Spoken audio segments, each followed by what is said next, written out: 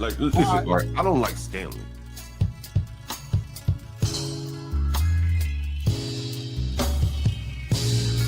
I think the only person I have been was Stanley. And Nate, Stanley doesn't state the obvious, like what the up. He's used talking points. Yes, he does. Yes, he does. The nature of American culture, it's a white people problem. Okay? I literally said they need to understand that people bother you like that. If they want to beef with you, it's called Stanley versus the world. And just assume their character by stereotype? I think people do that every day. Okay, I didn't ask you. What do I think is okay?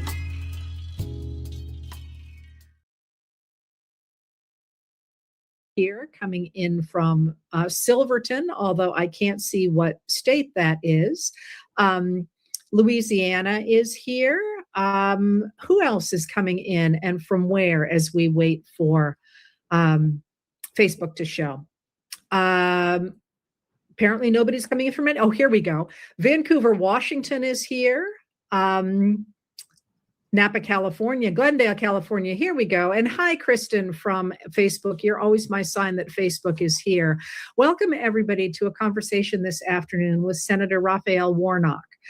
Very pleased to have him here. He is a senator from just suddenly drawing a blank. My head's just gone. From Georgia, from Georgia since 2021. And the reason that I went blank there is because I remember the morning of January 6, 2021, being thrilled to see both you and Senator Ossoff had won your elections. So then I was thinking of you and I got all of a sudden tangled into January 6th.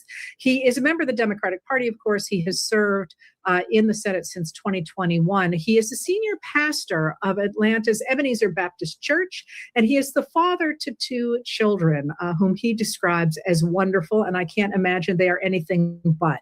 So thank you for being here, Senator. Great to be here with you. Hello, everybody.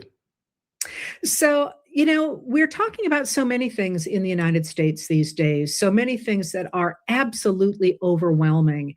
And you have taken a much broader view of all the crises around us than a lot of people. Would you like to talk to us about what you are seeing in the United States? Well, there's no question that these are some dark days and tough times in our country. And you know, no matter where you are, you can just feel the weight. It's the times feel heavy. And, you know, while that is particularly the case in the last year, the truth is, I think there's a real sense in which we have been here for quite some time as Americans. I sometimes say that America has a low-grade fever. You know how you sometimes wake up in the morning and, you know, something doesn't feel right. Your body feels a little achy, you're a little worn out, but you can't quite put your finger on a diagnosis. You just generally feel bad. We have all kinds of ways of saying it. I feel bad today, or I don't feel good, or I don't feel like myself. And I think when you think about the ideals of our country and who we say we are and what we hope to deliver for ordinary families, a path to what we call the American dream, as that thing has been slipping away, as we have seen some 25 years of what felt like endless war, not to mention the most recent conflict, and we should talk about that at some point. And then, you know, a pandemic that literally took 1 million Americans, and on top of that, all of this hate and bigotry. The country has a generalized kind of uneasiness. And for me, as a spiritual leader, as a moral leader, it feels like a deep, deep spiritual crisis. And it shows up in the deep divisions in our country, the ways in which it is facilitated by the ways in which we have been thrust into these silos online and otherwise. The whole country has been gerrymandered, not just in terms of political districts, but even where and how we get our information. And that seeds the ground perfectly for fascists. for demagogues who want to divide us for their own short-term advantages, both politically and economically. It sets us up for folks who want to extract from the country all that they can get for themselves. And that's the moment that we're in, and we see it in the highest levels of our government. And so, you know, I just think that the predictable language of politics is too puny a vocabulary for what's ailing us in this moment. And we all feel it, people on the left, people on the right. And what I've been trying to do as a pastor who serves in the Senate is to call us to our highest ideals, remind us of who we are when we look into each other's eyes and see the humanity of others, particularly the humanity of those with whom we do not agree.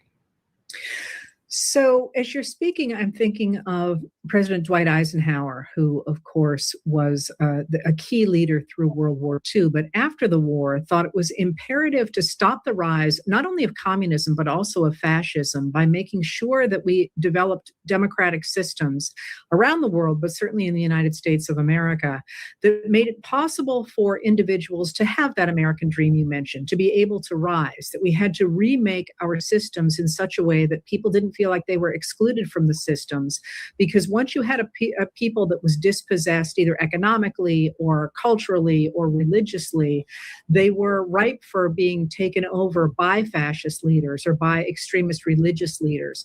And I wonder if part of why we are where we are is the degree to which we have slashed the programs that are designed to make sure Americans do feel like they're in it together. Instead, they feel that the programs aren't working for them, that the government isn't working for them, and they should turn against the government, against the traditional democratic leaders, and instead look for the rise of a dictator, which is what we seem to have. Is that the way you're thinking about it? Absolutely. You articulated very well. And this is what I've been saying in recent speeches that I've been giving. But yet people are seeing a yawning chasm, an increasing divide between what they should be able to reasonably expect from their government, particularly the wealthiest nation on the planet, and what they're able to, and what's being delivered. And I think as people see that, the cynicism sets in, the frustration sets in like gangrene. And right now in the White House, we have a president who's saying, don't trust each other. You can't trust in one another. Your neighbor is your enemy. Trust in me. And it's a kind of political messianism, if you will, the idea of a president who is the Messiah, a president who's a king, who has all of the answers. And yeah, it's indicative of a deep kind of spiritual crisis. And so in this moment, we need leaders who call us together, who remind us that the pandemic that we went through, and through which we suffered the loss of 1 million Americans, it taught us that, during the pandemic, particularly before the vaccine, if my neighbor was sick, not only was she sick, I was potentially imperiled. That didn't make my neighbor my enemy. It just means that I have a vested interest in her well-being, because her being sick potentially imperils me. And so I should want my neighbor to be covered. I should want my neighbor to have the vaccine. In other words, a deadly pandemic reminded us that we are as close in our humanity as a cough. And the things that we focus on are really artificial boundaries. And in this moment, we've got to turn towards one another rather than against one another, pray for one another rather than praying against one another. And I do mean prayer in the broadest sense. Obviously, I'm a pastor, a man of faith, but I often say that a vote is a kind of prayer for the world we desire for ourselves and for our children. And our prayers are stronger when we pray together. I believe that democracy, as you point out, as President Eisenhower understood, democracy in many ways is the solution. It's the best that humanity has. It is, for me, the political enactment of a spiritual idea, this notion that all of us have within us the divine spark. We have a glimpse of that which is sacred in each of us. And therefore, we ought to have a voice. And a voice looks like a vote in a democracy. And that is the very thing that's being undermined in this moment as we're seeing this anti-democratic, small d, movements in our country, the push towards authoritarianism, the ways in which even prior to this Trump moment, the voices of ordinary people have been squeezed out of their democracy, and you're hearing and seeing the outsized influence of big interests, big corporatist interests, so that even on the things that Americans agree on the left and the right, like universal background checks in the wake of being a country where any day you might wake up and scores of children have been slaughtered in a schoolhouse. Most Americans believe that we ought to have universal background checks, and still we can't get a vote on it in the Congress. It is this frustration, I think, that leads to a deep cynicism, and here we find ourselves in this place. Well, so in this moment, I find this a really interesting question in this moment, because the American people appear to be being dragged into a long-term war in Iran that nobody wanted even before they knew that it was going to take American lives, and before they knew it was going to close the Strait of Hormuz and send oil prices through the roof. And with the downstream costs of this are unfathomable. And yet, for all the fact that the American people don't want it, the administration has chosen to go to war without Congress and to essentially dictate what's going to happen to the rest of us. And that divorce seems to me, the fact that the American people don't want this and yet it's happening anyway, really to encapsulate that frustration that the government is not doing what people want. And one of the things that has really surprised me, and I've been watching very closely, is how many people are currently talking about this war, actually in the same terms that the framers did, that the Congress needs to be the one to decide about where we go to war, simply because aside from the loss of lives, which are horrific, there's also the misuse of money to support troops when it should be and could be being used to help the American people. And that language that Congress should decide, because all of a sudden we're dropping $1 billion a day in Iran when we are not feeding people and making sure they have health care and rebuilding our National Weather Service and the things that people care about, strikes me as being a moment where all these issues are becoming very visible to people who might not otherwise have seen them. Do you think that's accurate? We saw over the course of some 25 years of what felt like endless war, as much as $8 trillion, somewhere between 5 or 6 and $8 trillion spent on war, not to mention the deep human loss, which is incalculable. $8 trillion. And as you point out, this current war that Trump has dragged us into is costing about $1 billion a day. Meanwhile, Americans are struggling for health care. Some 15 million Americans were kicked off of their health care. Some 22 million Americans have seen their health care double. So people can't afford health care. Seniors can't afford their prescription drugs. Young people who want to work, young couples can't afford child care. And here we are yet again, on the heels of watching this history, flirting with the idea that we could find ourselves bogged down into a deep entanglement in the Middle East. And we should know from recent history that these things are easy to get in. They're much harder and much more complicated to get out. I remember George W. Bush and the big sign over him saying, "Mission accomplished."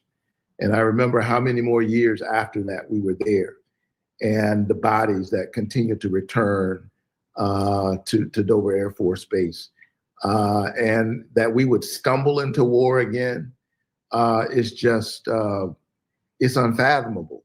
But I think it makes for a big distraction. Donald Trump is a failed president. He said he would lower people's costs. He's failed to do it. He said he would lower the cost of health care. He's failed to do it. And he's not focused on it. When asked about this economy, he said he would grade it an A+, and then he thought about it. And he said, well, actually, I'd rate it an A plus plus plus. Clearly, he's not talking about the people that I know. He's not talking to the people that you know. He's talking about the Epstein class, as my friend John Ossoff put it, the billionaires and who were sitting with him on the stage when he was inaugurated. And now we're being dragged into this war. And the sad part is that my colleagues here in Congress, we're not in the majority. Republicans are in the majority. And they continue to undermine what the framers had in mind: 3 co-equal branches of government. And we had a war powers vote just last week. It failed because Congress has decided to give its power over to a president who wants to be king. Well, you mentioned earlier that the pandemic really illustrated the degree to which we depend on our neighbors over issues like health. But, there's a very good and I think convincing argument to be made. It's not just about things like health. It's about safety. It's about security. It's about the idea that we can't be secure unless other nations are secure, which is the very concept behind things like the North Atlantic Treaty Organization or NATO, and certainly the sort of things that the United Nations argued for.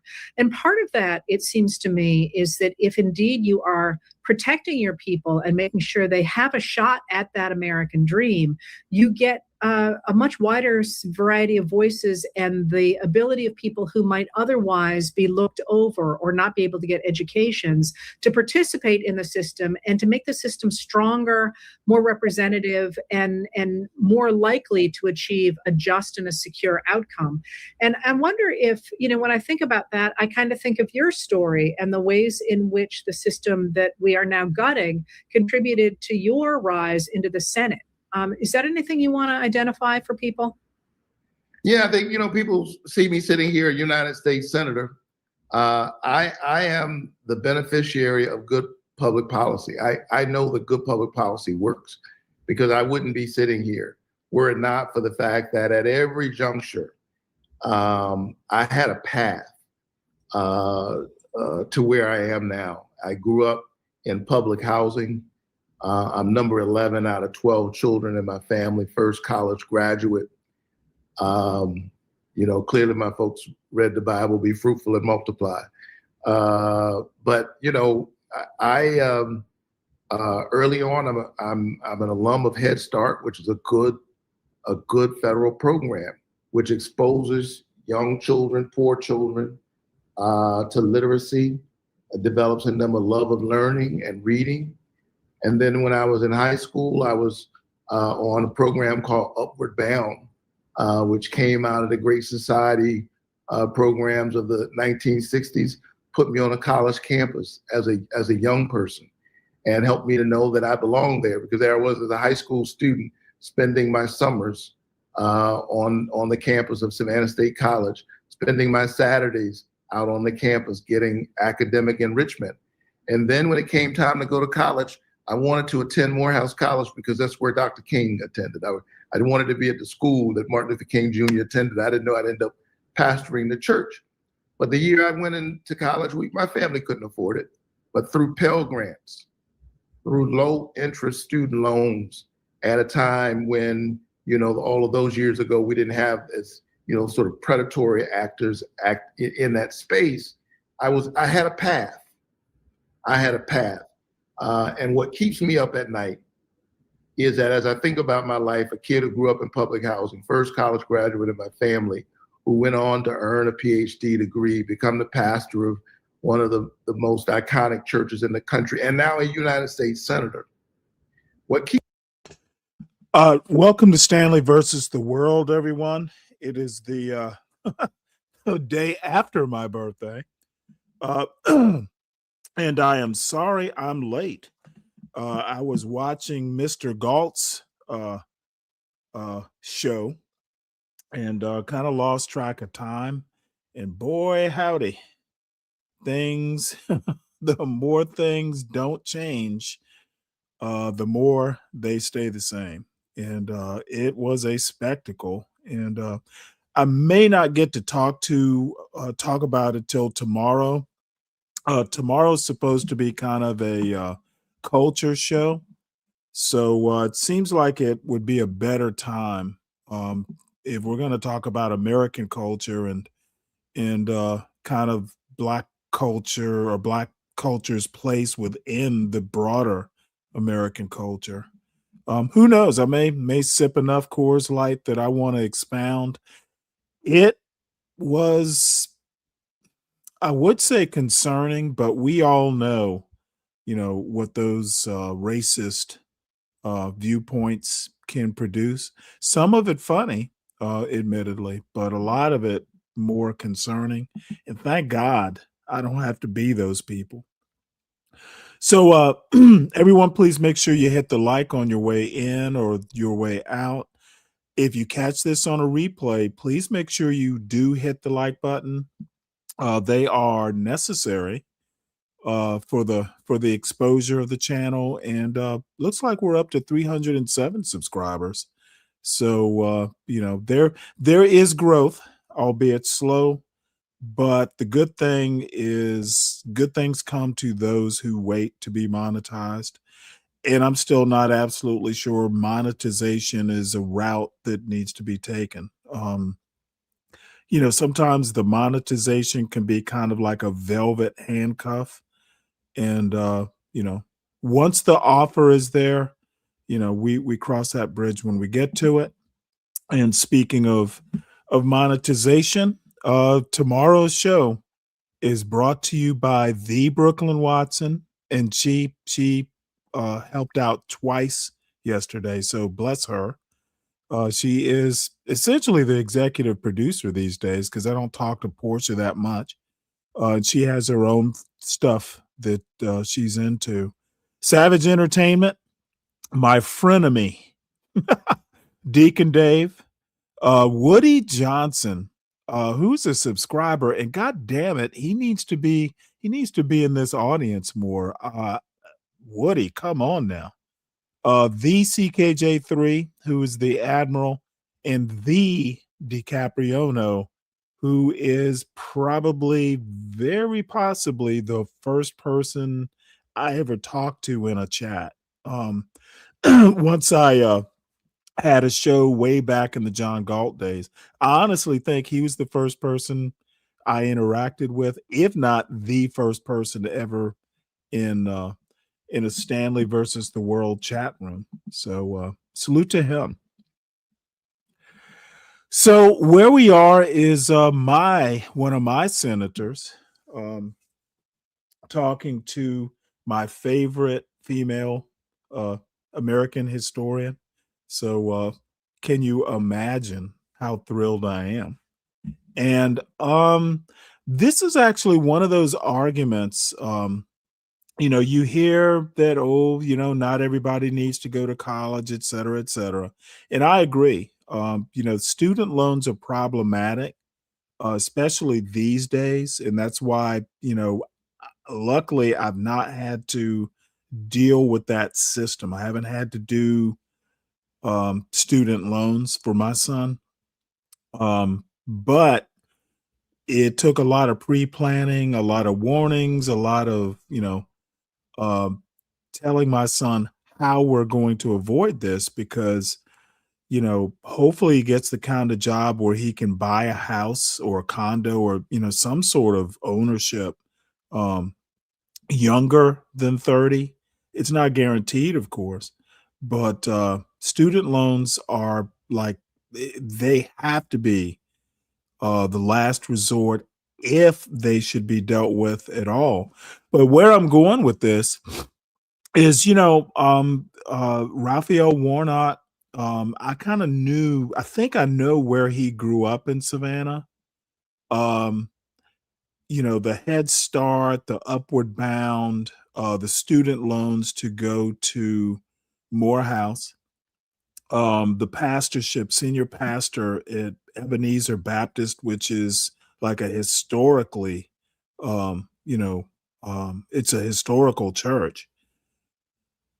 And now he's a senator. Sometimes, the super geniuses, who scholarship their way through college aren't the ones who wind up being national leaders. Raphael Warnock is a big deal. He's on a national stage. He is being interviewed by a major historian. So don't throw these babies out with the bathwater. And good to see him, getting this kind of notoriety. Keeps me up at. Oh, by the way, his co-senator in Georgia, John Ossoff, this speech he gave like a month ago, dude, that dude might wind up. I mean, that was a presidential Barack Obama-ish sort of speech he gave here in Atlanta. It was masterful. Dude might be going places. Tonight is the realization that it would be a lot harder for me to do what I did back then.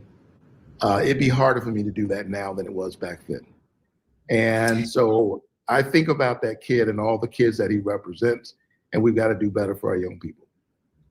I did see that Senator Andy Kim of New Jersey is one of a number of co-signers on a new bill to promote literacy across the United States, not only for children, but also for adults, by introducing it, funding to make it easier to put books into homes. And that the Secretary of Education under President Donald Trump, Linda McMahon, has said this is a waste of money, that in fact we need to cut way back on education rather than putting money into it. And that to me just sort of encapsulates exactly what the two of us are talking about, whether we are going to invest in our people and create what I would call real wealth as opposed to cash, a rich life, or are we going simply to look for the cash and to make sure that it concentrates in the hands of a very few people? Oh, absolutely. I can tell you the difference that books in my home made. And I remember, my parents scraping all the dollars they could muster together to put and the young folks watching me, they don't know what an encyclopedia is, but my parents scraped together all of their pennies and nickels and purchased for our home a set of World Book encyclopedias. Yeah, the World Book. And then another set of books called Childcraft.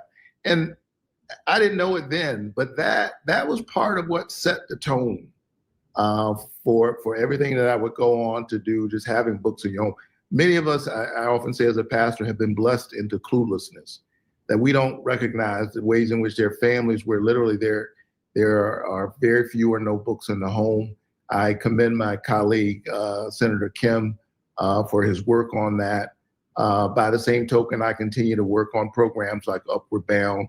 I see this work not just as policy or politics. I see it as spiritual work, as moral work. It's about our humanity and making sure that we create a world where every child has a chance. So, as I am hearing you, it sounds like you are making the suggestion that by fixing policy first, we can take a stab at fixing America's spiritual crisis. And am I okay on that ground if I go from there? Yeah, I would argue that the work of good public policy that honors the humanity of everybody is itself spiritual work. And I include in that people of various faith traditions, and people who claim no faith tradition at all, but are people of moral courage. It is the affirmation of our humanity that I'm pointing to, and it has values that resonate in all the great faith traditions, not just my Christian faith, but the values of justice and compassion and mercy and empathy, and looking into the eyes of other people's children and seeing a reflection of your own children and recognizing that your children will not be okay unless other people's children are okay. That is the moment and the ideals to which I think we need leaders calling us in this moral moment in America, in which there are those who are literally in leadership trying to say that empathy is bad. No, you're absolutely wrong. This idea that to empathize with the other is a bad thing is what we are literally hearing at the highest levels of our government. And so in that sense, the soul of the country is in danger. We've never been perfect anyway. The American family, like all families, has a complicated story. Slavery is a part of that story. The treatment of the indigenous Americans is a part of that story. The treatment of Japanese people who were interned in camps, all of that is a part of our complicated story. My own dad, I had an older father who dressed in his soldier's uniform one day on a bus, in his soldier's uniform, had to give up his seat to a teenager. That's part of our story that folks are trying to erase. The other side of that complicated story is that while my dad had to give up his bus seat, his son sits in a Senate seat. We always have a path to make the country better. And I think in this moral moment, we're being called and we're being asked, what kind of country do we want to be? I choose our great American creed, e pluribus unum, out of many one. What do you have to say when you think about this spiritual crisis you're identifying? What do you think Minneapolis and what has happened across the country in places like Minneapolis has to say about that spiritual crisis? Because I actually think what's happened with neighbors turning out for neighbors in Minneapolis and elsewhere, I don't want to just single them out. They're interesting, I think, in not least because their systems were in place because of the Black Lives Matter movement in 2020. But do you think that that is a sort of an indication that at the heart of our spiritual crisis is not just what you're identifying coming from the leaders, the deliberate attempt to divide us, but the remedy for that is the community that we're seeing demonstrated around this country in this moment as we begin, all of us, regardless of party or gender or race or age or ability, are coming together to try and create the world we want to see. Oh, absolutely. Listen, we are in a moment that, it is jarring to the conscience of anybody paying attention.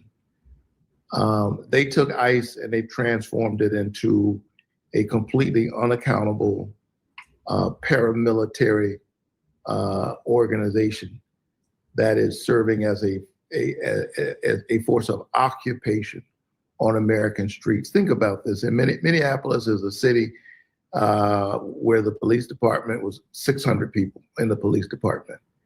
And they put over 3,000 federal agents from ICE and Border Patrol on the streets of that city. 600 police officers, local police officers, over 3,000 soldiers, if you will, on the streets. That's an occupation. That's an occupation. And so in the wake of the death of Alex Preddy, in the wake of the death of Renee Good, I represent Georgia, but I felt like I had to go to Minneapolis. And so I went. And I stood there where Alex Preddy lost his life and where Renee Good lost her life. I went over and I stood where George Floyd, in a different kind of crisis, lost his life years earlier. Because I think it's important for us to show up for one another. And while there, I got a chance to meet with faith leaders and talk to neighbors and people who were in Minneapolis. And Minneapolis, yes, the people in that city showed up. Is What's nothing up? short of inspiring. I think. I'm sorry, what? Is my audio okay? Yeah. Is what okay? Is my audio okay? Is it? Oh, yeah. Oh, good. Oh, thank you. So what's going on? It's been a while. I know, yeah. I'm glad you were streaming, though, because I couldn't last in that other stream I was in. It was just too chaotic. Yeah, well, once John gets a little bit of sauce in him and, his racist granddad, B Brave, shows up. He's like Uncle Ruckus from Boondocks. Yeah, I guess that would be a good representation. True. But I funny enough, I was a few minutes late to starting the stream because I was just fascinated by the conversation. It's been a while since I've listened to John. For some Mm. reason or another, today his stream showed up in my algorithm, and Ponder was actually on my panel last night, first time in a long time. Oh. So she popped up because to say happy birthday. Yesterday was my birthday. Oh, So well, happy belated anyway, birthday to you. well, thank you. I wonder if her popping up in the chat didn't influence the algorithm in some way, because I don't usually get John's show, popping up like that. But anyway, I decided to listen for a little bit, and yes, the more things don't change, Yeah. the more things stay the same. Mm. And it was so provocative, I'll use that word, that I actually got a couple clips from the show. I'm like, holy shit. Yeah, I This is felt some of sorry the for most that. racist shit I've Mm. heard in a bit. Like, I just felt sorry for the one guy who was saying that he moved houses, and they were like, "Oh, you should move next to your daughter and marry the woman you've broken up with years ago." I felt like saying, "Well, hang on, every Oh, Tough situation's Guy? different." Yeah, Why Tough Guy's even up on that panel? Because, over the, over the past couple years, he and John don't necessarily get along that way. oh So yeah, I I was could kind of tell. yeah, I was kind of surprised to see Tough Guy up there. Mm. But some people are gluttons for punishment, I guess. Yeah, that's why I'm just glad you're streaming. Oh, I don't know that I'm any better. I'm just I tend to want to talk more about news and politics, and I don't really go that route. I tend to not think anything's wrong with Black Americans. So, and Hmm. let me say hello to my young friend Kelvin, who seems to want to call me a geezer. That is elder abuse, and we need to discourage that sort of attitude, sir.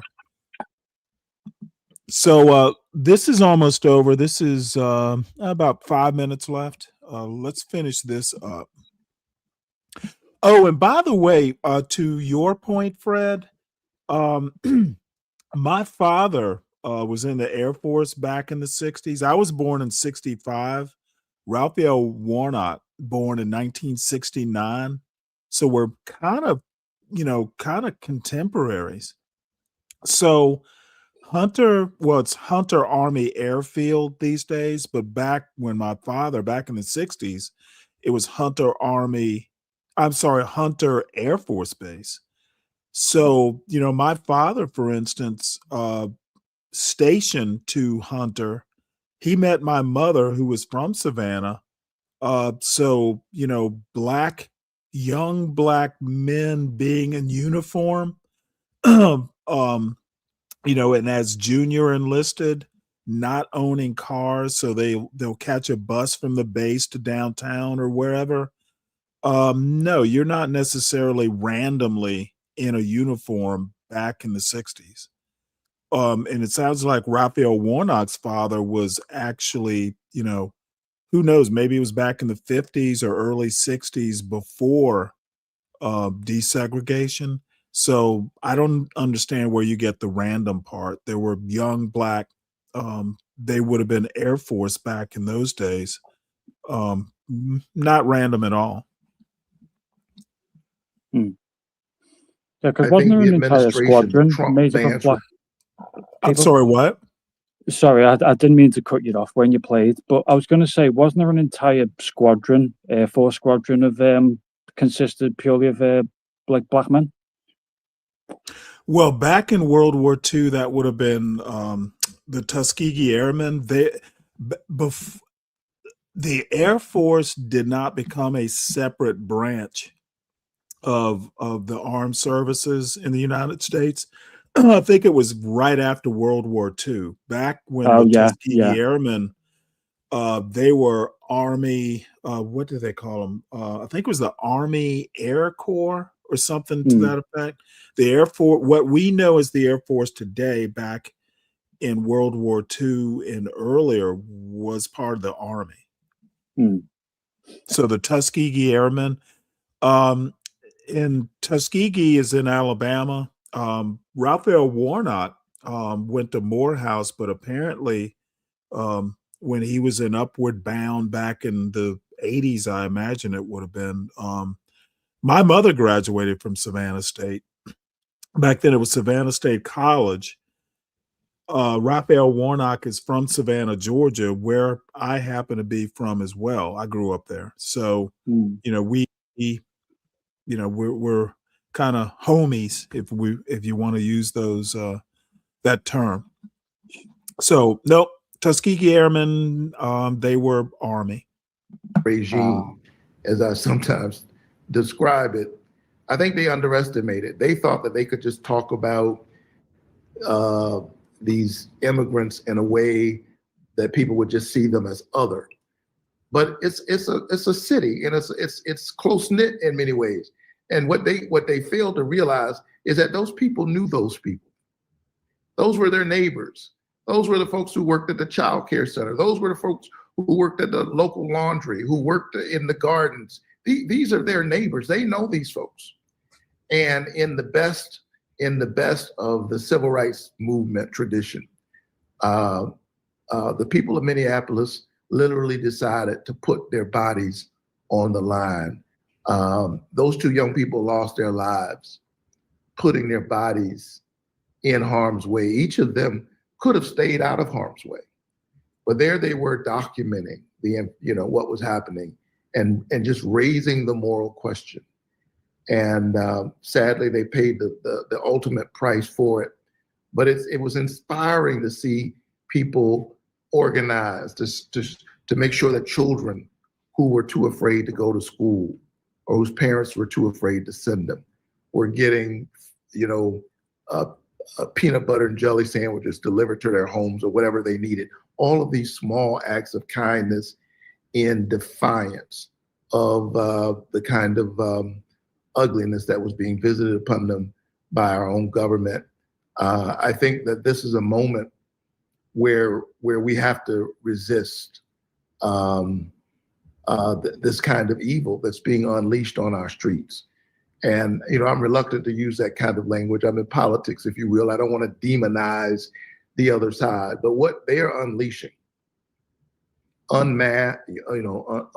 masked agents jumping out of unmarked cars, pulling people off the streets, including citizens, terrorizing entire communities, using 5-year-olds as bait in order to capture their parents. They are unleashing evil on our streets. We have to unmask it, call it for what it is. And history's watching. What's up, Kim? Not much. How are you, Stanley? Pretty good. Thank you. By the way, let me put this up. I've got this banner so it stays up for 60 minutes or 60 seconds and disappears. So special thanks to you. You have been generous. Times two. I like that. I just have a question about what we're watching. Why is Senator Raphael Warnock even discussing anyone's morality when he pulled a fire alarm to disrupt the voting process? No, it wasn't Raphael Warnock. It was. You sure it wasn't him? I'm 100% sure it was. I can't think of his name. Jason something or another. Warnock is a senator. The guy who pulled the fire alarm. He represented a district in upstate Westchester, and he lost his re-election bid. No, totally different person. It was Congress. I'm sorry, it was the House of Representatives where the fire alarm was pulled. Well, he did something. I can't Well, remember I what am it is. This is not this. I'm 100%. He may not sure. have done that, but he did something. Just give me a second to remember. But He continue did your something. show. Go ahead and look it up. He did, and it But wasn't good. he did not pull that fire alarm. He is in the Senate. He is a senator, not a House of I got it. Representatives. I got that. But he did some shit. I'm gonna figure it out. Continue your show. They all do some shit at one point in their lives. Oh yeah, Actually, yeah. Raphael Warnock, he's actually, let me know what you find, because he is one of those rare people. I mean, he hasn't done anything newsworthy, other than, a lot of like interviews like this. We have to decide that this is not who we are. And so I was inspired. The administration is not going to admit it, but the folks in Minneapolis stood up and they won. I don't mean it. It was tragic. Lives were lost, but they won. And they had to leave their city. But the fight continues. I was recently in Social Circle, Georgia, a city that of 5,000 people, that most of whom voted for Donald Trump. But the mayor, I was standing there with the mayor and the city manager recently. They're a city of 5,000. The Trump administration has purchased a warehouse to warehouse some 10,000 people in a city of 5,000. They didn't sign up for that. For their city to be tripled in size, for their infrastructure, including water and sewer, to be overwhelmed. And so I think that we're witnessing the kind of classic overreach of evil going so far that I remain hopeful that in the days ahead, you're going to see some unlikely alliances between neighbors standing up and saying we're better than this. Well, and maybe in the end, that will be the answer to America's spiritual crisis, right? If we look deeply enough, we'll see that that in the eyes of people we want to see as the other, we'll see a reflection of ourselves and our children. Thank you so much for being here, Senator. And we're cheering you on over here. And I hope you'll come back and keep digging into these issues. Deeply honored. Thank you for being here. And thank you everyone else for checking in as well this afternoon. I'll see you again later on, about I don't know how long. It's 6 o'clock. Thanks for being here, everybody. Keep the faith.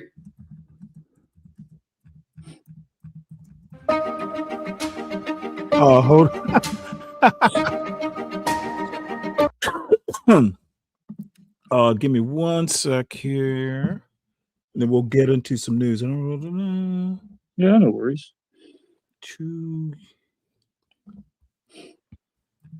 fairness, Debbie was saying a lot of correct things. Like Donald Trump is losing a lot of popularity at the minute. Especially losing? He's losing popularity. Yeah, He never had it, really. Oh, I mean, true.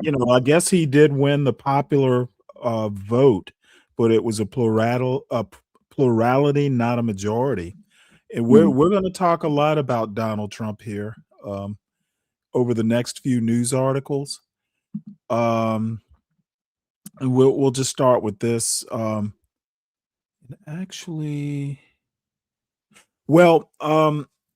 So there was a synagogue attack in Michigan, targeted act of violence. And as it turns out, the guy who attacked this mosque had relatives who died in Lebanon after an Israeli bombing. So he had a grievance, apparently. So let's listen to this.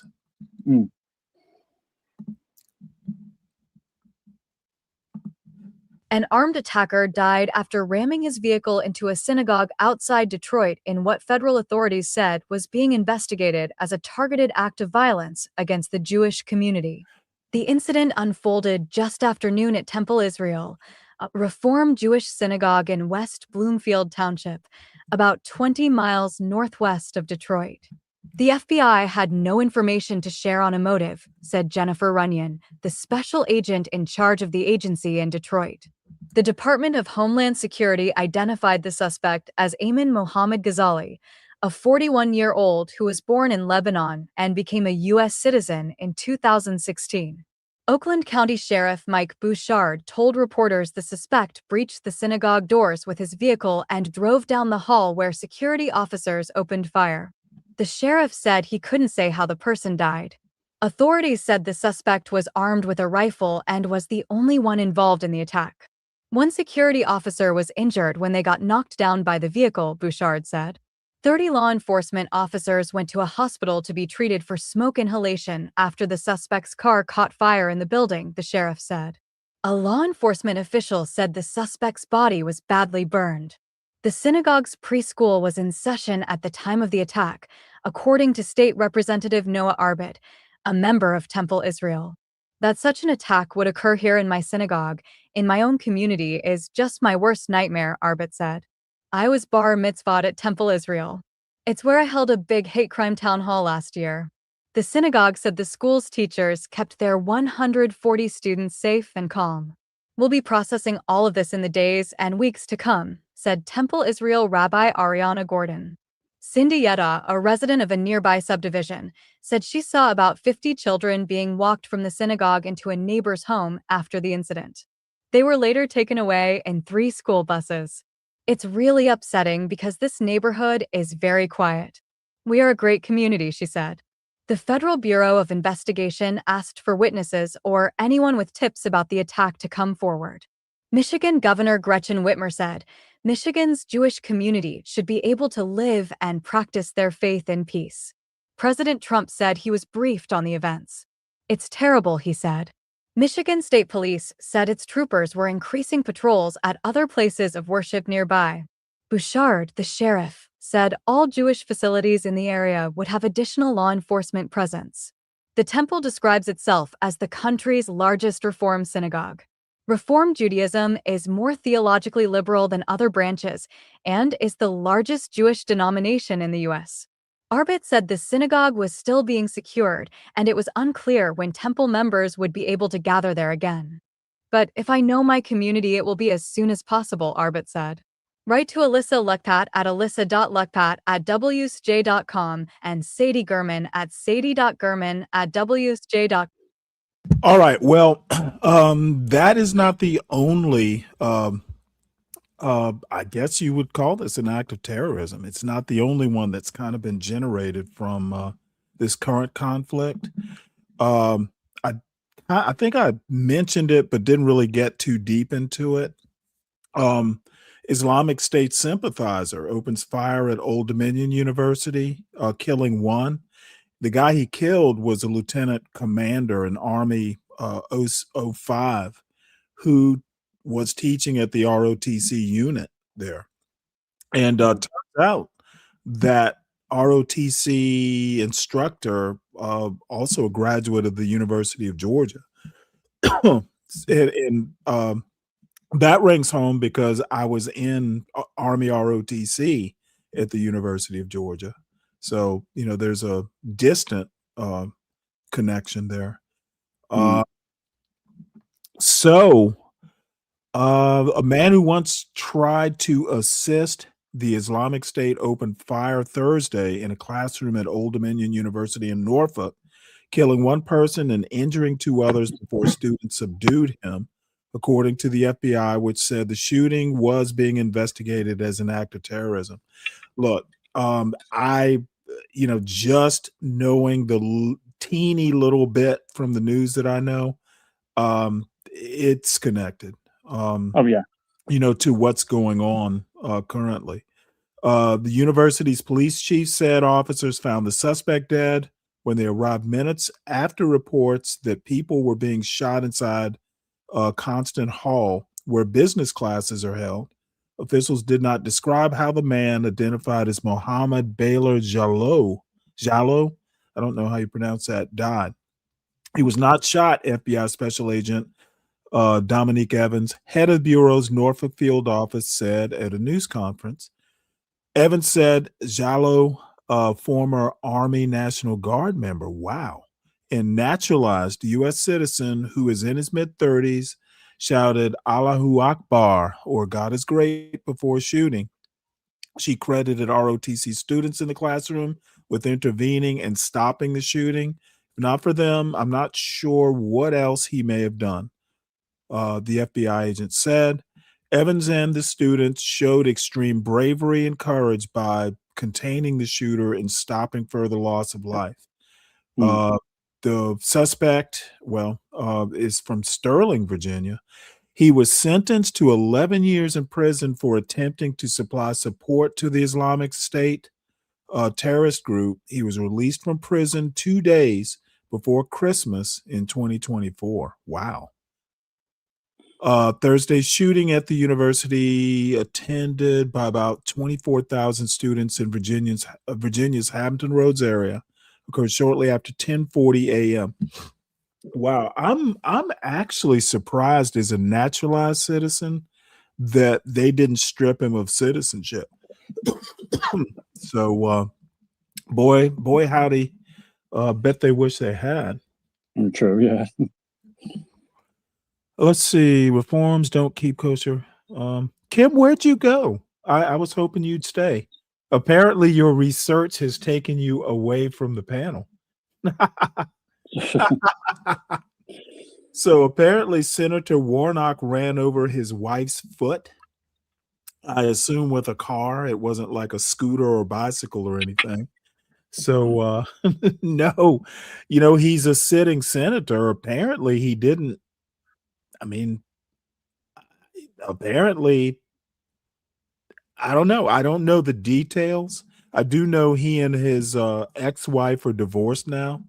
So if you get anything salacious, email me or come back up on the panel. I'm not discouraging you from pursuing the story. It's just not, something that's within the scope of today's show. I'll just say that. So, continuing with Iran news, 6 dead after U.S. Air Force refueler crashes in Iraq while supporting Iran war. Well, apparently 2 KC-135s had some sort of mid-air collision thing happen. And there were 6 crew members on the crashed plane, and none of them survived. Ultimately, yesterday they reported 4 of 6. Today they're saying all 6. So if I remember correctly, it brings about 11 people killed, American servicemen killed in this Iran war. I don't know. Let's go ahead and play this. It's no secret that we have a lot of Tara Kopp, Alex Horton, and Evan Hill, and read by Rebecca, an AI-generated voice. All 6 service members aboard a U.S. Air Force refueling aircraft that crashed in Iraq while supporting operations in Iran are dead, military officials said Friday. The KC-135 refueling aircraft was lost while flying over friendly airspace Thursday in western Iraq, U.S. Central Command said, in an apparent mid-air accident with another aircraft. CENTCOM's announcement brought the death toll of the crash from 4 to 6, after earlier saying that rescue efforts were underway for the last 2 crew members. The circumstances of the incident are under investigation, the CENTCOM statement said, adding that the identities of the deceased personnel would be withheld for 24 hours while next of kin were notified. The incident occurred as U.S. forces have intensified inland strikes on the launch and storage sites that Iran uses for its arsenal of missiles and drones. Speaking alongside Defense Secretary Pete Hegseth at the Pentagon on Friday morning, the Joint Chiefs Chairman, General Dan Kane, said that the KC-135 crash happened during a combat mission, but was not the result of hostile or friendly fire. I'll go ahead and stop it there. I don't know that we really need to get into details. This next article will probably say it all. Basically, how Trump and his advisors miscalculated Iran's response to war. In the lead up to the U.S.-Israeli attack, President Trump downplayed the risks to the energy markets as a short-term concern that would not overshadow the mission to decapitate the Iranian regime. And then the next day, they shut off the Strait of Muez. The Straits of what? The Strait of, I think it's called Muez. It's like a trade channel. Hormuz. Yeah, that's it. Thank you. Yeah, I've been there. I was in the Navy back in the day. This is longish. I'm going to play it, but we may not play the whole thing. I just want to hear why they think. To me, it was kind of obvious. And someone might have been Francis Fukuyama, or it might have been someone else who's kind of like a political theorist sort of person. They made the point that Persian culture has been around in one form or another for millennia. It's totally different than Venezuela. The Venezuelan government has been around for 20, 25 years. The current regime in Iran, the actual government, has been around for damn near 50 years. So, they've had 50 years under threat of conflict with their neighbors and the United States. Who knows the kind of contingency plans they have for, succession and, all that stuff. So it was never going to be a walk in the park. No. They recently named the son successor, didn't they? Yeah, the Ayatollah's son.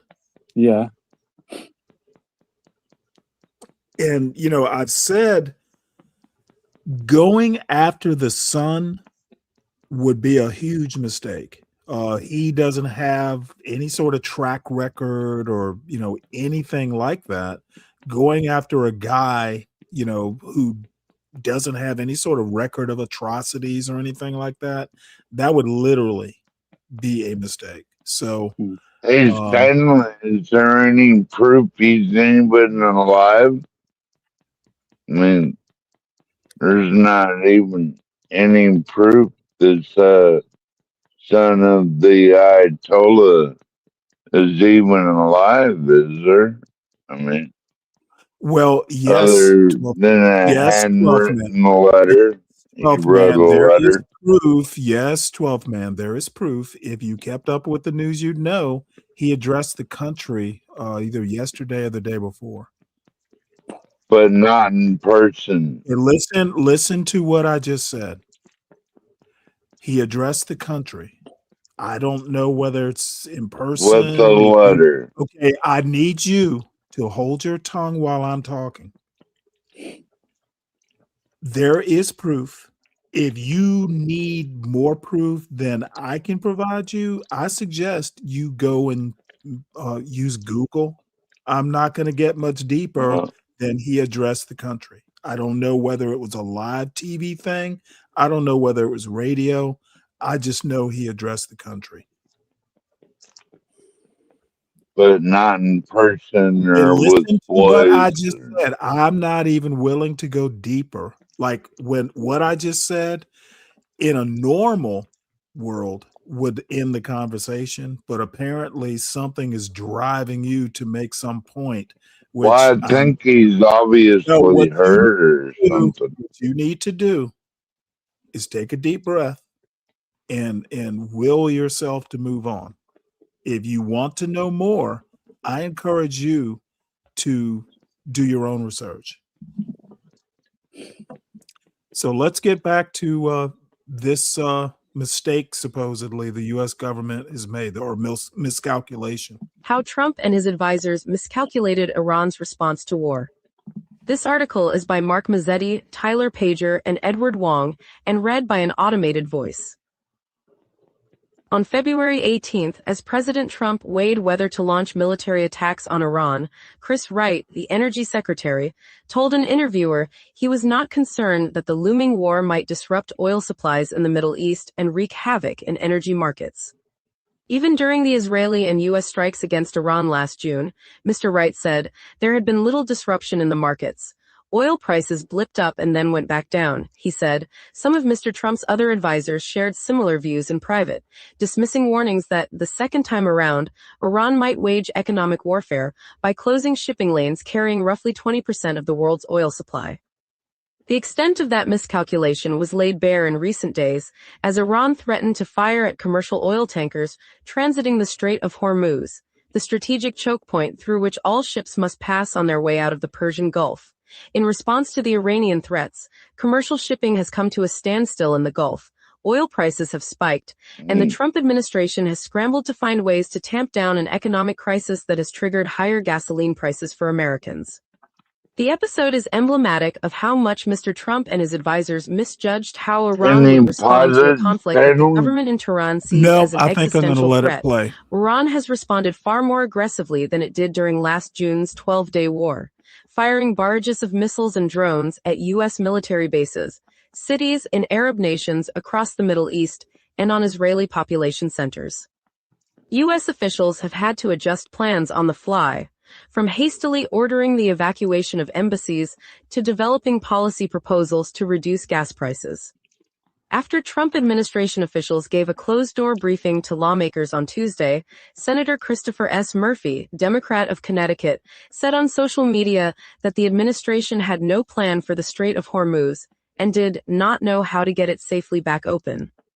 Inside the administration, some officials are growing pessimistic about the lack of a clear strategy to finish the war, but they have been careful not to express that directly to the president, who has repeatedly declared that the military operation is a complete success.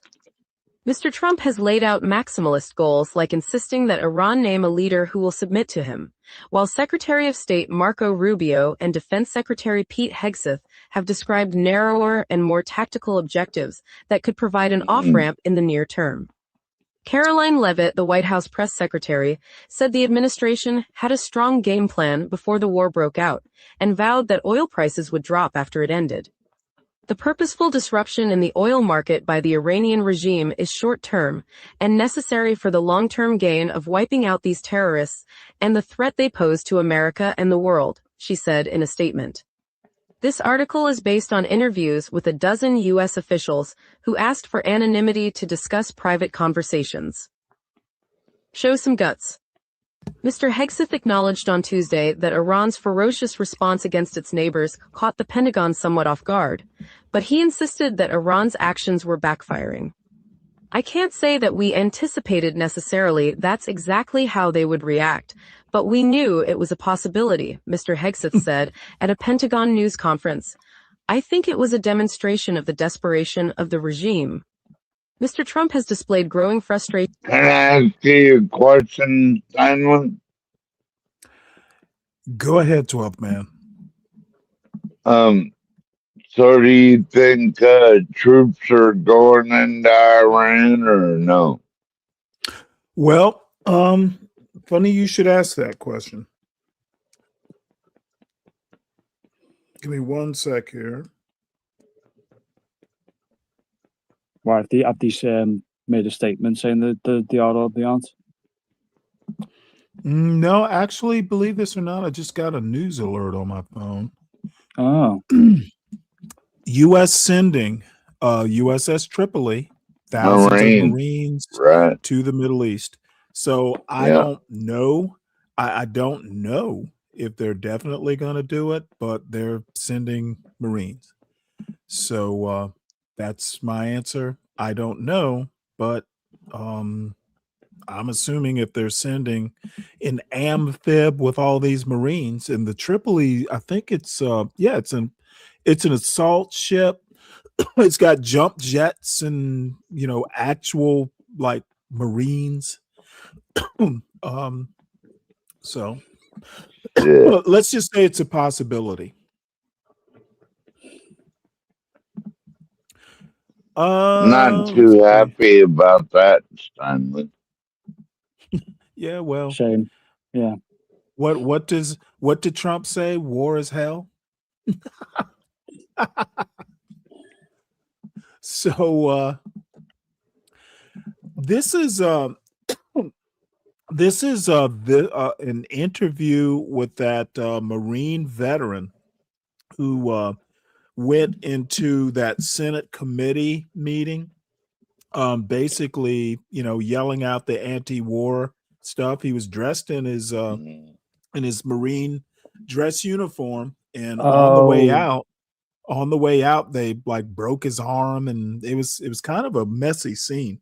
So somehow or another, Zateo, which is what's his name? God damn it! When you get old, you Sometimes a name is on the tip of It's your tongue. okay, Stanley. I'm old But too. anyway, this is that Marine, and it's about a 35-minute interview. I'm curious to know what he has to say for sure. Today we are joined by a firefighter, the Green Party candidate for the U.S. Senate in North Carolina, and Marine Corps veteran, someone you have likely seen on your phone screen this past week in the U.S. Capitol, Brian McGinnis. Brian, as some of you may know, came to Washington, D.C. in uniform and stood up in the middle of a Senate hearing to protest the war on Iran. While doing so, he was forcibly removed by Capitol Police, which is not unprecedented when it comes to demonstrators. But what is unprecedented is a U.S. member of Congress got involved, helping brutally break Brian's arm in the process. Brian's protest has come amid what's already been a disastrous new U.S. war. At least 7 service members have been killed in Trump and Israel's war on Iran. Upwards of some 140 service members have reportedly been injured. At least 1,000 people in Iran have been killed, including potentially hundreds of kids. All the while, U.S.-backed Israeli forces are escalating violence in Lebanon and continuing to terrorize Palestine. To talk about his story and how it fits into all this, Brian joins us today. Thank you, Brian, for being here. Oh, you're so welcome. Thank you so much for having me. Before we get into your story and what happened, I wanted to ask how you're doing. I understand you've been in recovery from what happened. How are you physically right now? I'm doing great physically. My arm is on the mend. The staff at George Washington University Hospital took great care of me. They were very supportive and nurturing. And so I'm on the mend and my body's healing, and my wife is keeping our family stable and taking good care of me. So I'm doing very well. We're glad to hear it. We're glad to hear it. So I want to get actually more into your recovery process in a moment, but let's talk about the incident itself. We're going to pull up a clip here to show folks at home what happened, and we'll ask you to sort of walk us through the incident afterwards. So if we could pull up the clip here. America does not want to fight this war for Israel. Let's go. Come on, let's go. America does not want to send its sons and daughters to war for Israel. Out. No one wants to fight for Israel. His hand. Oh, his hand.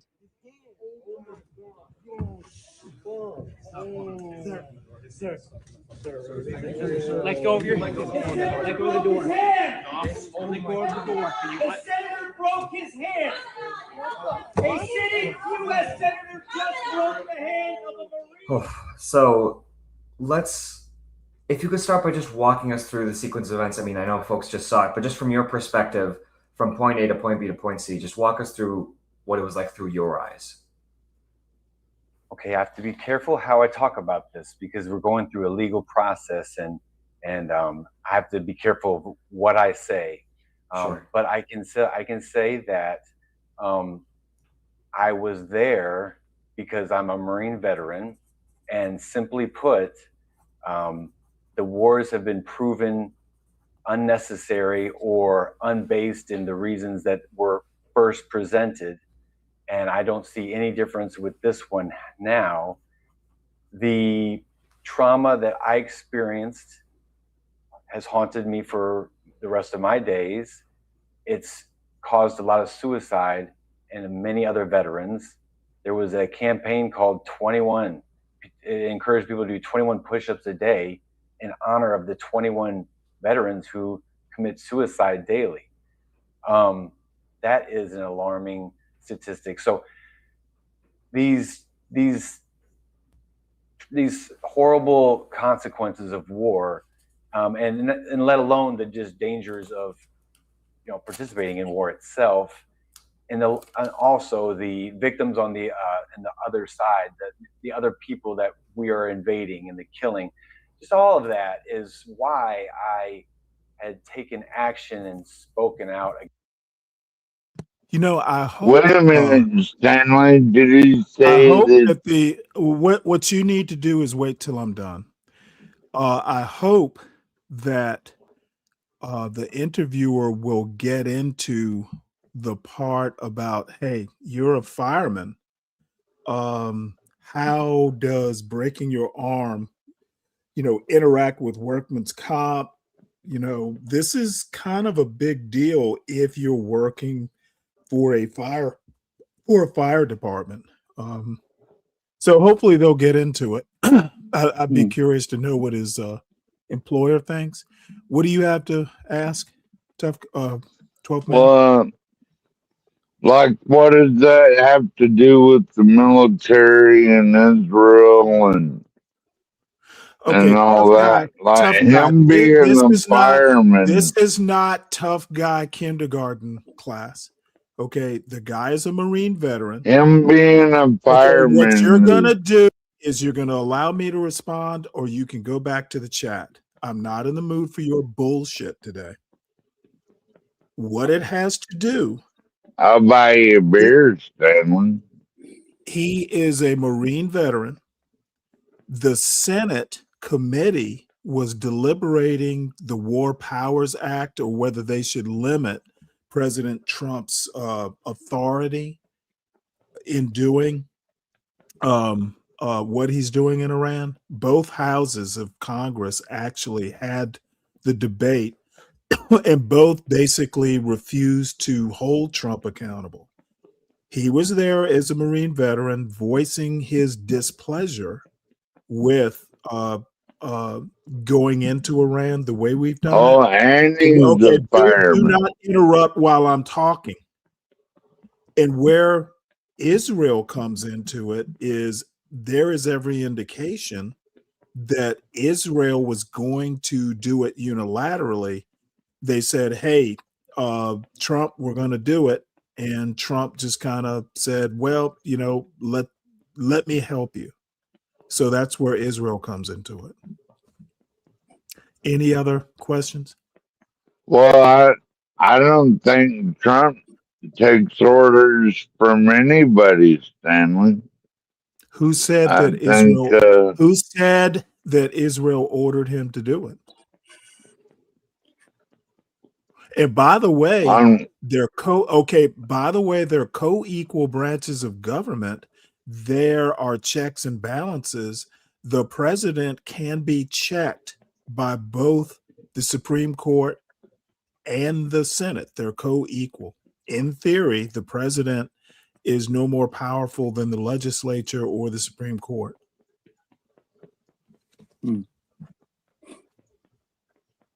So the president can take orders. Any other civics lessons you need? No, you're the best at it, Stanley. Go ahead. I appreciate that. Any Bear Winowitz? No, I don't want Bear Ranowitz. yeah. I don't want you to feel left out. No, it's all right. Don't worry. No, but I was going to say, like, with the veteran, he had every right to protest, and I saw the clip. You go and you yell and you make your protest, but when they ask you to leave, you leave. You do leave, yeah. Yeah, he was resisting. He was resisting. And you can either sympathize with him or you can not sympathize with him. And funny, I agree with his protest, but I tend to be kind of an elderly, middle of the road guy. Look, you made your statement, you got your attention. When they ask you to leave and they're escorting you out, you don't fucking, resist arrest, basically. Oh yeah, I agree. But yeah, make your point and then leave when asked. Don't try and resist because it just mutes the point. Believe me, he showed up in his dress uniform. He was a former Marine E5. He looks like he's still in great physical shape. They will remember he was there. No need to, see, the problem is when you, and I'm going to sound like such a fucking old man when I say this. Dude, you are an old man, so go ahead. Risk. If you have a wife and children, you do not risk your life or your health on something so quixotic. Okay, I don't care how pissed off you are that we're going to war. Your wife and your family take number one priority 100% of the time. And I think he probably, it wouldn't have been me. I'll just leave it at that. You know, make your protest. People will remember you. The photographs and the film, all that is on the record now.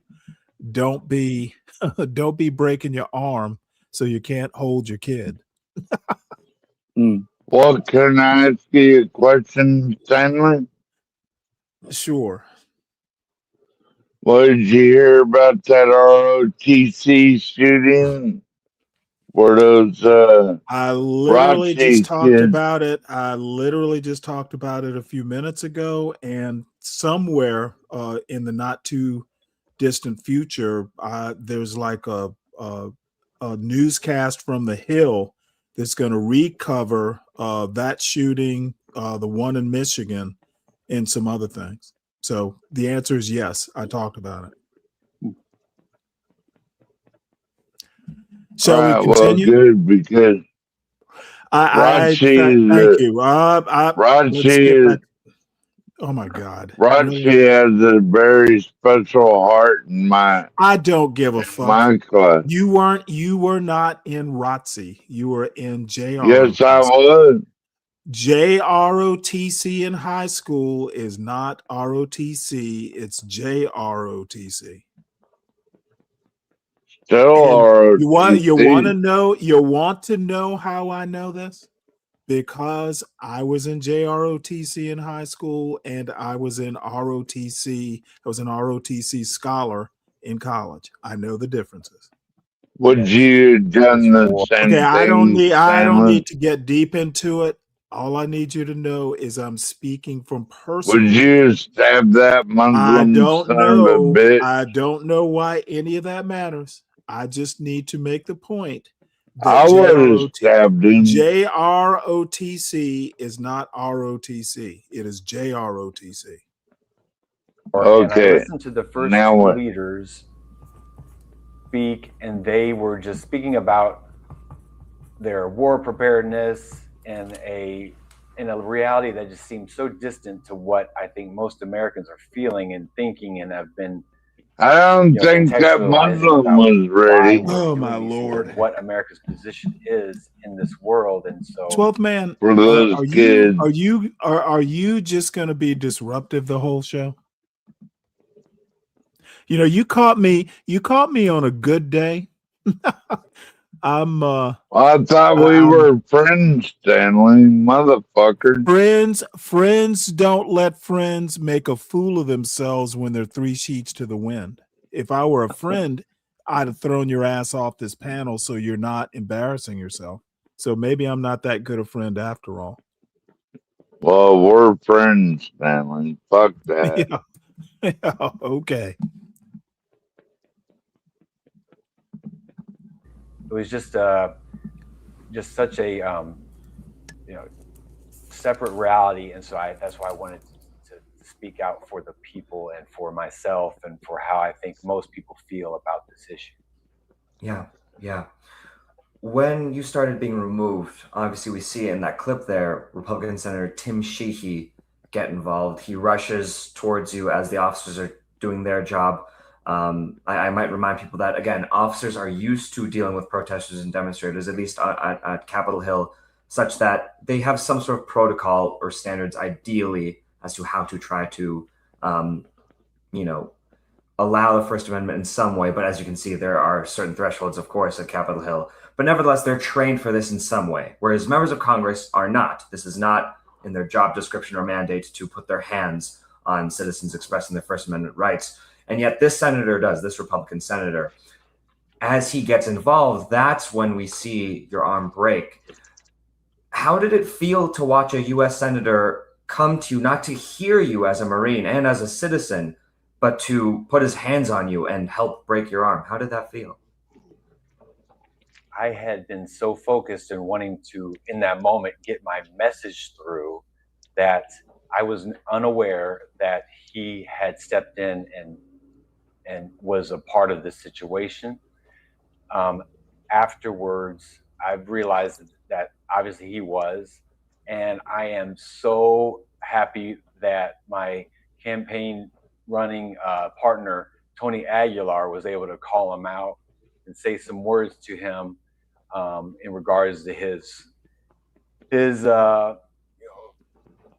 big actions of big man actions of wanting to step in and take charge and control the room, and so coming to realize that he was a part of this and stepped in when he really wasn't authorized to, I think puts him in a bad position.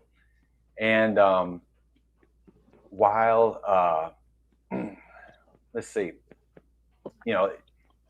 I don't care about him. I don't care about this fallout. I care about the cause that I was yelling and screaming about. I'm caring about stopping this unjust, unprovoked war. And so that's where my focus is.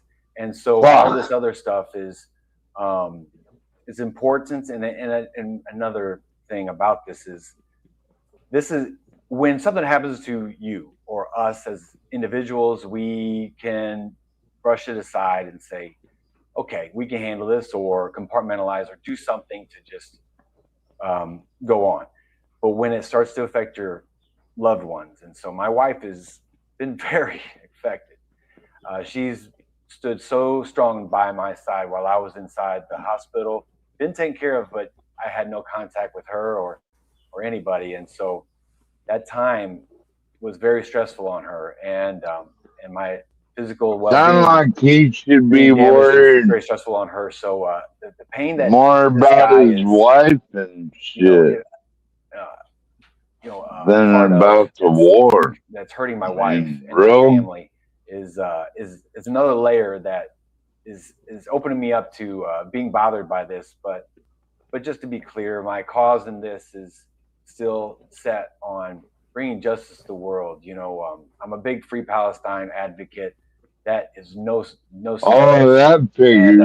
And so I still ring true, and I feel like Palestine is the paradigm we all can see where this could go with the amount of surveillance and government control and violence. And so I think Free Palestine is a very important thing for everybody to notice. And I know that Islamophobia stands in the way of many Americans. I'm a firefighter.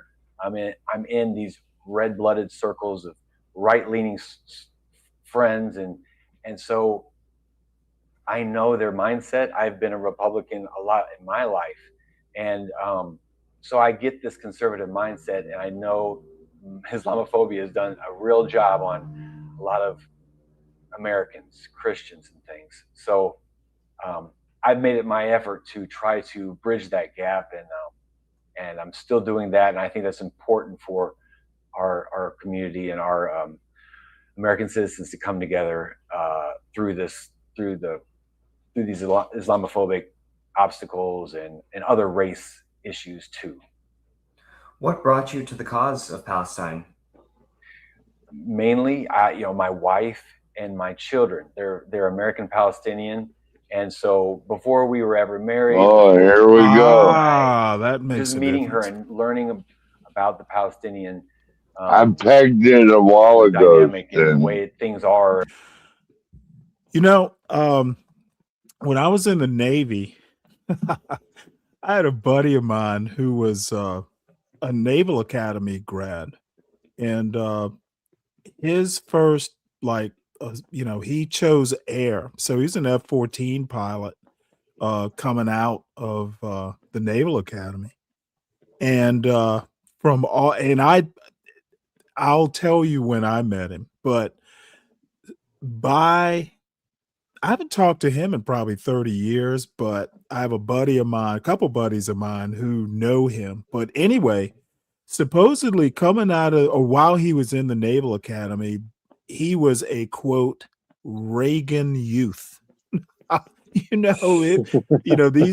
These people were, just an American version of Hitler Youth. He was that. But now he loves Palestine, Stanley. So anyway, he was a F-14 fighter jock, just all American this, all American that, until he met his wife. His wife was a lawyer, and it was like she took that motherfucking F-14 fighter jock and convinced him that war is immoral. So the dude basically decided to get out of the Navy, but in the meantime, he wanted to take a non-combatant job. So he transferred from fighter jock to supply officer, and his first billet was I think it's the USNS Mercy, a hospital ship. So he went from F-14 pilot to supply officer on a non-combatant ship. And I met him on my last ship, and it was his last ship too, which was a combatant. But you know what? Being a Naval Academy graduate, he had obligations. So when I met him, dude, if he could have worn Birkenstocks with his fucking Navy khakis, he probably would have. Dude, I used to torture him mercilessly. It's like, motherfucker, you are a supply officer from a Tomcat pilot? You're a pussy. His wife pussified the fuck out of this warrior.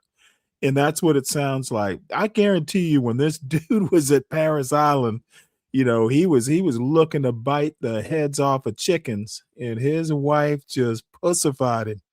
So women, but you know what? Women, love will do that to you. It can change you.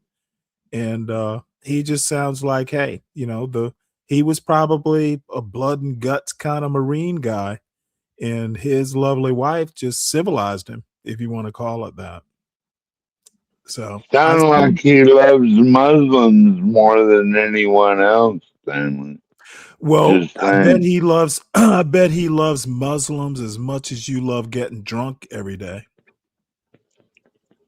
Well, you like getting drunk too, Stanley. So I don't get drunk every day. Don't be picking on And me. I sure as fuck don't go up on other people's panels so drunk that I'm slurring from my first word to my last. Well, why do you bring up Muslim? It's not about me. It's not about me. Muslim-loving motherfucker. It is pretty much what you said. You don't know this guy. You just want to be a shitty human being up on my panel, and thank God I have control of my panel. Dude, he loves his Muslim wife about as much as you love the bottle, and that's a deep love. You of all people should understand that love. Well, you love me, Stanley, and this motherfucker loves Islam. I don't love you like that. I don't love you like that. He loves Islam more than he loves you, motherfucker. Let me better ask you remember how I admire that you're comfortable sounding like a fucking redneck hoodlum. Somewhere between black trash and white trash, you're in that crevice in between. And I do admire you for being that kind of courageous. You have the so courage. you do admit You have to the courage. standing up for Islam. You have the courage to sound like a trash human being. You love Islam. Oh, I salute you for having the courage to sound like a trash human being. Not many people can do what you do. John Galt is still alive. There's a whole Sorry, panel. so You can, there's a whole panel you can go and be racist like that. sorry don't to have to jump in, wait. Stan. I'm just going to jump off the stream just to get my phone all Okay. sorted. But thank you for having me, Chief. I had fun. Take it easy. Take it easy, mate. All right. Well, let's continue with this. Well, And how is SD, SD, salute. Is this Okay. SD, salute. Good to see you. The CKJ3, good to see you. And let me put up this banner so I can thank you, sir, for the support of the show. Saturday's show is brought to you by the Brooklyn Watson ×2, Savage Entertainment, Deacon Dave, Woody Johnson, the CKJ3, and the DiCapriono. I have to take this time to just express, my total gratitude for, all the folks who kind of support this, my foolishness. I will try and do better, but, salute to you all. So, what are you saying there, 12th man? so you think it's patriotic to be pro-Muslim and all this shit? You gonna buy you a rug, Stanley, and bow down on it? I think it's patriotic to be a good American, whatever form that takes. Even if that means standing up for pro-Palestinian Muslim motherfuckers? Yes. So you will bow down on the carpet like If a I was good mu- little if I black was man. Yeah, there we go. It has to come out at some point. It's kind of like you can't compress water. Well, Eventually you're the it'll break. one that wants to bow down to Islam, not me. You want to bow down on the carpet, motherfucker, not me. Well, let me give you fair warning. I'm not going to take this kind of abuse. You can run along. You're not Oh, necessary. abuse. You No. are not necessary to this show. Run along if you need to, but I I'm thought not we gonna, were friends, motherfucker. I am not going to sit here and take this kind of abuse. So you So better you're keep gonna bow so down to you the sheep okay. of Islam. Bitch, you better keep a civil tongue in that drunk head of yours, or I'll just boot you and you can join the other people I tend to boot off. This is your last warning. Fuck with me again, and you better be leaving on your own. You better self-deport, or I will do a Trump on your dumb ass and deport you. Last chance. Can we talk about sourdough No, or I'm something? done talking, Understanding it's bitch. an I'm apartheid done state. talking. There are just two sets of laws that both people groups are under, and it reminds me of the military where there's a UCMJ where, as a soldier or Marine, you don't have much liberty. You are at the mercy of your officers. I bowed down to Palestine. Depending on your standing with that person, they can really take personal matters and bury you. And it's just a flaw of man. It's a flaw of humanity, and that is just rampant in Israel and Palestine. And Israel almost never gives the benefit of the doubt. Always gives them the extreme penalty, and just oppresses Palestinians beyond our imagination as Americans. We just cannot imagine how cruel it is. And I think that's what's happening with America. We are finally waking up to the level of violence and brutality and depravity that people are able to commit. Yeah. And yeah. In the clip, I know you said that you didn't fully realize that it was a senator in the moment, which totally makes sense. But in reflecting on it, I wonder, there was a moment where the senator, after your arm breaks, he's kind of talking to you, he's saying something to you. Do you remember what he was saying? No, I don't. I don't know what he was saying. I've seen the clip and I'm seeing him lecture me, and but I don't know what he was saying. Yeah, yeah. And I know also, you mentioned how much more concern you have for the cause itself and how in some ways you don't really care about the senator. I'm curious, given, I mean, during your protest, you say America shouldn't go to war for Israel. I'm just curious, after the fact, retroactively, not even just as yourself as a Marine veteran, but just as an American, how you reflect on the imagery of the moment of someone like yourself standing up in the middle of a Senate hearing to ask people who so often lecture us about supporting the troops. You, as a veteran, stand up, ask for them to understand your perspective, ask for them to not send your sisters and brethren to another war. That the only senator that encounters you is one who physically assaults you, puts his hands on you, and apparently we don't know what he said, but talks at you, lectures you, whatever he was saying. I'm just curious how you digest that imagery of you asking for them to respect veterans, to also respect servicemen, and also respect this country and not opening another war on behalf of another foreign country, all for them to seemingly not take your side in that question. Well, I've felt like the Support Your Troops campaign is disingenuous and lazy. Of course, you're going to get them a pat on the back if you're a citizen and you see a person in uniform and say, "Thank you for your service." Win-win, total positive statement. And so people stop there. I'm going to say, "Thank you for your service" when I see a soldier, but it doesn't translate. To me, it's like, "Thank you for your service" if you go into harm's way and put your life on the line and commit horrible acts of violence and leave your family behind and potentially die. And we support you then. But if you say anything that's,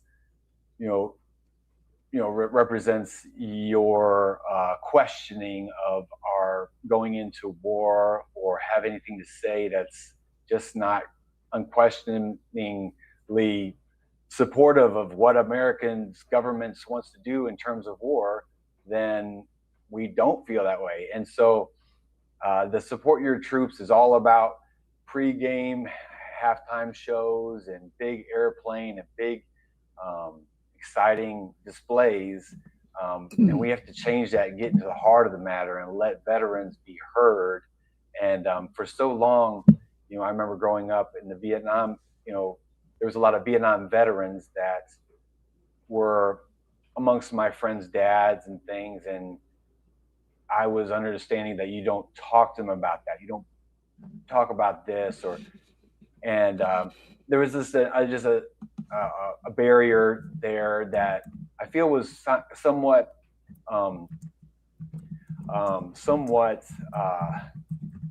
counteractive, because it kept people isolated. It kept those veterans isolated from being able to talk and express things, which I have found to be helpful. When I've expressed my traumas, it's just one repetition of getting it out. It's one repetition of hearing it, someone talk back to me about it.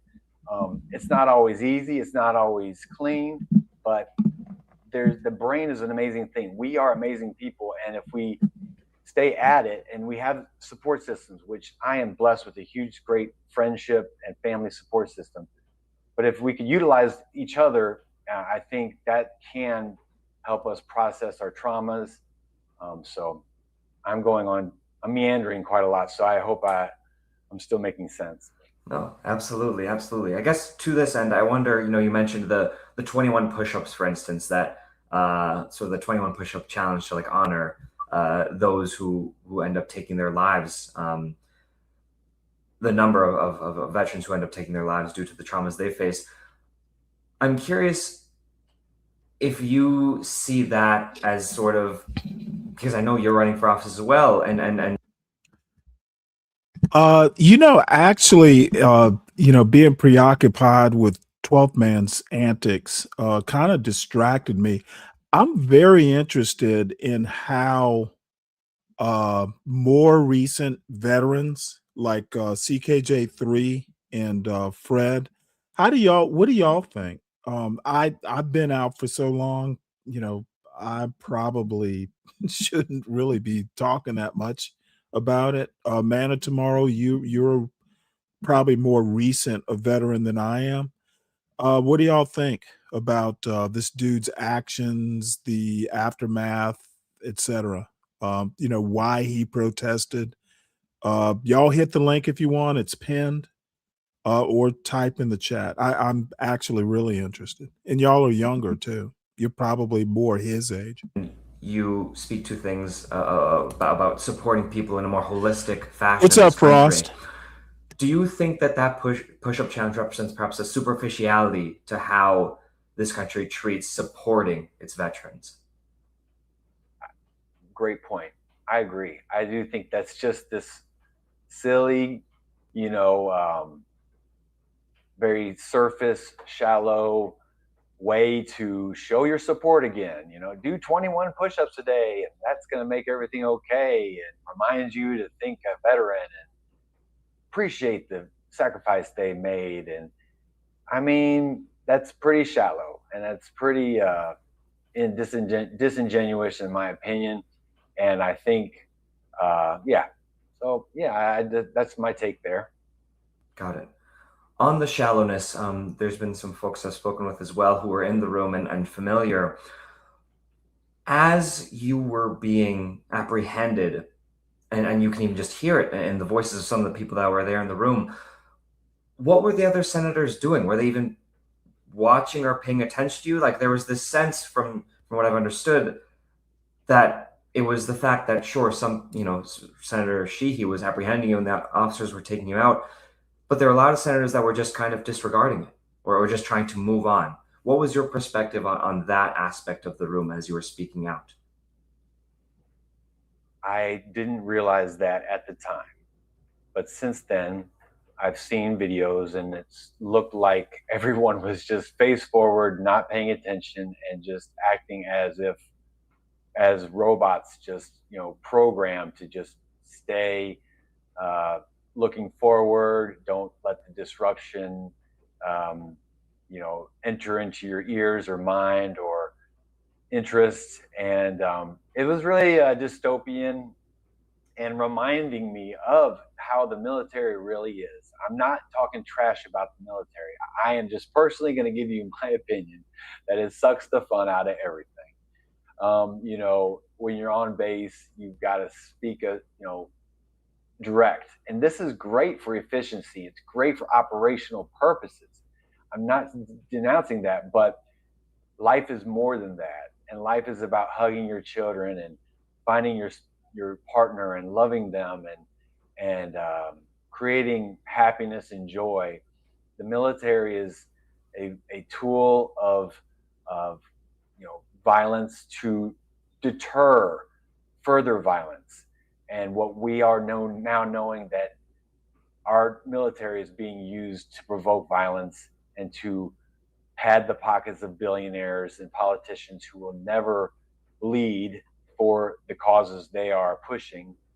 And we're all waking up to it. And so it's time for us to take action. It's time for us to put our foot down and say, we're not doing this anymore.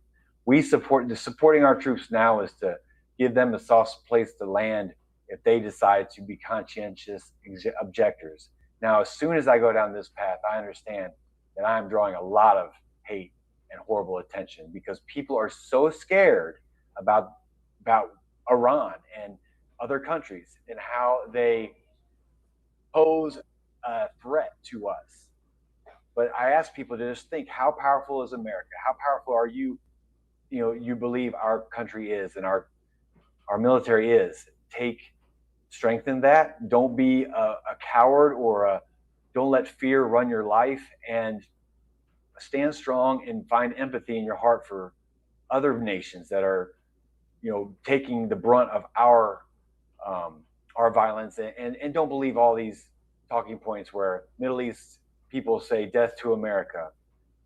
Put yourselves in their shoes. I've met many people from the Middle East, and they have, sadly, many of them have lost people in bombings, in military incursions. And I was in Iraq, and as we came through towns and villages, it's questionable who was firing back at us and why. I don't know how I would react if the foreign military was entering into my hometown in a violent way, and my loved ones were there. I don't know if I wouldn't take up arms and do my part in resisting a foreign military invading me. So there's so much to look into, and I just feel like the propaganda and all the talking points and these support your troops, 20 push-ups a day type of campaigns are made to just hypnotize us away from thinking critically. And I think we're all done with that, and we're now ready to think critically, and we see past all the propaganda. And so yeah. So let's talk about that a bit more explicitly. I mean, I know we're talking all around, the reasons that you're skeptical of this war. You, of course, specifically talked about, as you're protesting, that the U.S. shouldn't go to war on behalf of Israel. You talk about your experiences as an Iraq War veteran. Could you, I guess, kind of for our own audience, explicitly explain why you're against this war based on your experiences and based on what you're observing right now?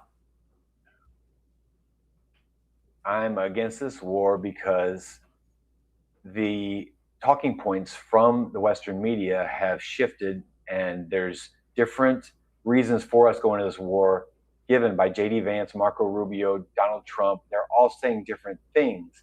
And just prior to that, the environment of calamity and chaos, nobody can get a straight answer.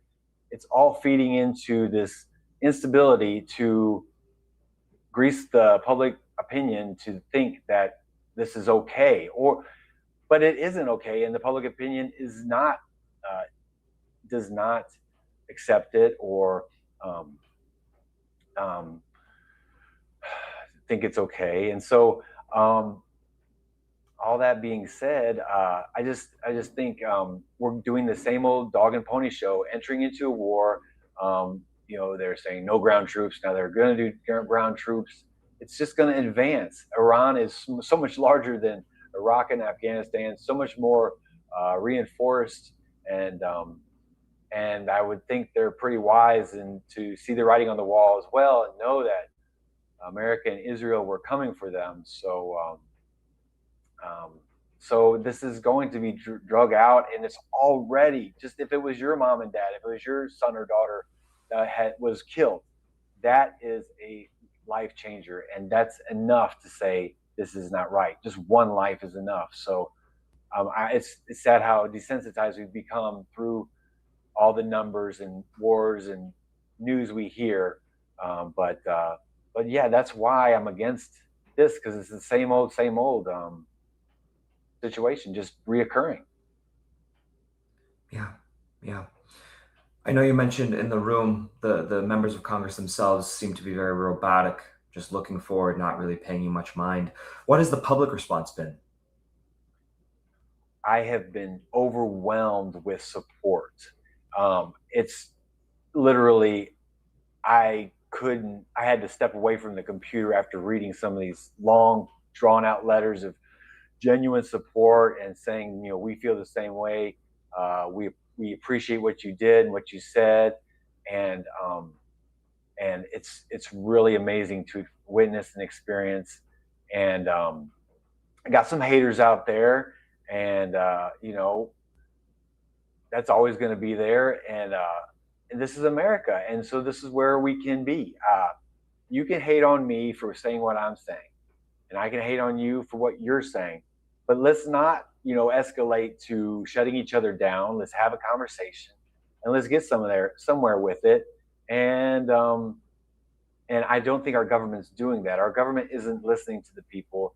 They are just sliding things by without consenting with government, our Congress, and the people are feeling alarmed by all this. And it's up to us now. We need to do something to check our government, because our government was built with checks and balances, and those aren't working anymore. So we need a mechanism of control for when our government goes rogue like this and is making decisions without our approval.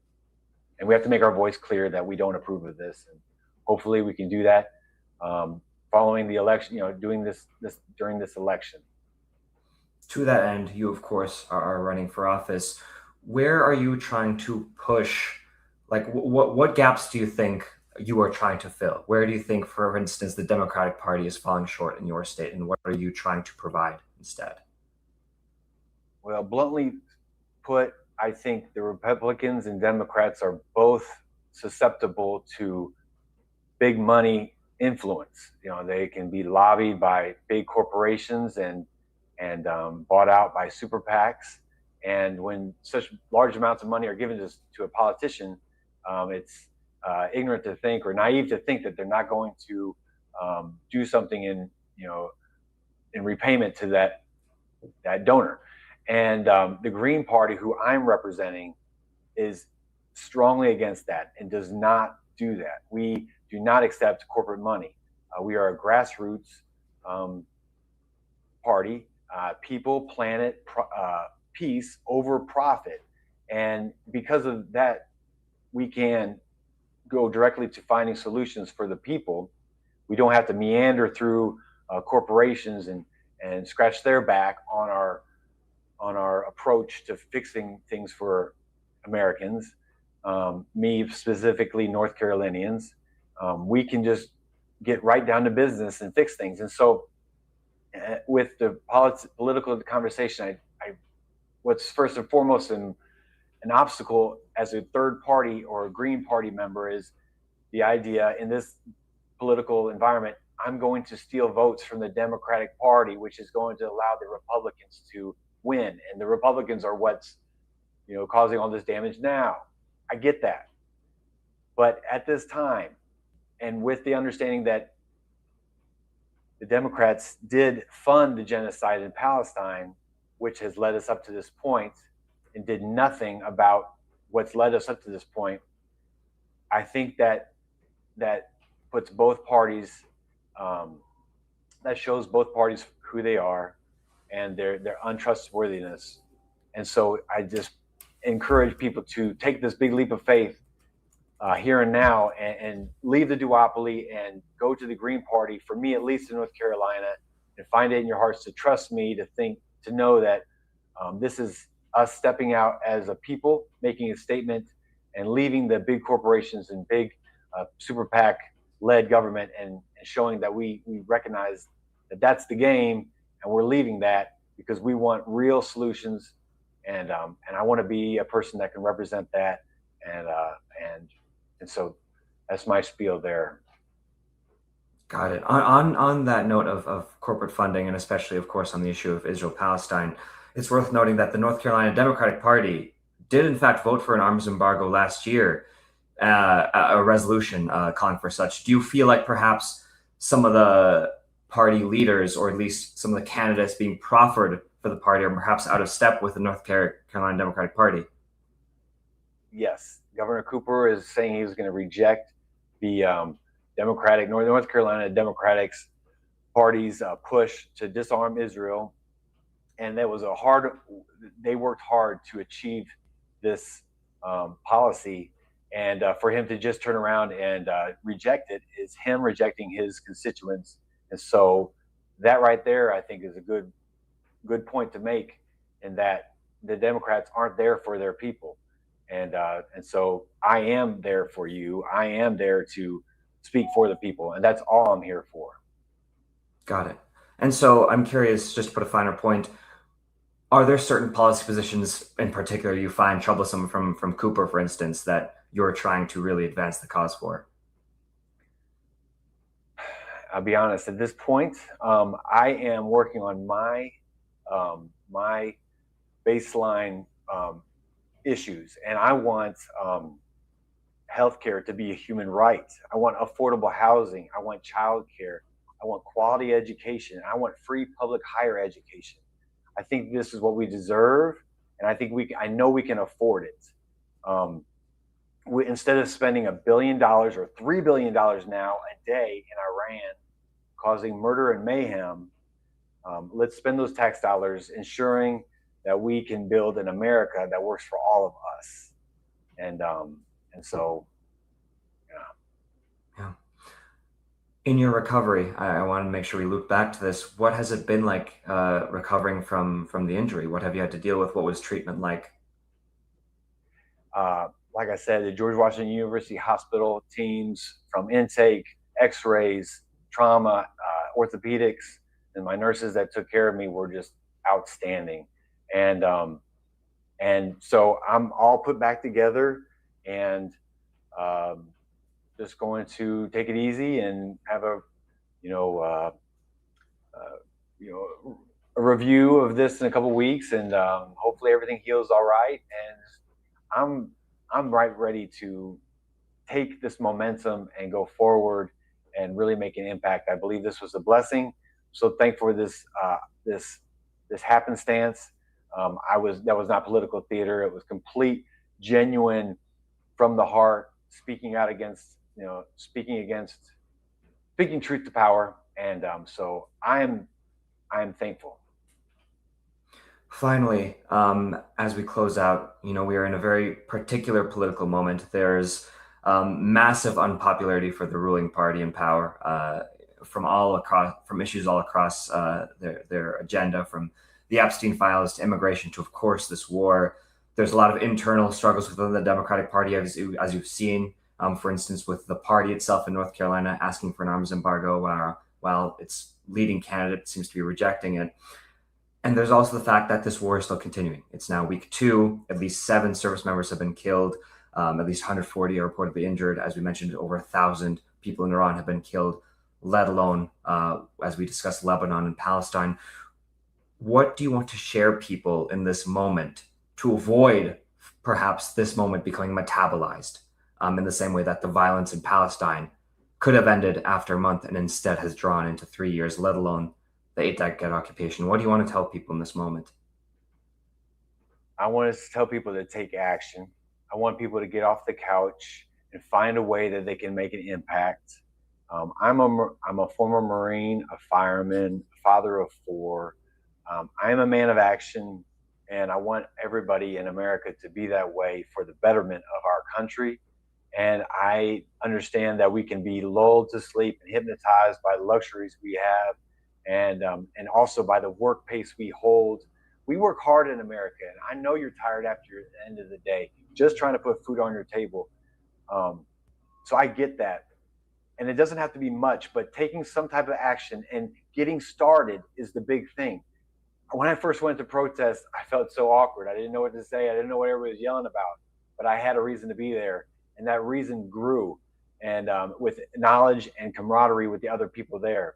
A lot of people might think protesters are, get a job, go do something better with your time. If you go to a protest, I think you'll meet some people that are truly caring and wonderful people.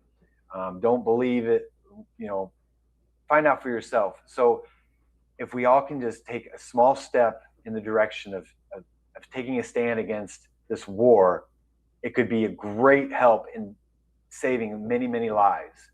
And just getting started to the smallest extent is key. Well, thank you, Brian, for sharing your time with us. We hope you continue to feel better. And we really hope maybe senators start to look at people like yourself that are standing up rather than disregarding them. Thank you so much for sharing your time with us. Thank you so much for having me. All right. Well, there you have it, folks. Let's see. Couple things. Con, I think that girls' school targeting mistake, in quotes, he's that Nobel Prize is off the table. A U.S. Tomahawk, even the actual Defense Department, they're going to wind up having to take responsibility for it. So we don't, to be honest, Trump winning a Nobel Prize, that's probably not going to happen. And 12th man, that Trump ever brought it up, and he brought it up several times. It is the last time he brought it up. Talk about someone who actually has no understanding of politics or political points or culture. Dude, you are the black man that John Galt talks about all the time. That Trump ever mentioned it in the first place is really the issue. Trump's not winning shit. He'll be lucky if MAGA survives his incompetence. So let's move on to the B fucking C. Let's see what we got here. I just subscribed to the BBC, so apparently this is live. So thousands of Marines heading. I guess they're just doing a live feed. Interesting. U.S. is expected to send a Marine unit and more warships to the Middle East. Two officials tell BBC's U.S. partner CBS. Plans have not been confirmed, but the unit, which can carry out amphibious raids, is typically made up of up to 5,000 Marines and sailors across several warships. God damn. Iran launches more missiles at Israel. Strikes were also confirmed by Iranian state-controlled media. It's only a few hours since a similar warning when Iran and Hezbollah launched a joint strike. So now they're launching joint strikes, Hezbollah and Iran? Holy fuck. This just does not sound like something that, it sounds like it's escalating. Interesting. Very interesting. So let's see. What else?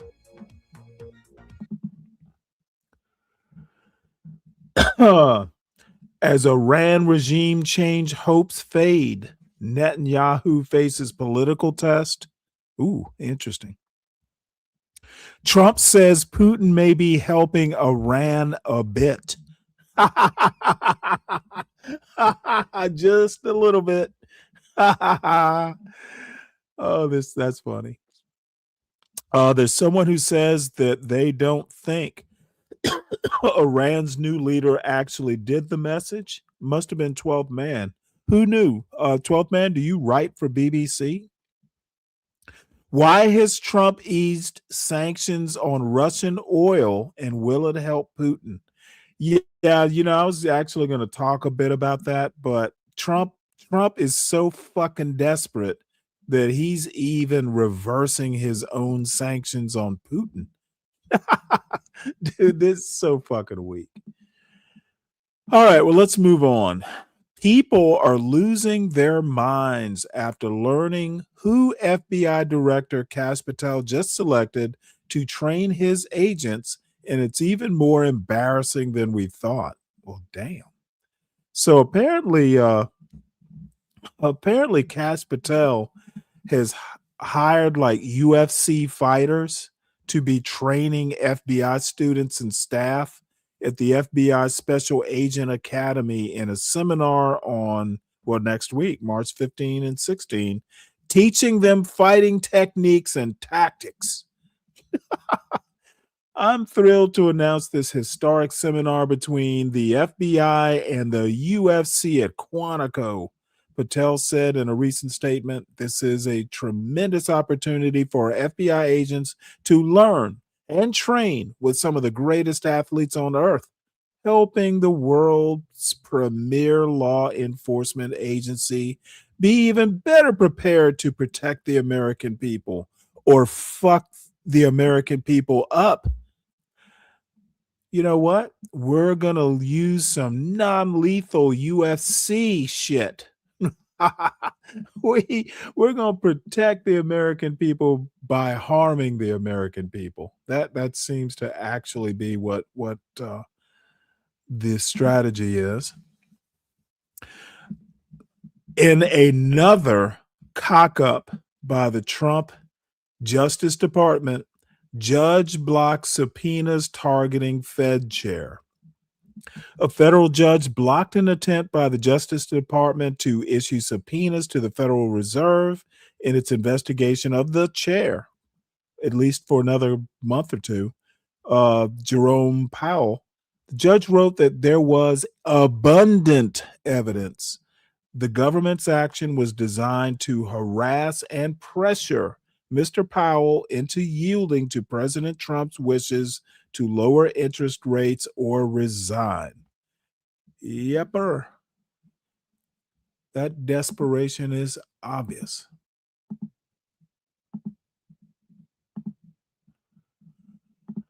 Let's see, what else do we have here? Wall Street bankers offered lucrative access to join the Pentagon. We got to hear this. The Pentagon as a business. Wall Street bankers offered lucrative access to join the Pentagon. This article is by Anna Swanson and read by an automated voice. A headhunting presentation aimed at recruiting Wall Street investment bankers to the Pentagon dangled access to government officials and foreign royal families that could be used to raise capital in the future, according to a slide deck viewed by the New York Times. The presentation says that the Pentagon is seeking to build a 30-person investment team to deploy up to $200 billion in government investment over the next 3 years. Joining the team offers unmatched access to top-level government officials and privileged information flow. Whatever you need, you can get. If you ever want to raise your own fund, you will gain access to fundraising channels that include royal families and foreign sovereign contacts, the slide deck says. The document was prepared by Heidrick & Amp Struggles, a headhunting firm. It is not clear whether Pentagon staff members approved or dictated the content of the presentation, which features an agency logo. The Defense Department declined to comment. Heidrick & Amp Struggles did not immediately respond to a request for comment. The presentation was earlier reported by Semaphore. Officials in and around the Trump administration have continually blurred the lines between public service and individual profit-seeking. The president's family continues to profit off a cryptocurrency venture that has received investment from foreign officials also negotiating with the government. David Sachs, the White House AI czar, has promoted policies that could benefit stakes he holds in hundreds of AI companies. In January, Howard Lutnick, the Commerce Secretary, extended a loan to a company that was also doing business with his former firm, which is now run by his sons. The Pentagon recruiting effort dangles both money and access, offering Wall Street recruits the opportunity to manage more capital than most investors deploy in their entire careers. Salaries could reach as much $300,000 at the Pentagon, or $500,000 to $600,000 if employed through a government-aligned nonprofit. According to federal statistics, the average pay for a federal worker is about $100,000, and only about 3% make $200,000 or more. The investment teams would focus on an array of industries and technologies, including undersea cables, minerals extraction and refining, strategic logistics, munitions, drones, satellites, and energy generation. The Trump administration has been trying to invest to build up critical industries domestically, to reduce what national security officials see as a dangerous dependence on foreign countries, including potential rivals like China. In addition to offering loans, the administration has begun taking a series of equity stakes in firms and industries such as mining, semiconductors, and steel, in what it says will result in a better deal for U.S. taxpayers. The presentation emphasizes the access to information and the new relationships the move could offer new recruits, as well as subsequent opportunities for enrichment.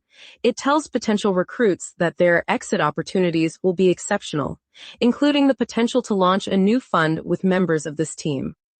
This is not a career move, but a 2-year secondment, which could lead to several exciting exit opportunities. It says, adding, "This is also an opportunity to serve your country." Aaron Bartnick, a former White House Assistant Director for Technology Security and Governance under President Joseph R. Biden Jr., said the presentation raised major questions about how investment would be deployed, as well as how the department planned to offer salaries that would make the new recruits some of the highest paid employees in the government. There is obviously potential for truly egregious corruption, he said, but an effort of this size has the potential to distort these national security critical industries in ways that I don't think anyone has seriously contemplated. The Pentagon has become one of the drivers of the Trump administration's new strategy of acquiring equity stakes in companies in certain industries, while the Commerce and Energy departments have also snapped up ownership stakes in private companies.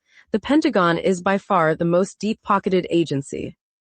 That includes the Pentagon's Office of Strategic Capital, which was established in 2022 under Mr. Biden and received an infusion of funding in President Trump's tax bill last year. Last summer, the office announced a $150 million loan to MP Materials, the owner of a rare earths mine. Since then, the Pentagon has taken equity stakes in other metals and mining firms, including Trilogy Metals, Vulcan Elements, and ReElement Technologies. The investment team that the Pentagon is building would be directed at doing more deals like those. Some lawyers and analysts have questioned whether the department has the legal authority to take such equity stakes. But with China clamping down on exports of critical minerals, there has been an urgent need for alternatives, and the investments have faced little pushback from Republicans in Congress. The investments have been led by a new crop of private equity officials, including Stephen A. Feinberg, the Deputy Defense Secretary. Mr. Feinberg, a billionaire, co-founded the private equity firm Cerberus Capital Management and was a major funder of Mr. Trump's presidential campaigns. According to the investment presentation, Mr. Feinberg has been tasked with overhauling the Office of Strategic Capital and with overseeing the so-called Economic Warfare Unit, which is taking the equity stakes.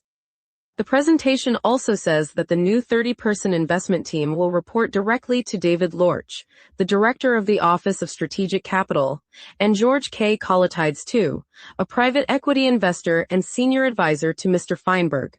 Mr. Colatides is the former chief executive of Remington Arms, which Mr. Feinberg's fund, Cerberus, previously acquired.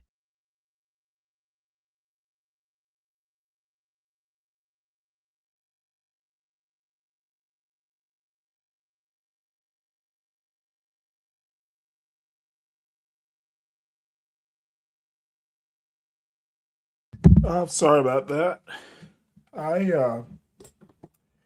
I think I'm gonna have a lot of I told you so's in between now and the end of the year. I guess if there's a silver lining, at least no one's trying to hide the corruption. So that's something. So Florida Republicans passed bill requiring proof of citizenship to vote. Probably going to wind up in court. Probably going to be unconstitutional, but I actually think they're going to get away with this, to be honest. They're a state. They get to do what they want to do when it comes to voting. It'll be interesting. It'll wind up in court, but I think they might prevail on this now that I think about it. NASA targets Artemis 2 crewed moon mission for April 1 launch. We'll see if that holds. I just hope that the Trump administration's incompetence doesn't trickle down to NASA. That would be a heartbreaker. So whilst I'm thinking about TMKC, hey, how are you doing? I'm fine, Stanley. How are you? I'm good. I'm thrilled that you're here. I know. I was coming to say hi to you. Well, I'm glad you did. You're a sight for sore eyes or a voice for sore ears. Well, thank you, Stanley. Where have you been? We've missed you. Nothing, just working and driving my car around. I got a new car. Oh, really? What'd you get? I got a Ford Mustang E-Mach. The fuck? Oh my goodness. Oh I wow. love Does it new have car. the artificial engine sound? Yeah, it can. It's like 3 different drive settings, and I think it's called propulsion or something. And you can make Uh-huh. the mufflers make noise, but I don't like that because anything that drains off my battery because it's all electric car. You know, it's pissing me off already. Like I didn't charge it. I only had it for 2 weeks, and I know I've charged it like 10 times. Well, I mean, if you're driving it a lot. Yeah, it's just kind of like the highest I've gotten it to go was like 99%, and it was like 300 and probably 10 miles on a full charge.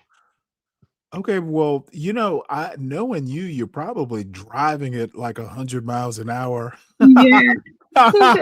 Are you driving it on the highway or around town? Yeah. Yeah, I drive it both on the highway and around town. I mean, 300 miles, that doesn't sound unreasonable. Now, I don't Well, know that much about EVs, so well, my Nissan gets over like 450 off a full tank of gas. well, yeah, but it's not a gas-powered engine. I know.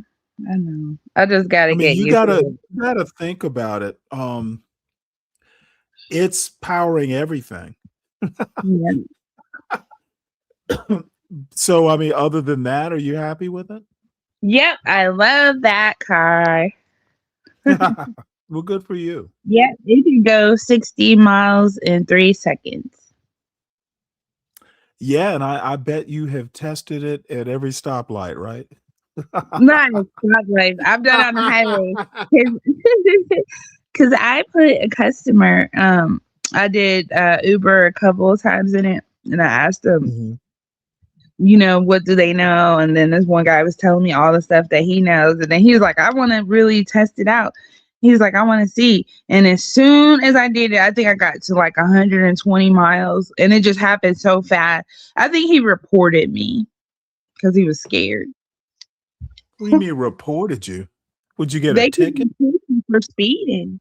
The customers, if you have Uber and Lyft. Oh, well, now I have to ask. So he's the one who prompted you to test it and then reported you? Yep. Yep.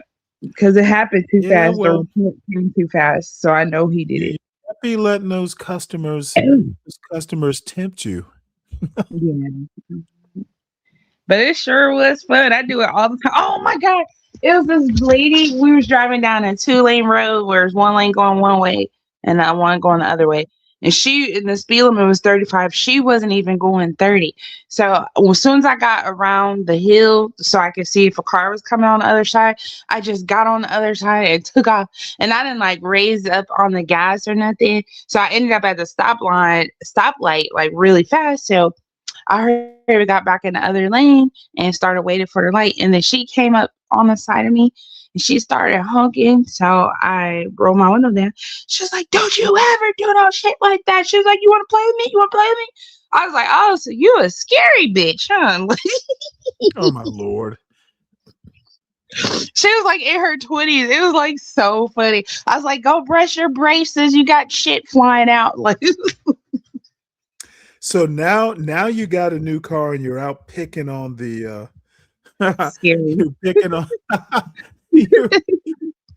you better calm yourself down. It's summertime and I live right by a park, so I'm not about to calm down.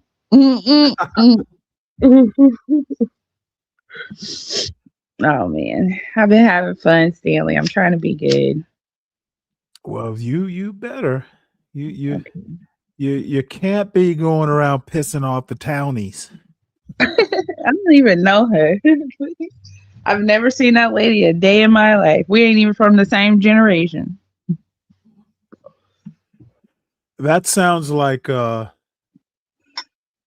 that's about to say that sounds like something earlier today I heard on John Galt's show, which you know what? I should launch into the nastiness but I think I'm going to save it for tomorrow. And by the way, while I'm thinking about it, everybody make sure you hit the like button. If you are new, please make sure you subscribe to the show.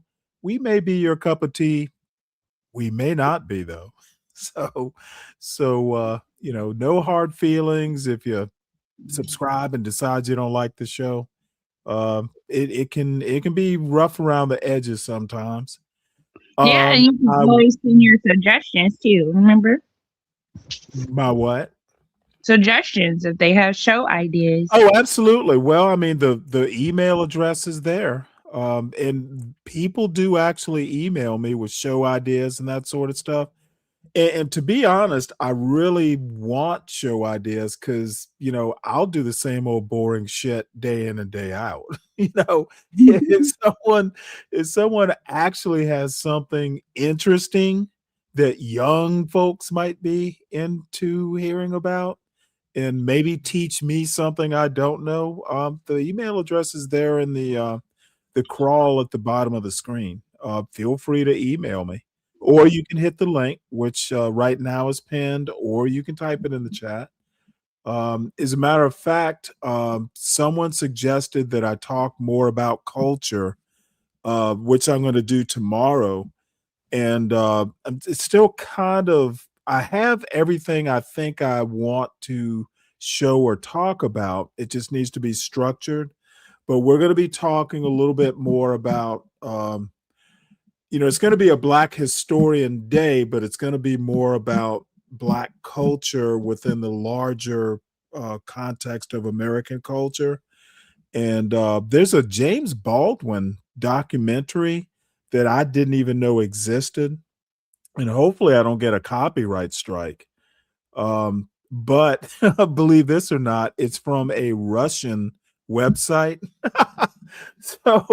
So I'm going to see if I can't show it from this Russian website. And if I get a strike, I'll survive it. But it's not a YouTube source. It's not a US source. So I'm not absolutely sure that it's strikeable. And then I have some other stuff, some Malcolm X stuff that Queen Sunkissed sent me. So it's going to be it might be kind of a longish show, to be honest. So on that note, that means everyone needs to support the show. And What kind of speech did she give you about his heritage? No, it's mostly speeches, I think. And maybe a documentary. She's in the chat, so maybe she can look. I just rarely watch the show when you present it. That's all. Yeah, I'll be on around 2 in the afternoon, 2 or 3 in the afternoon, kind of the normal time. I was gonna say, I very rarely screen the stuff that I show, because if I haven't seen it before, and a lot of it I have seen before, but if it's something that's new to me, I tend to want to show it and kind of react with the audience fresh. So, and that's a good way to just say it's a highfalutin way of saying I'm lazy. I'm too lazy to watch this shit before I show it. Well, at least do it before his birthday. Before what? I said at least do the presentation before his birthday. That would be a good memorial show. I'm not really into celebrating birthdays now that, by the way, yesterday was my birthday, and it's so funny. Happy birthday, Stanley! Well, thank you. Happy Well, birthday. everyone, and I really need to throw this banner up. Everybody was so kind, on my birthday, and then the money goes towards the Saturday show. These sponsors, the Brooklyn Watson, and she was extra nice. Savage, Deacon Dave, Woody Johnson, my old buddy, and the CKJ3, the Admiral, and the DiCapriono, who I'm pretty sure was the first person who ever came into my chat back in the day. I literally think he was the first person who ever said, "Hey." Is this live? Mhm. So everybody is so kind. It's not like, you know, the most exciting show sometimes, but it's what I like to do. You know, it's I think, you know, if I can keep it somewhat informational and then on the weekends it, you know, kind of gets into the mud, I'll just Mm. live with that. Oh. So, when is Malcolm X's birthday? Is it in March or April? I thought it was It's in April. May. It's May 19th. May, okay. Well, I mean, if you remind me, I'm not against doing like a memorial show, but oddly enough, I tend to like I'm just, you know, my kind of activism is probably more a Frederick Douglass sort of activism. I'm not, you know, Mhm. I like W.E.B. Du Bois, for instance, but even W.E.B. Du Bois isn't exactly my cup of tea. Frederick Is it Douglass, 'cause you said he's just he's like that other dude, Clarence Thomas? They're similar. Is that why you don't like him? Malcolm X? No, W.E.B. Du Bois. No, I don't think he's anything like Clarence Thomas. Well, who did you say that was W.E.B. Du like Bois. Clarence Are you Thomas? thinking Deb, probably closer to Clarence Thomas would be Booker T. Washington. Oh. Well, let me put it to you this way.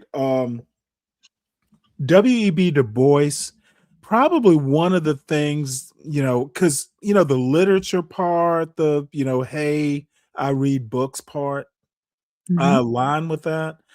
I've never been that attracted to Marxism. I think Marxism is necessary to know, but other than being a critique of capitalism, I've never Mhm. really found use outside of that. I think it's a good critique of capitalism, but you know, the end, some of its philosophy of history, Mhm. I've always found that kind of weird. Oh. And I don't know, Malcolm X again, I think he was a great man, but I don't know. It's just, you know, he is a great man. That's about it. You know, I've never, Um. wanted to emulate him.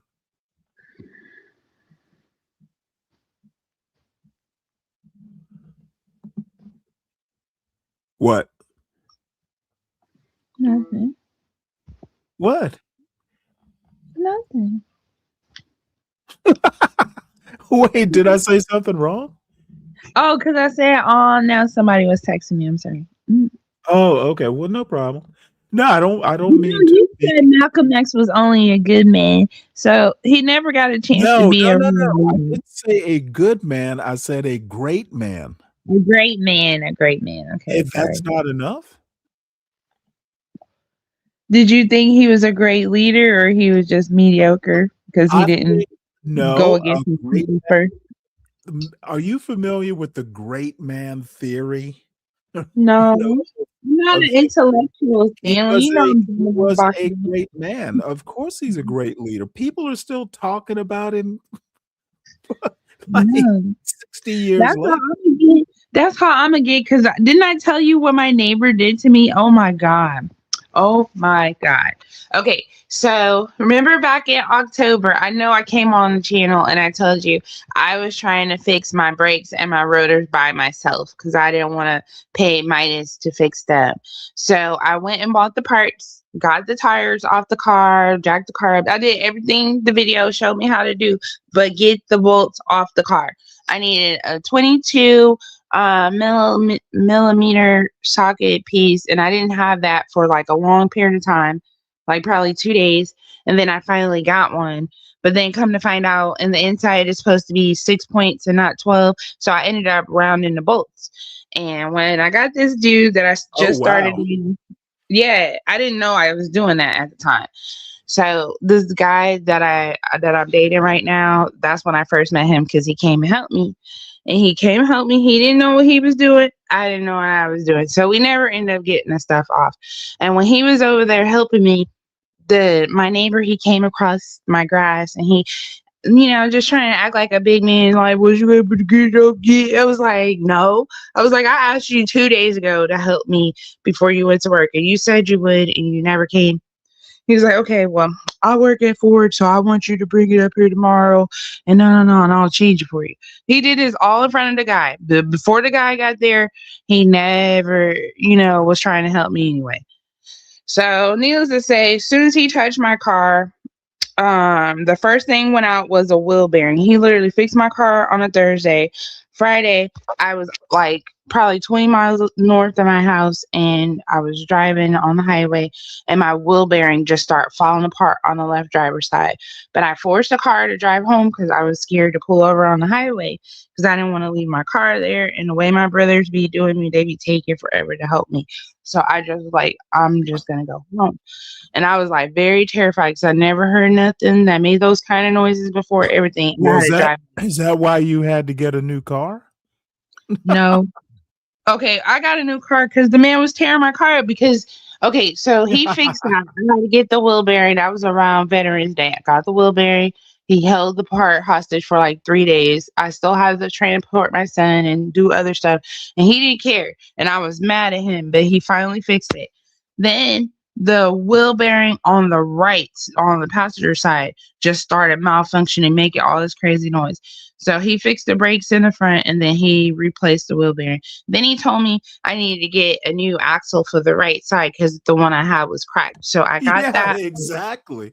He was tearing my shit up. I'm telling you, because after he fixed the axle, tell me why the rear passenger on the right side, the caliber was seized, and then the pad was turning into metal and digging into the rotor all over again less than 60 days later. And this just happened in January. So I kept going to auto parts stores telling people what was going on, and they was like, he contaminated the fuel line when he touched stuff. He wasn't, doing things properly, and this is how this happened. Like, too many people told me that, and even Google told me that. So I was gonna pay him again to put it on and everything. And when I got to his job, because he was meeting me when he got off to do it, he just gonna try to like leave instead of trying to fix my car. So I was calling him when I seen his taillights leaving the parking lot, and I was like, hey dude, like you had me come up here. I've been up here. You saw me up here 2 hours ago because I've been here the whole time. And he was like, oh, I thought you left. I'm like, dude, I was right outside the door that you guys leave out of. Like, come on. He was like, well, something happened, so I'm gonna have to get to it sometime next week. It was already making too much noise as it was. And I was like, next week? I was like, that ain't gonna work. He was like, well, a couple hours ago, something happened. And I was like, so you didn't tell me when you saw me? And then I just hung up. I didn't even want to argue. So then he started sending me all these text messages talking about how rude I was. And if I'm be having an attitude, I need to find me somebody else, just talking shit to me. And I was like, well, dude, you know what? You broke my shit, and I'm actually about to pay you again to just fix it and be done with it. And then you're going to fucking leave? I was like, you a pussy. Like, I was calling him all kind of names and stuff. And then I just blocked him because I got tired of arguing. I never said nothing until I got this car. And I got this car like the February 25th. And I started thinking about stuff like how people just been doing me. And I was like, you know what? I'm going to call his job. I'm going to call in whoever I can make a complaint with. So I called the general manager, and they know who I am because they all talk to me and everything. I just don't know who's who. And he said he was going to talk to him about it. And then he was talking about my new car and all this stuff. So then he didn't say nothing all this time until yesterday when I came home last night, and he was trying to make sure wasn't nobody in the car with me. And then as soon as I got out the car, he gonna start saying, did you call my job? And I was like, yeah. He was like, why would you do that? You think they're gonna do something to me or whatever? And I was like, dude, you're up there tearing up people's shit on their property. They need to know that you're tearing their shit up, and you got a license on their property. That's some legal shit that you can get them in trouble if you're gonna be fucking up people's stuff. And he was like, you're a stupid bitch and all this stuff or whatever. And then he's like, do it again. I was like, well, he's like, do it again or something like that. I was like, you gonna stop me? Do what again? Call his job Report again? him. Yeah, report him again. And I told my boyfriend this morning, and my boyfriend acted like he so didn't care. I'm so mad at him right now because the way he was listening, it was like, just shut up already. And I was just like, oh my God. And Well, then wait, he's like, which one? Your neighbor or your boyfriend was just like, my shut up? boyfriend. He didn't say shut up, Well, but you can tell by the tone of my voice. are you pulling your boyfriend into something I that didn't. I just told he him what happened. I told him what happened last night. I can tell him. so you're pulling him into this? No, I just wanted him to care. Cause I told him like how. Okay, well, you know, I'm an old man now, but you do know once you get your boyfriend into this, if he's any sort of quote as a man, he's going to want to automatically fix your problem, right? So you telling him about your problem is literally pulling him into it.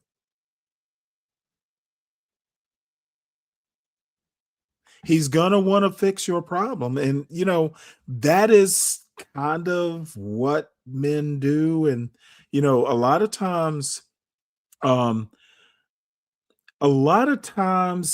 know, kind of the trope is sometimes women don't need you to fix their problems. They just need you to listen.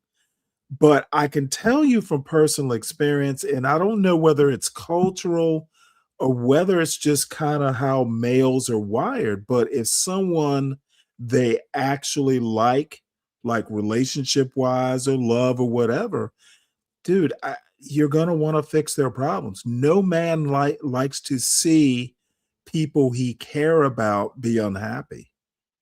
So when I say you're pulling him into it, I literally mean just telling him that you're in trouble or pissed off. He's going to automatically want to fix it.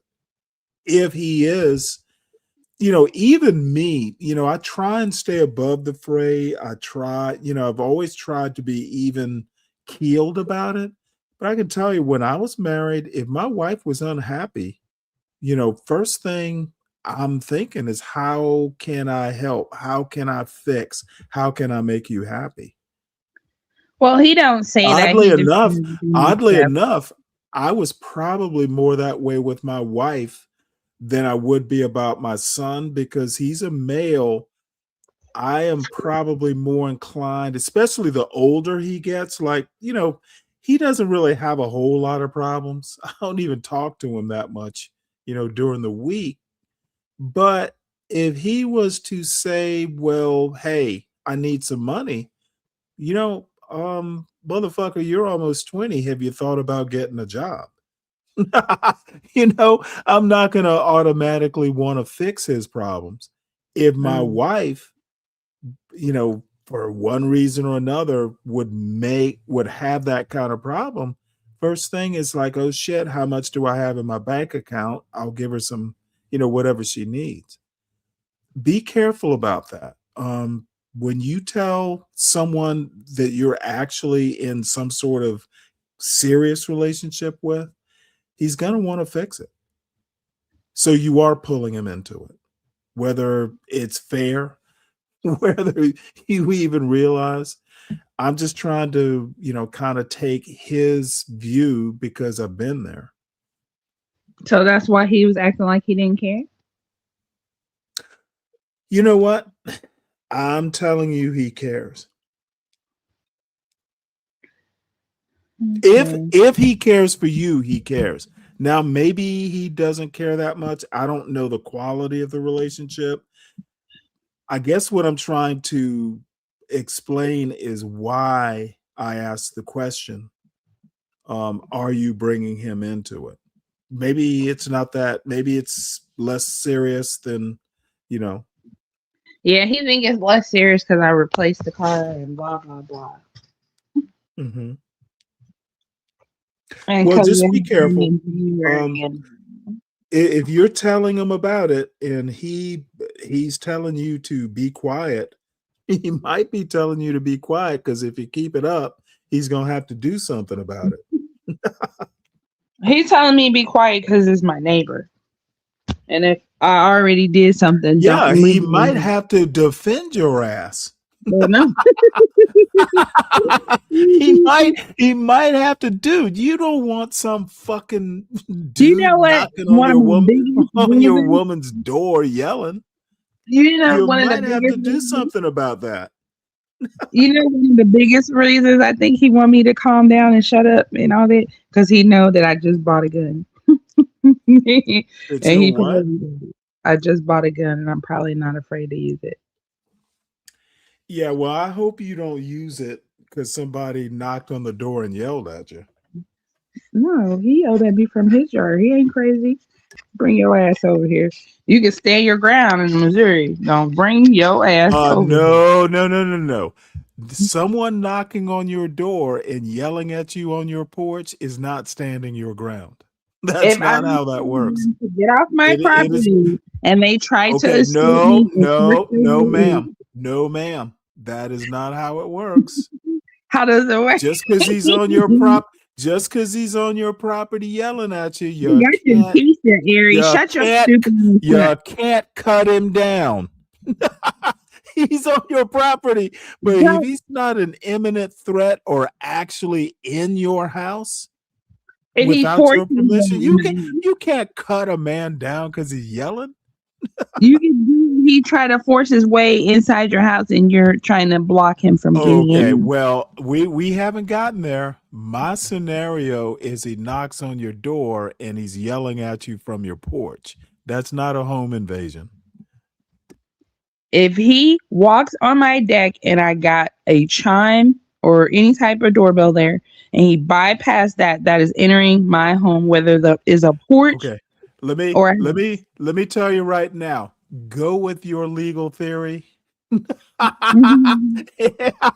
Go with your legal theory, and don't tell him that I said nope. Even shut up. Don't go. Get a lawyer. Get a lawyer first. Don't tell him your legal theory because it's not He going to would hold dump up. me. Why would the guy dump me? Why would somebody dump me because I'm asking him what would he do as a man? Are you serious? This Aries person is an idiot. Go stick your thumb up your ass, bitch. No, don't worry about Aries. He's from Britain. He doesn't, he's outside the culture. If I start ignoring my own problems and don't include him, then what Aries is going to be mad because I said that. Just Aries is a troll. Just let him have his fun. This is actually funny though. If your man was smart, he'd dump you. He's trolling. Just let him troll. Mm-hmm. I've known Aries a while. He's harmless. See, I like trolls. Yeah, I'm gonna be a troll. You could talk your shit too. Don't be shy. I'm gonna be a troll. So I'm gonna go back to the chat so I can troll this little ugly. All right. Well, please don't be a stranger. I enjoy talking to you. Okay. Nice talking to you too, Dad. Bye-bye. Bye. Damn it. This is the worst part of being an old man. No one ever goes, that Stanley's smart and sexy. They never do that. God damn it. 61 is not my friend. Yes, welcome to the birthday weekend, Natasha. And look at I didn't forget about your quote, and I can't remember which TV show we were talking about. I want to say it was Gilligan's Island or something, or maybe it was the Brady Bunch. But anyway, welcome aboard, Natasha. Everyone, please make sure you hit the like button. And if you're catching this on a replay, please make sure you hit the like button as well. Feel free to leave a comment. Most of the stuff that I'm showing or talking about have links in the show notes. And tomorrow will be culture. It's a Black Historian Day. And to be honest, I don't remember what is the title of tomorrow's show. Oh, that's right. It's Black Historian Day. Idea. It's me and Natasha's favorite quote. Black Historian Day, ideas are the bulldozers of history. I might have to pith that up a little bit, but when I thought of it, it actually made me laugh. So that's tomorrow's show. Ideas are the bulldozers of history. They can tear shit down. They can help build stuff. They can smooth out roads. They can dig holes. It's just all kinds of fun. So this is the Hill, like a Hill news report. We're not going to watch the whole thing, but I wanted to hear what they have to say about 2 acts of violence in 2 states and U.S. aircraft down in Iraq. And we'll move on, once it's gone on or outlived its usefulness. And hello, good evening, and thanks for being with us tonight. Breaking at this moment, 2 states and 2 major investigations, Michigan and Virginia. Outside of Detroit, a man armed with a rifle rammed his truck into a synagogue and exchanged fire with security officers. The suspect killed, a security guard injured, all children inside, thankfully safe. The truck caught fire, causing smoke to pour from the roof of Temple Israel, which is the nation's largest Reform synagogue. In moments, federal law enforcement, the FBI, expected to release new information, live coverage as that happens. And the FBI also active as well this evening in Virginia, investigating what it believes to be an act of terrorism, a shooting at Old Dominion University, leaving 1 person dead and 2 wounded. Prior to him conducting this act of terrorism, he shouted, stated, Allah Akbar. The FBI says it was ODU students who were the one to take down the shooter, who we now know had previous ties to terror, already having been convicted for providing support to ISIS. And another breaking story that we just learned about moments ago, rescue operations are now underway in the Middle East tonight involving a U.S. aircraft on day 13 of Operation Epic Fury. Tonight, Central Command reporting a refueling aircraft has gone down in Iraq. We are live in the Middle East later this hour with the very latest. But first tonight, those 2 investigations here at home. Former FBI Supervisory Special Agent Rob Chadwick with me in a moment. Aviva Klumpus, who represented Israel at the United Nations, with us as well. But first to our Libby Dean over at the White House with the president commenting, Libby, on one of these investigations and the FBI clearly on another. Yeah, the Trump administration, Blake, responding tonight to those 2 separate shootings here at home. The president commenting on that shooting in West Bloomfield Township, Michigan, where a man did ram a truck into a synagogue, the truck igniting after gunfire. That synagogue, Temple Israel, as you mentioned, the largest Reform Jewish synagogue in the country. And President Trump commenting on that incident tonight. I want to send our love to the Michigan Jewish community and all of the people in Detroit, the Detroit area, following the attack on the Jewish synagogue early today. And I've been fully briefed, and it's a terrible thing.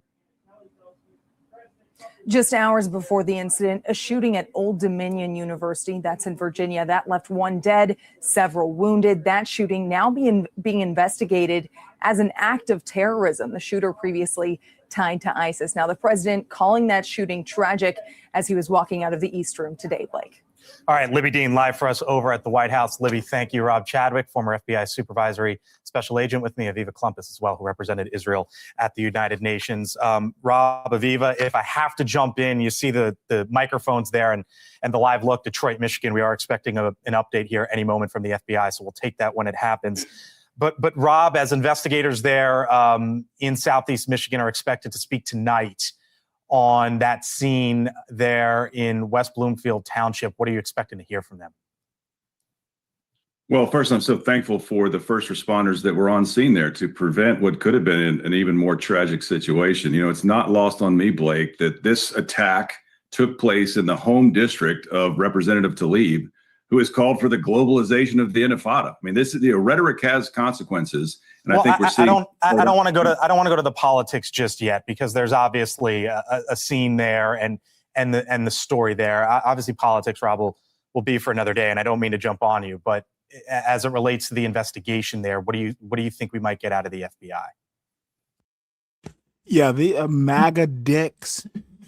That's all they can do. They're gonna politicize every goddamn thing. MAGA dick.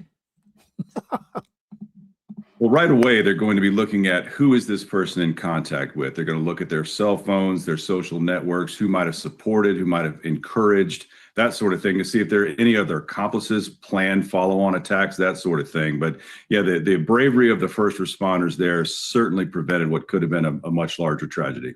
Aviva, this is one of the largest temples in the United States of America there in Detroit. That's right. And the Jewish community is shaken, and we're saddened, and we're angry, because this didn't just happen in a vacuum today. We have watched this escalation over more than 2 years. Graffiti, vandalism, the harassment of Jewish students, doxing of Jewish professionals, firebombing of synagogues, and deadly violence. We have already seen deadly violence against Jews in this country. And I think so many of us around the country are just holding our breath, because we expect this sort of thing at this point because of the mainstreaming and normalization of anti-Semitism in this country.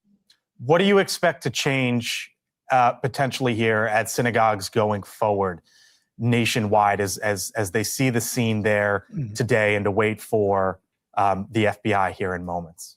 Well, the problem is I'm seeing not just synagogues, but Jewish schools and community centers, just Jewish institutions across this country start to look like fortresses with higher fences and bulletproof glass and armed guards. And that isn't the answer. That isn't America.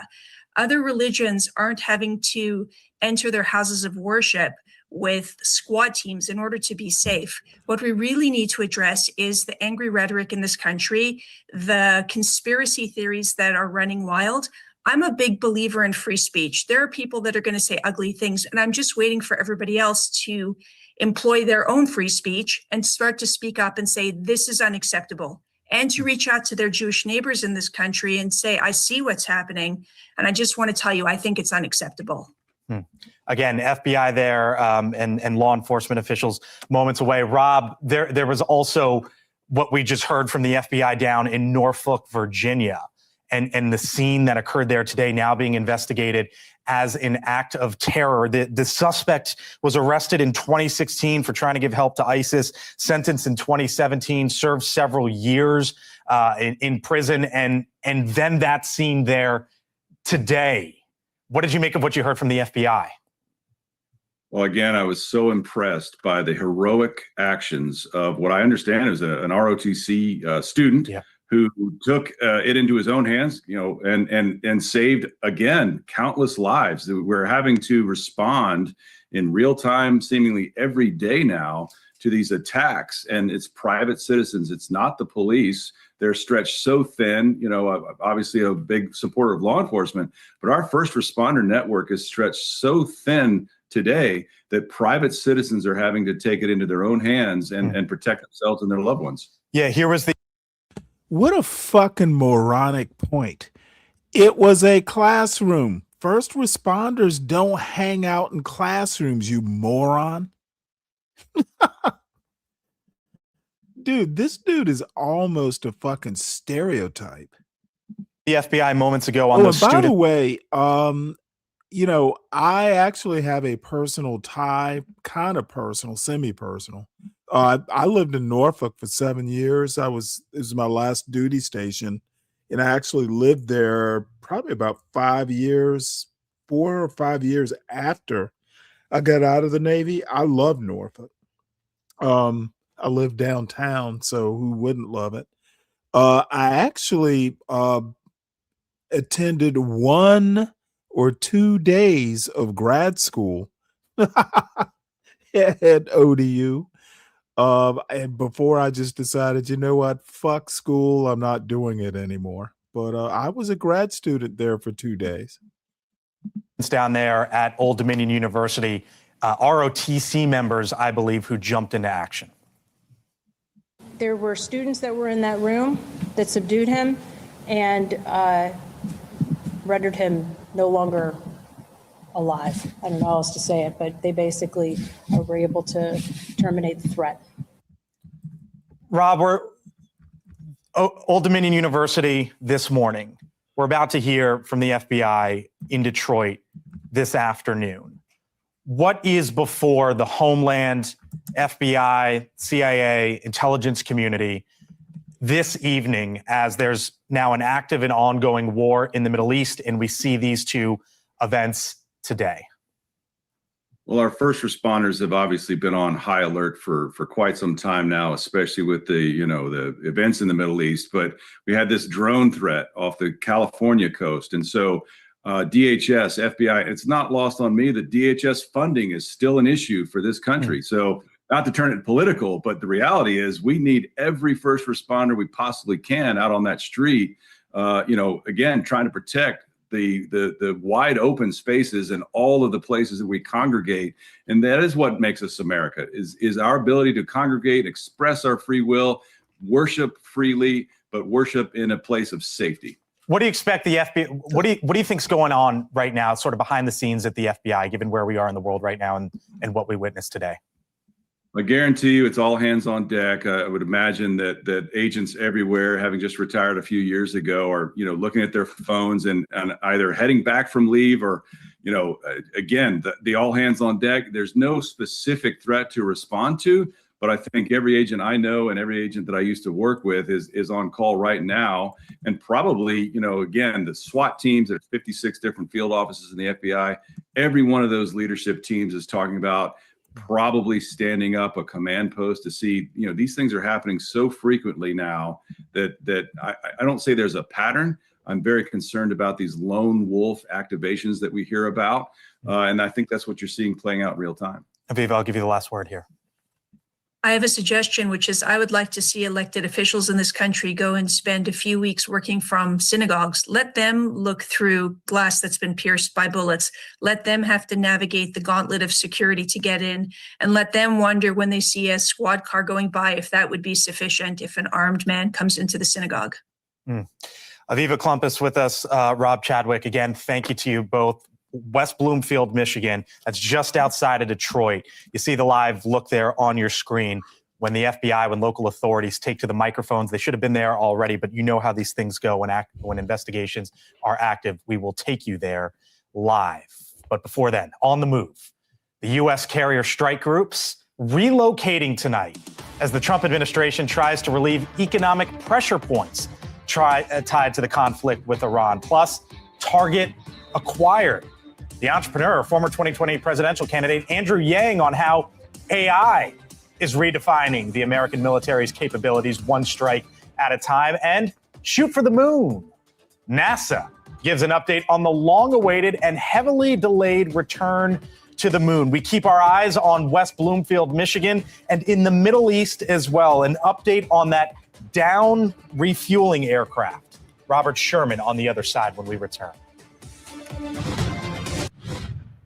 All right, breaking at this hour, rescue efforts underway in western Iraq, where a U.S. KC-135 refueling aircraft went down, we are learning. It comes as Iran's new supreme leader makes his first public comments today, vowing the country will continue to fight and the Strait of Hormuz will remain closed. A pair of oil tankers attacked in the Persian Gulf as well, reportedly set ablaze by Iranian boats rigged with explosives.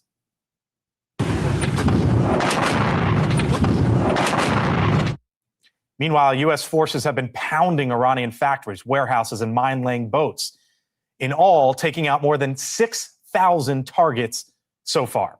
Retired Air Force Brigadier General John Teichert and FreightWaves CEO Craig Fuller with me in a moment. But first, out to Robert Sherman live in the Middle East. And Robert, Central Command putting out moments ago of what we are learning as it relates to this KC-135 aircraft. That's the big refueling aircrafts that the United States military has.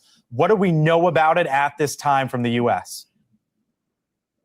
Yeah, hey there, Blake. Well, this is just coming in from Central Command. We have rescue operations taking place in Western Iraq. I'll read for you the full statement that we got from Central Command. U.S. Central Command is aware of the loss of a U.S. KC-135 refueling aircraft. Incident occurred in friendly airspace during Operation Epic Fury. Rescue efforts are ongoing. 2 aircraft were involved in the incident. One of the aircraft went down in Western Iraq and the second landed safely. Full statement goes on to say this was not a case of friendly fire and this was not a case of hostile fire. We should get more as the situation develops. But it shows that the dangers exist here in the Middle East, Blake, in the skies above and on the waterways, with Iran continuing to carry out these attacks on cargo ships going through or near the Strait of Hormuz. Treasury Secretary Scott Bessent saying today that while U.S. naval escorts are not currently happening, they believe that that will happen, possibly with the help of coalition partners in the region when it becomes militarily possible. In the imminent moment, it is not, because the U.S. forces are focused on eliminating the Iranian threat. In the skies above, aircraft on the tarmacs, drones in the skies, ballistic missiles. That is what American forces are focused on right now. And as an aside, Blake, we did hear from the new Supreme Leader for the first time today. Did not hear his voice, did not see his face, but he released a statement in which he said that these operations in the Strait of Hormuz to keep the pressure on the U.S. will continue. Blake? Robert Sherman, live for us, Tel Aviv tonight. Robert, thank you. So here's where operations stand on day 13. Central Command announcing the military has hit more than 6,000 targets.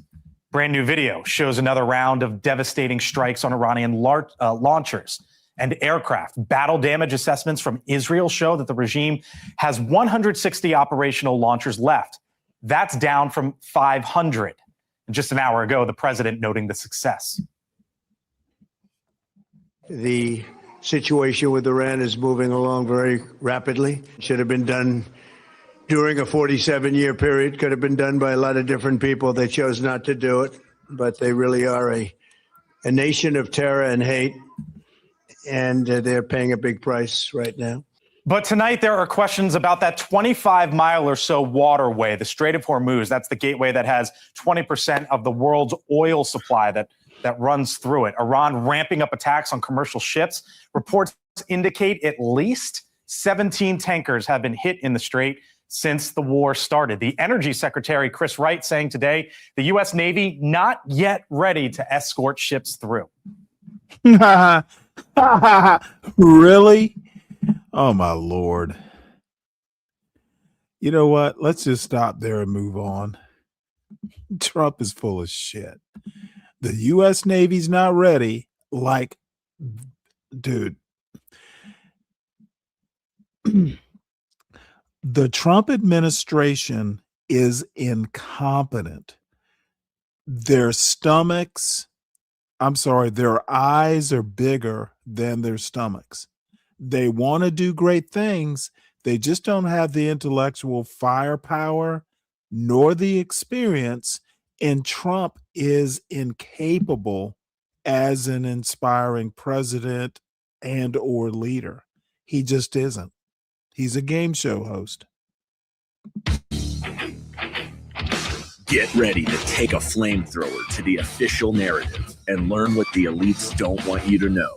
You're listening to The Tom Woods Show.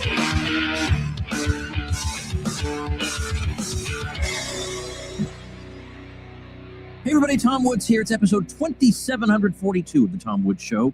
Brandon Weichert is here, fresh off his appearance with Tucker Carlson. We'll see which program gives him the bigger bump in his career, but he is NatSec Guy on Emerald.tv and a fantastic Twitter follow. I was just telling him that I feel like I owe him something. You know, like everybody's Twitter account is free to be viewed, but I look at this and I say I should probably be paying for this.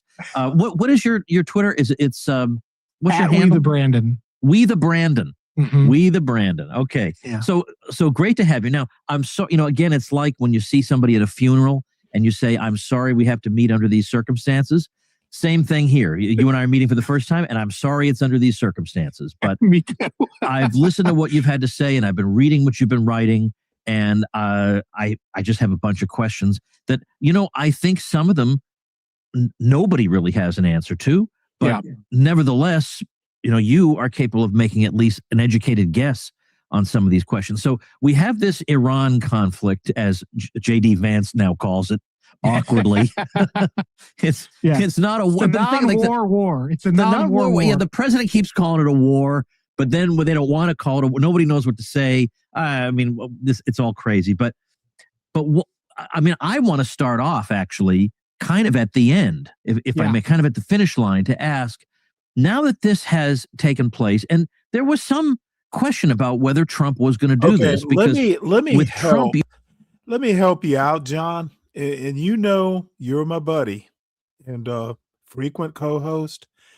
Doge was not about government efficiency.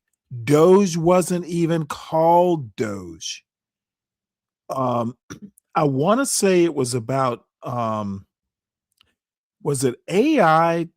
What pre-existed Doge? It was an agency under Obama and I guess Biden that was repurposed and renamed. Get your goddamn history right, son, because some people know shit. No, Doge was not about government efficiency before Trump got the bright idea. And I guarantee you, Trump didn't get the idea. It was Elon or somebody that put that shit into his head. Yeah, USDS. So Doge wasn't even Doge. Doge was not about efficiency, is my point. Who cares? We know what Doge stands for, sir? My point is it wasn't called Doge. So Doge, your argument is literally, John, you know that I'll pick this kind of like fluffy bullshit apart.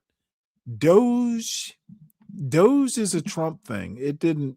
Obama didn't call it Doge. you're dealing with a guy who can change his mind on a dime, can change the way he looks at the world on a dime. It can depend sometimes on the last person he talked to. So it could have gone either way. For example, when he bombed Iran in June of last year, that could have become a much bigger conflict. He even teased the term regime change at that time. And no.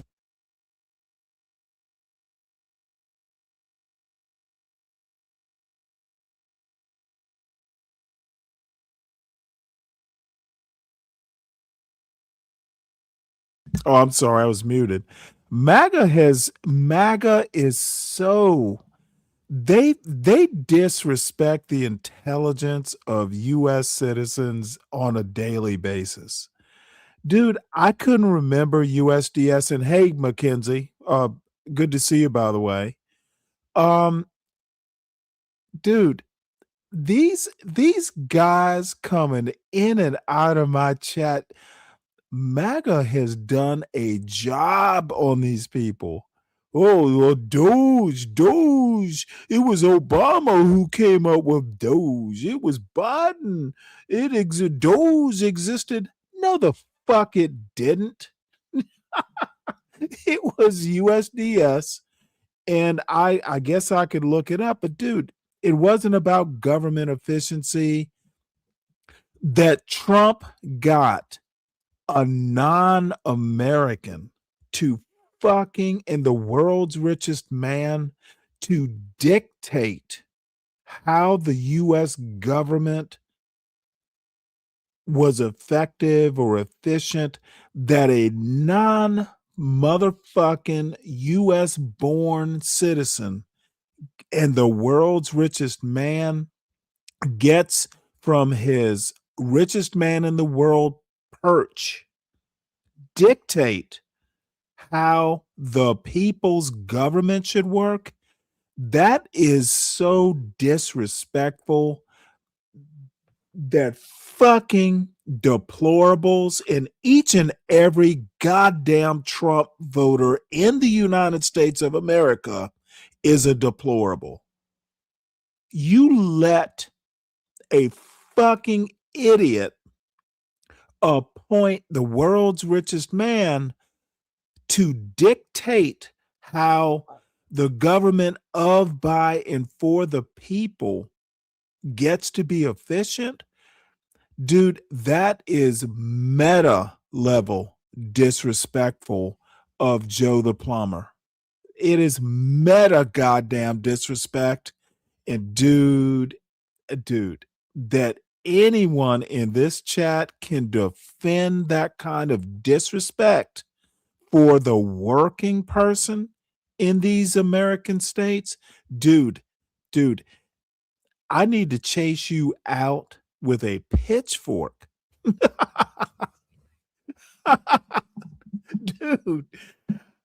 And I don't sit here and think about this every minute of every day, but dude, Trump was so goddamn disrespectful of his voters in getting the world's richest man to tell us how our government could be more efficient. Oh, and by the way, John, did you hear that the U.S. government has decided, oh shit, we fired too many people, we need to rehire, except this time it's got to be more Trump-centric. And I guarantee you there's going to have to be some sort of loyalty test. Like, they cut a bunch of motherfuckers and now they want to rehire motherfuckers. And I guarantee you it's gonna be white makes might. And are you loyal to Trump? Those are going to be the first two criteria. John, the link is posted. Bring that shit up to my panel so I can roast you. And it'll be done with love, of course. But dude, don't bring that dumb shit up to. I'm barely able to tolerate it in my chat. But if you actually think you can defend this ridiculous Doge argument, let's see how brave you are. And the link is aptly titled Dare Link. I dare you to come up here and talk this kind of smack. I will change the whole show to roast MAGA. Nobody exactly knew what was going to go on. So maybe this wasn't going to happen, but now it has. And I guess what I'm curious about is what are the possible off-ramps here? Because I think it's harder to find them than it might have been for other conflicts. So that's a great question. The Tucker interview aired, I think, last Wednesday. And I said at that point he had maybe 48 hours to take the golden off-ramp. And he may still try to end the war unilaterally now. And I know that at some point this week he's going to be addressing the American people. But ultimately, the enemy gets a vote. And as you know from my Twitter and what I was saying on Tucker, the Iranians are not defeated. The Iranian regime is not. I mean, it's damaged, but they might not want to stop the fighting now because they think they've made the American colossus bleed. And in many respects, they have. They've certainly made the Israelis bleed. And they've gone after in a very methodical and efficient manner. The Iranians have gone after the underpinning of America's presence in the region, which people always assume is Israel. But in many respects, it's the oil-producing Arab states. And what the Iranians have done is systematically damaged and in some cases destroyed the Arab economy to the point that I don't believe many of these Arab states will be fully rebuilt, if ever, for many, many years to come. They've lost these oil production capabilities. Qatar is completely shut down now indefinitely. And that's not even talking about the damage from the Strait of Hormuz closure. So in my opinion, the off-ramp, there is no off-ramp anymore. Trump might just jump in the hole and say, I'm done. And we can pray for that because that would still be preferable, in my opinion, to this thing continuing up the escalation ladder. But the Iranians do not necessarily now want it to stop. And certainly, and this is the crazy part, given how much damage has been done to Israel, the Israelis don't want it to stop. And Trump even said either today or yesterday, I think it was in Axios, one of the big publications reported this, that Trump apparently said that he basically would love to end the war at any time, but he has to work alongside the Israeli government to get basically their approval. Yeah. So there you go. We're there's no golden off ramp anymore. We're in this thing for the long haul. It's going to be a long haul too. Not to mention, if he were, well, I mean, you just implied it with what you said, but if he were to declare, let's say he took that back, because Trump has a way of saying the opposite one day of what he said the previous he's day. very mercurial. So yeah, and he could say, I never said that. The United States makes its own decision. I mean, he could just say that tomorrow. But even if he does say that, obviously Israel will not be happy if the U.S. stops in what it would view as prematurely. Now, what would prematurely be for Israel? It has to be before the installation of an absolutely compliant regime. And obviously that would take, and it would be a far, far more vast undertaking than I think Trump was prepared for. Yeah, and this is why they're talking about ground troops now. This is why, Which with the topography of Iran, how is that possible? I know. Well, and I think it's key to understand. I think I said this in the Tucker interview, but I've said it in subsequent interviews. The United States does not have the force structure to actually conduct an invasion on the level that it did in 2003.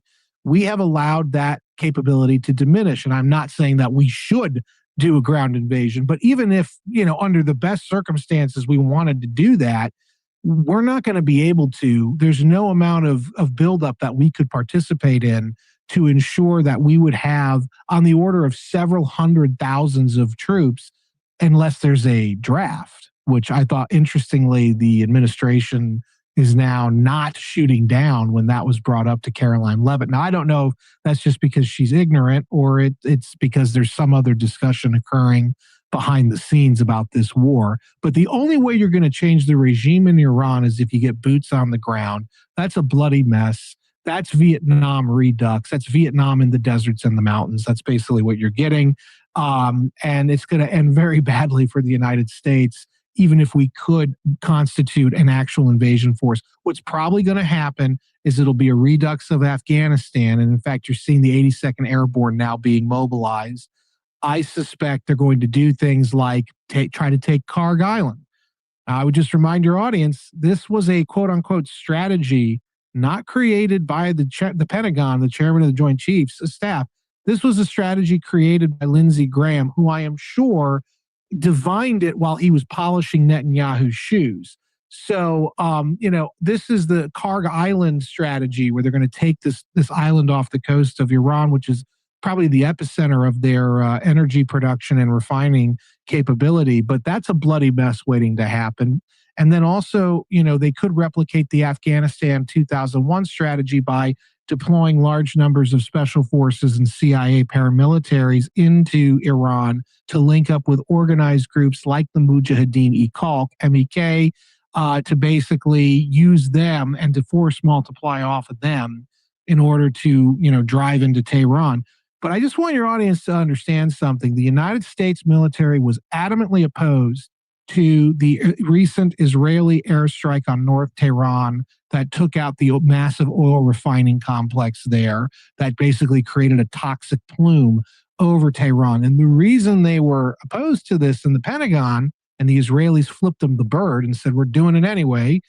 Great ally stuff there, guys. But the reason was because the U.S. understood this would damage the protests. Remember, this was the whole thing, is Trump wanted to use these anti-regime protesters. Well, they're certainly not going to have any friends in Tehran today.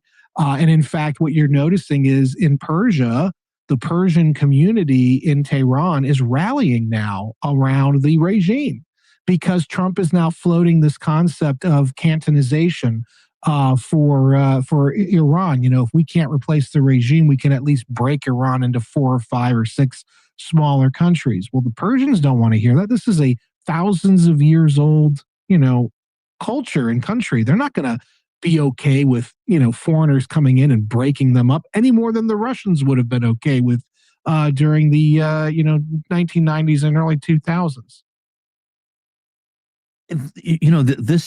This point you just made about people in Iran today, I mean, obviously there are substantial numbers of people who will rally to the Islamic Republic.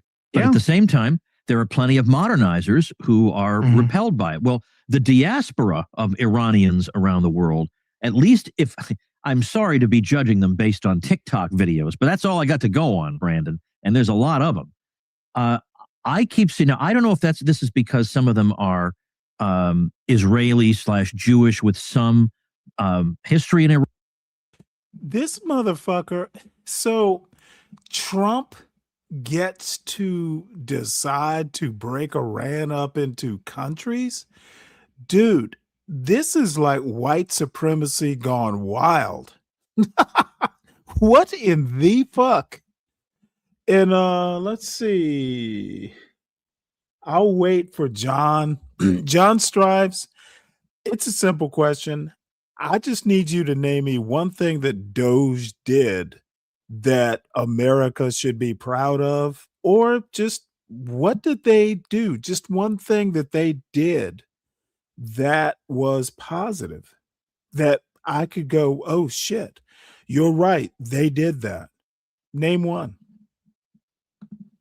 Or what it is, but they're super enthusiastic about what's been going on. And it's like, either you are coming at this from some kind of a Zionist perspective and you view the U.S. and Israel, well, you know what? very Now I'm gonna be favorably, looking or for you it, have Natasha. not been paying attention to the way the United States deals with countries in the Middle East. I mean, you really think that this was to make things better? I mean, what's happened in Syria? You think people in Syria are doing really well under the present regime there? I mean, well, the Islamists are doing well there, which is ironic. So what is this? Where is the not? I don't. Okay, you got to help me out here. What poorly hung art? The art to his right is in some sort of recessed cupola. No, that's not a cupola. Whatever that is, I don't see anything poorly hung. Help me out here. I don't have your artist eye, apparently. What's up, Nagon? Miscalculate. Oh, you know what? I don't, but see, this is the weird part, Nagon. I'm not anywhere near a military expert or president. Dude, you don't fix what's not broken. That's kind of like a simple thing. I'm not 100% sure Iran was broken like that. If anything, we're breaking it more than it was broken, dude. You're pissing people off. There are terrorist attacks in the United States from this shit. It was unnecessary, and this isn't even looking at it in hindsight. I knew leading up, and there were months of lead up into the US going into Iraq. There were months of hearings and just a whole lead up to it. And at the time I was working away from home. I was commuting into Charlotte, North Carolina. I lived in South Carolina in the Greenville area, but I was commuting every week because I was working on an IT warehouse management system project. So I was living out of hotels 5 days a week. So I pretty much was watching the news every day, CNN, as a matter of fact. And dude, it was just obvious that this was stilted, it was fake, and they were making up shit. And Trump did exactly the same thing, except at least in Trump's case, he didn't do the charade. He just fucking said, I'm doing it. And, he took a gamble. He thought, how could you think Iran was like Venezuela? We're going to go in and, cut off the head of the snake and win. Dude, and what's going to be worse? If dumb fuck, and I didn't talk about it, but I guess I could. Dumb fuck is gonna go into Cuba too. I can feel it. Dude, this guy is just out of control, and the motherfucking deplorables dude. The people that elected Trump, I don't give a fuck if they were fooled or they regret it now. They were dumb. Trump had a first term and people weren't paying attention apparently. Oh, you know what? I thought I put that story in the Slack and I didn't. Oh, here it is. So Cuba acknowledges secret meetings with US as Trump dials up threats. Trump is going to do the same thing into Cuba. And let me tell you what I think about this. Cuba has a huge African heritage population. It's the white fuckers, the white Cubans, and I'm just going to be blunt and racial. It's the white Cubans who were rich enough to escape Cuba after Batista fell in the first place. It is the white Cubans with the European heritage that are driving this policy for ever since the 50s. You know, the black people in Cuba actually had to stay and, you know, live in it. This would not be happening if otherwise. I think it's the white Cubans in Miami who want their country back, and it's driving this policy. And I don't know if I have anyone, you know, with Cuban heritage from in the chat. I don't know enough. I'm just kind of I'm spitballing here, but basically Marco Rubio is going to be viceroy of Venezuela and viceroy of Cuba because he speaks Spanish. Spaniards are white. Cuba is because of Rubio. I think Obama was right to lessen the embargo, or I can't remember if I think he got rid of the whole thing. And much like what Trump did with Iran, he did the same thing with Cuba. He did a 180-degree reversal. I think it's going to turn out that Obama was right. Cuba would be on the right path had Obama prevailed. And I'm just going to say, I can't prove it. It's a counterfactual. I think Trump wanting to be an asshole with Iran has led to this. And he has just opened up something that Trump is a dummy, and he's got a bunch of dummies this second go round. They just open a can of whoop ass. We're spending billions of dollars so far that could have gone to better use. Iran, unnecessary. What happened? Venezuela, unnecessary. What happened at the embassy, though, Stan, in Cuba? I don't give a fuck what happened. I do not give a fuck. Okay, that's why we left. That is my final answer. Okay, they hit us with a weapon, Stanley. They hit us with some. I don't give a fuck.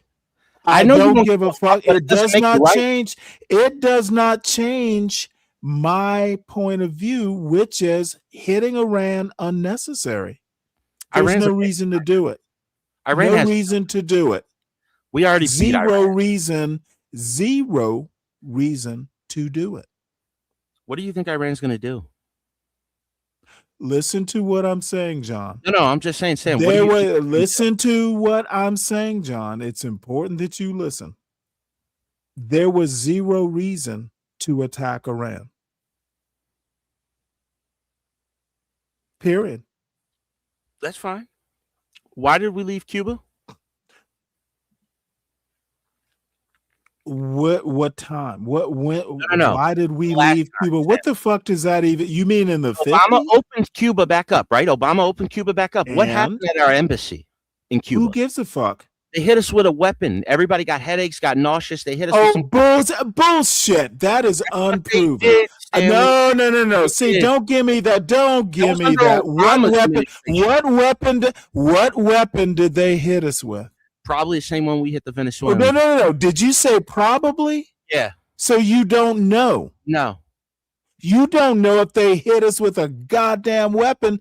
Dude, that shit hasn't been proven. I'm just going off what the U.S. government Okay, said. I'm going off. IRT is I'm going off the same information. you're going What off was our the enemy. name? What was the name of the weapon they hit us with?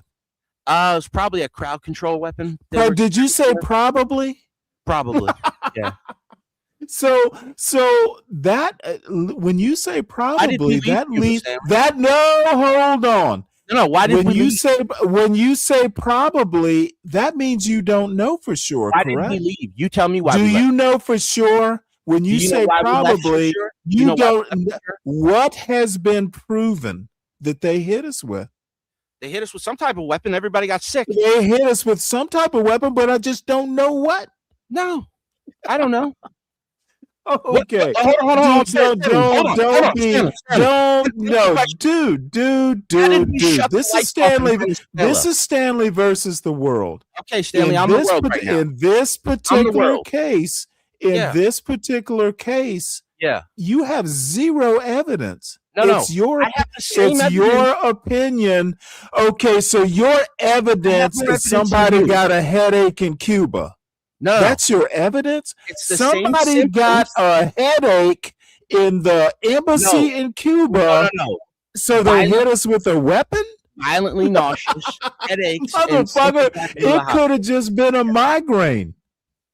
The entire office? This wasn't a fucking carbon monoxide leak. Hey, I'm sorry. What weapon did they hit us with?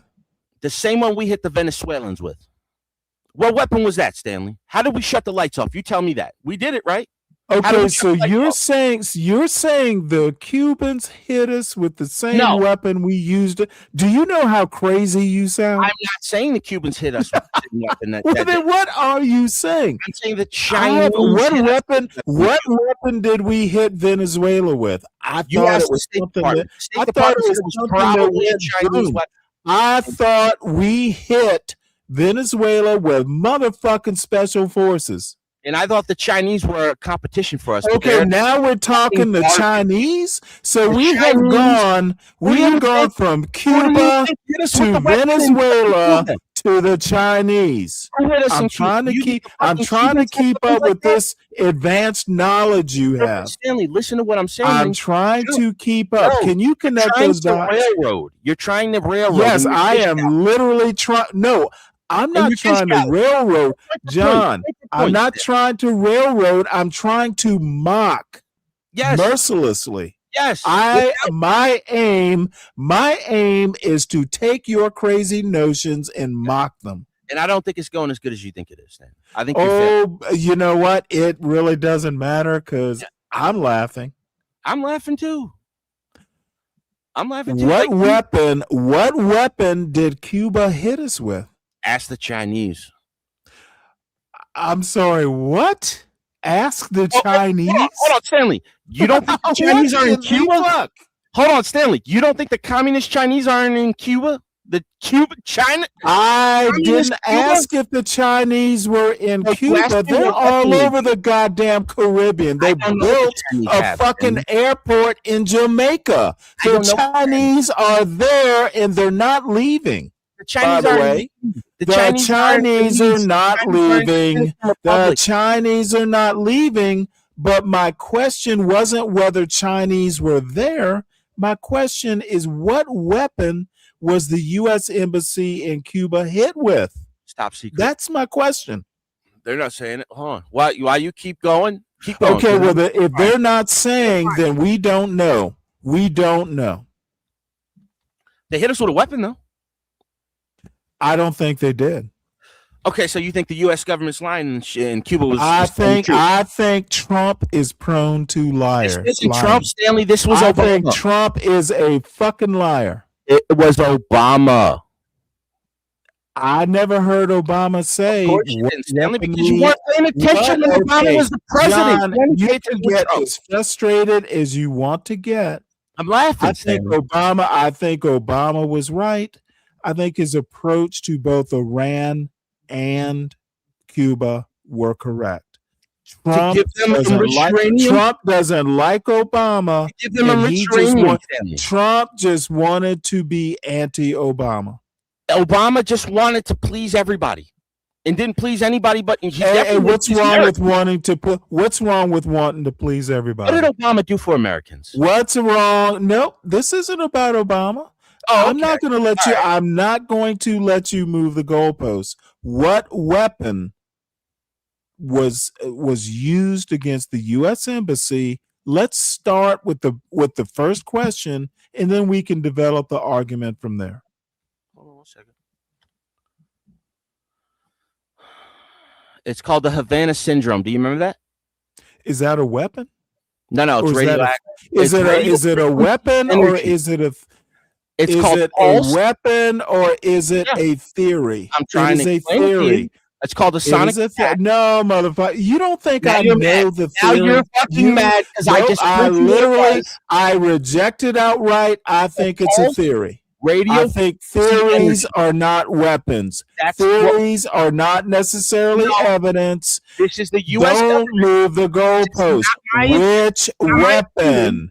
Name me the weapon. So the theory is a weapon. It's a microwave weapon, microwave energy, frequency radio weapon. Yeah, radio frequency weapon. It is. Pulse, look it up. Pulsed radio. No. I'm not looking shit up. Okay, so you're saying the Cubans used microwave weapons in a sonic attack. That's what it's called. Yeah. That's your thing.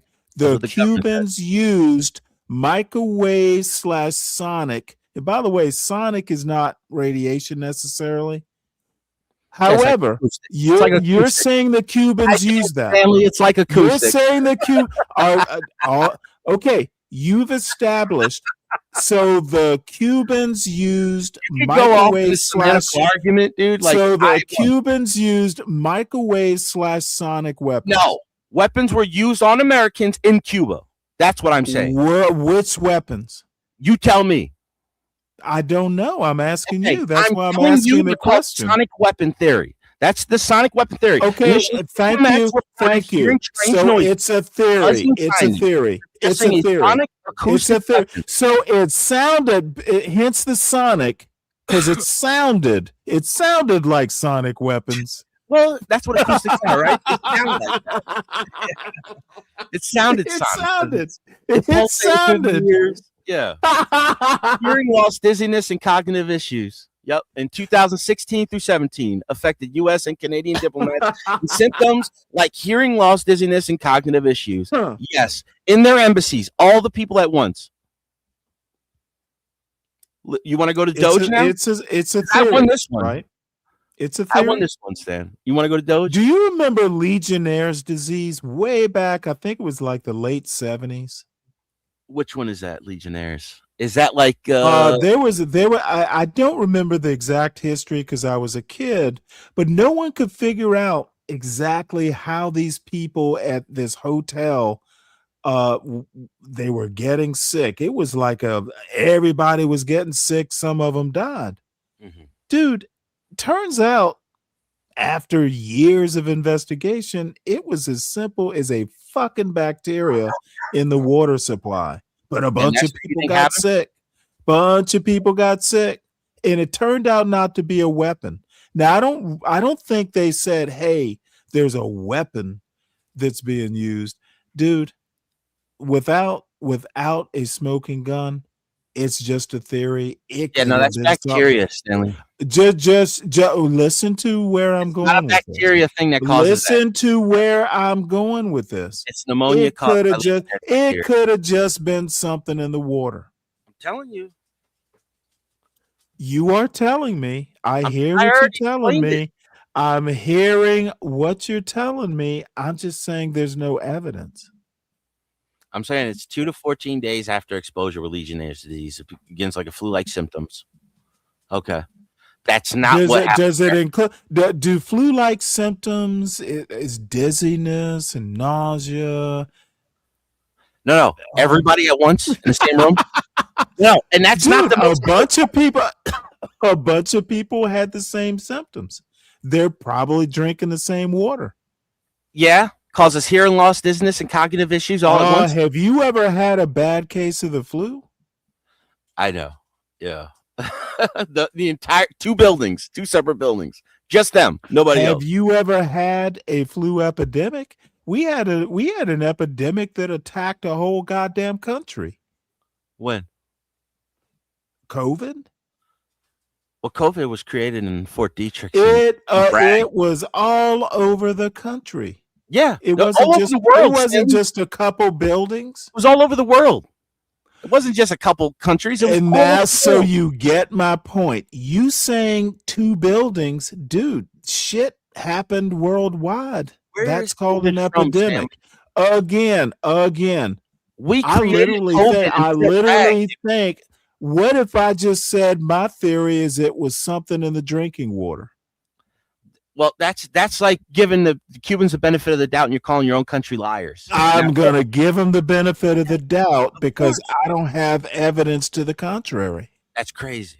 You don't have evidence to the It's not contrary that they didn't do anything. Not crazy to crazy. say innocent. It's not crazy to say innocent until proven guilty.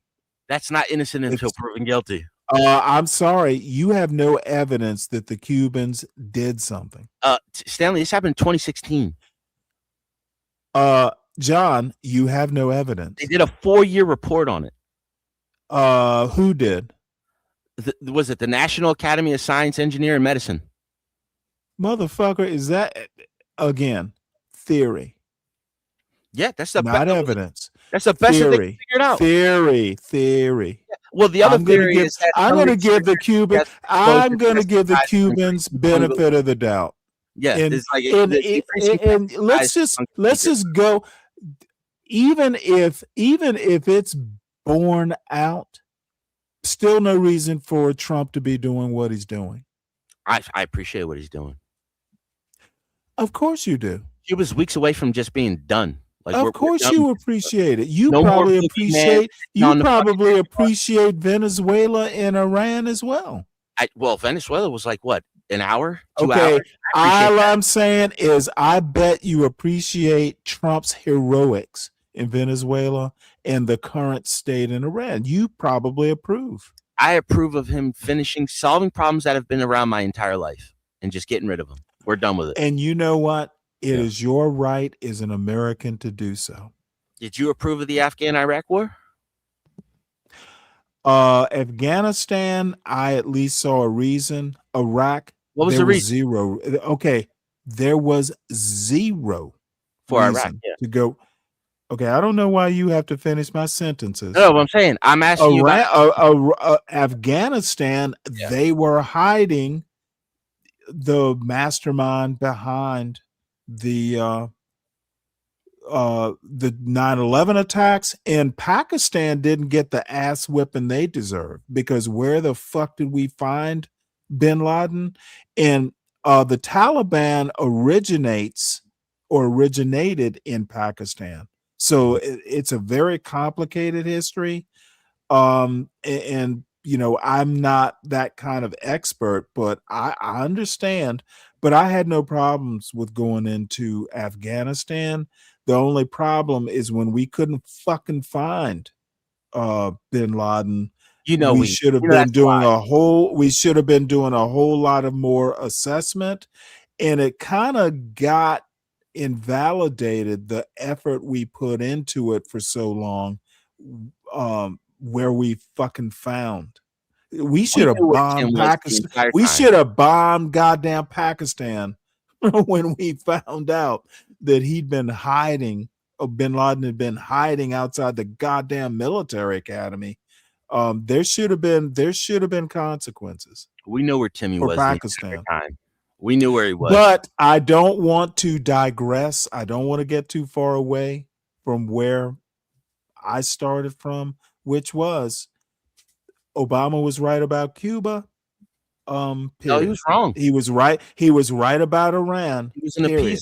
Trump is incompetent, Yeah. and he's just trying to be the anti-Obama. What did Obama do in Iran? I don't give a fuck. You don't I even give know. a fuck. You don't even fucking know. No, I have no idea other offered them than 60% enriched other than he gave them back their money. Yep. And he They funded brokered a terrorists nuclear deal. throughout the entire- Other than those two things, which I think were right moves. He offered them enriched I don't uranium. know. What else did he do? He offered them 60% enriched uranium. So, okay, Stanley, do you know what's the difference between is 60% enriched you know the nuclear difference? weapon grade? 60% is not nuclear weapon grade. Okay, do you know the difference between 60 and 90%? Do you? One step, Stanley. One step. Let me tell you the difference. It's one step. One is good enough for nuclear weapons. The other is good enough for nuclear energy. Can you enrich that 60% uranium into 90%? Who gives a fuck? Okay, that's the fucking point, Stanley. No, there is no point. There is no point, sir. They don't need a nuclear reactor. There is no point, sir. Oil. One is nuclear grade, nuclear weapon grade. One is not. That's actually the point. He was not giving them weapons grade. He was not giving them weapons grade. He was giving them uranium. Now was he? Uranium. Was he giving Iran nuclear weapons grade uranium? Enriched uranium. Yes, he was. Yes, he was. He offered it. He was giving them 60% enriched, not 90% or whatever the grade is for weapons. If I give you a fucking rocket, 60, no. See, what you want to do is that fucking low IQ bullshit. It's called layman. Did Obama offer Iran nuclear weapons grade? Enriched uranium. Yes or no, goddammit? Enriched uranium. Was it weapons grade? Was it weapons grade? Was it enriched uranium? Was it weapons grade? We already talked about it. Dude, you forget where you are. My question has supremacy. No. And you answer my goddamn question first, and then I'll answer yours. Okay, no. Was it weapons grade? No. Okay. It was enriched though. Yes. See how easy that was? Yeah, no. But what's your point? Well, it's not weapons My grade. point is that I think Obama was onto something. Trump is fucking up. That's my point. Obama smart. Trump He's a coward dumb. of a man. Obama smart. Trump dumb. Obama. That's my point. Obama appeaser. Trump boss. Yeah. Trump is old balls. He's boss. Boss. He Trump knows how to is actually a run fucking things. white supremacist who got mad because a black man was smarter and And classier. Obama's a self-loathing. Obama smarter, classier, and Obama was better raised liked. by his white family and doesn't identify Obama as white at all. better, smarter, classier, better liked. History will treat Obama better than Trump. I doubt that. Oh, I don't think you can history doubt. treats Well, Obama motherfucker, well. you don't read history books. Yeah, I do. I read. You history will. books. I watch You will history never know. No, I was there, Stanley. I would be there to see You Obama. were. You were there when. You were there when. When Obama was the president. I don't have to read a fucking book on it. I was there too. Okay, That's then. why. So what is your That's fucking why argument? I think history's going to treat Obama better. He's much smarter, much classier, Mediocre. better sense of humor, better liked as an ex-president. Obama wins, and Trump is pissed off. Obama doesn't have to fucking wear makeup. So, what is that fucking point? Obama doesn't have to have a weird fucking haircut not to seem like a creepy old man.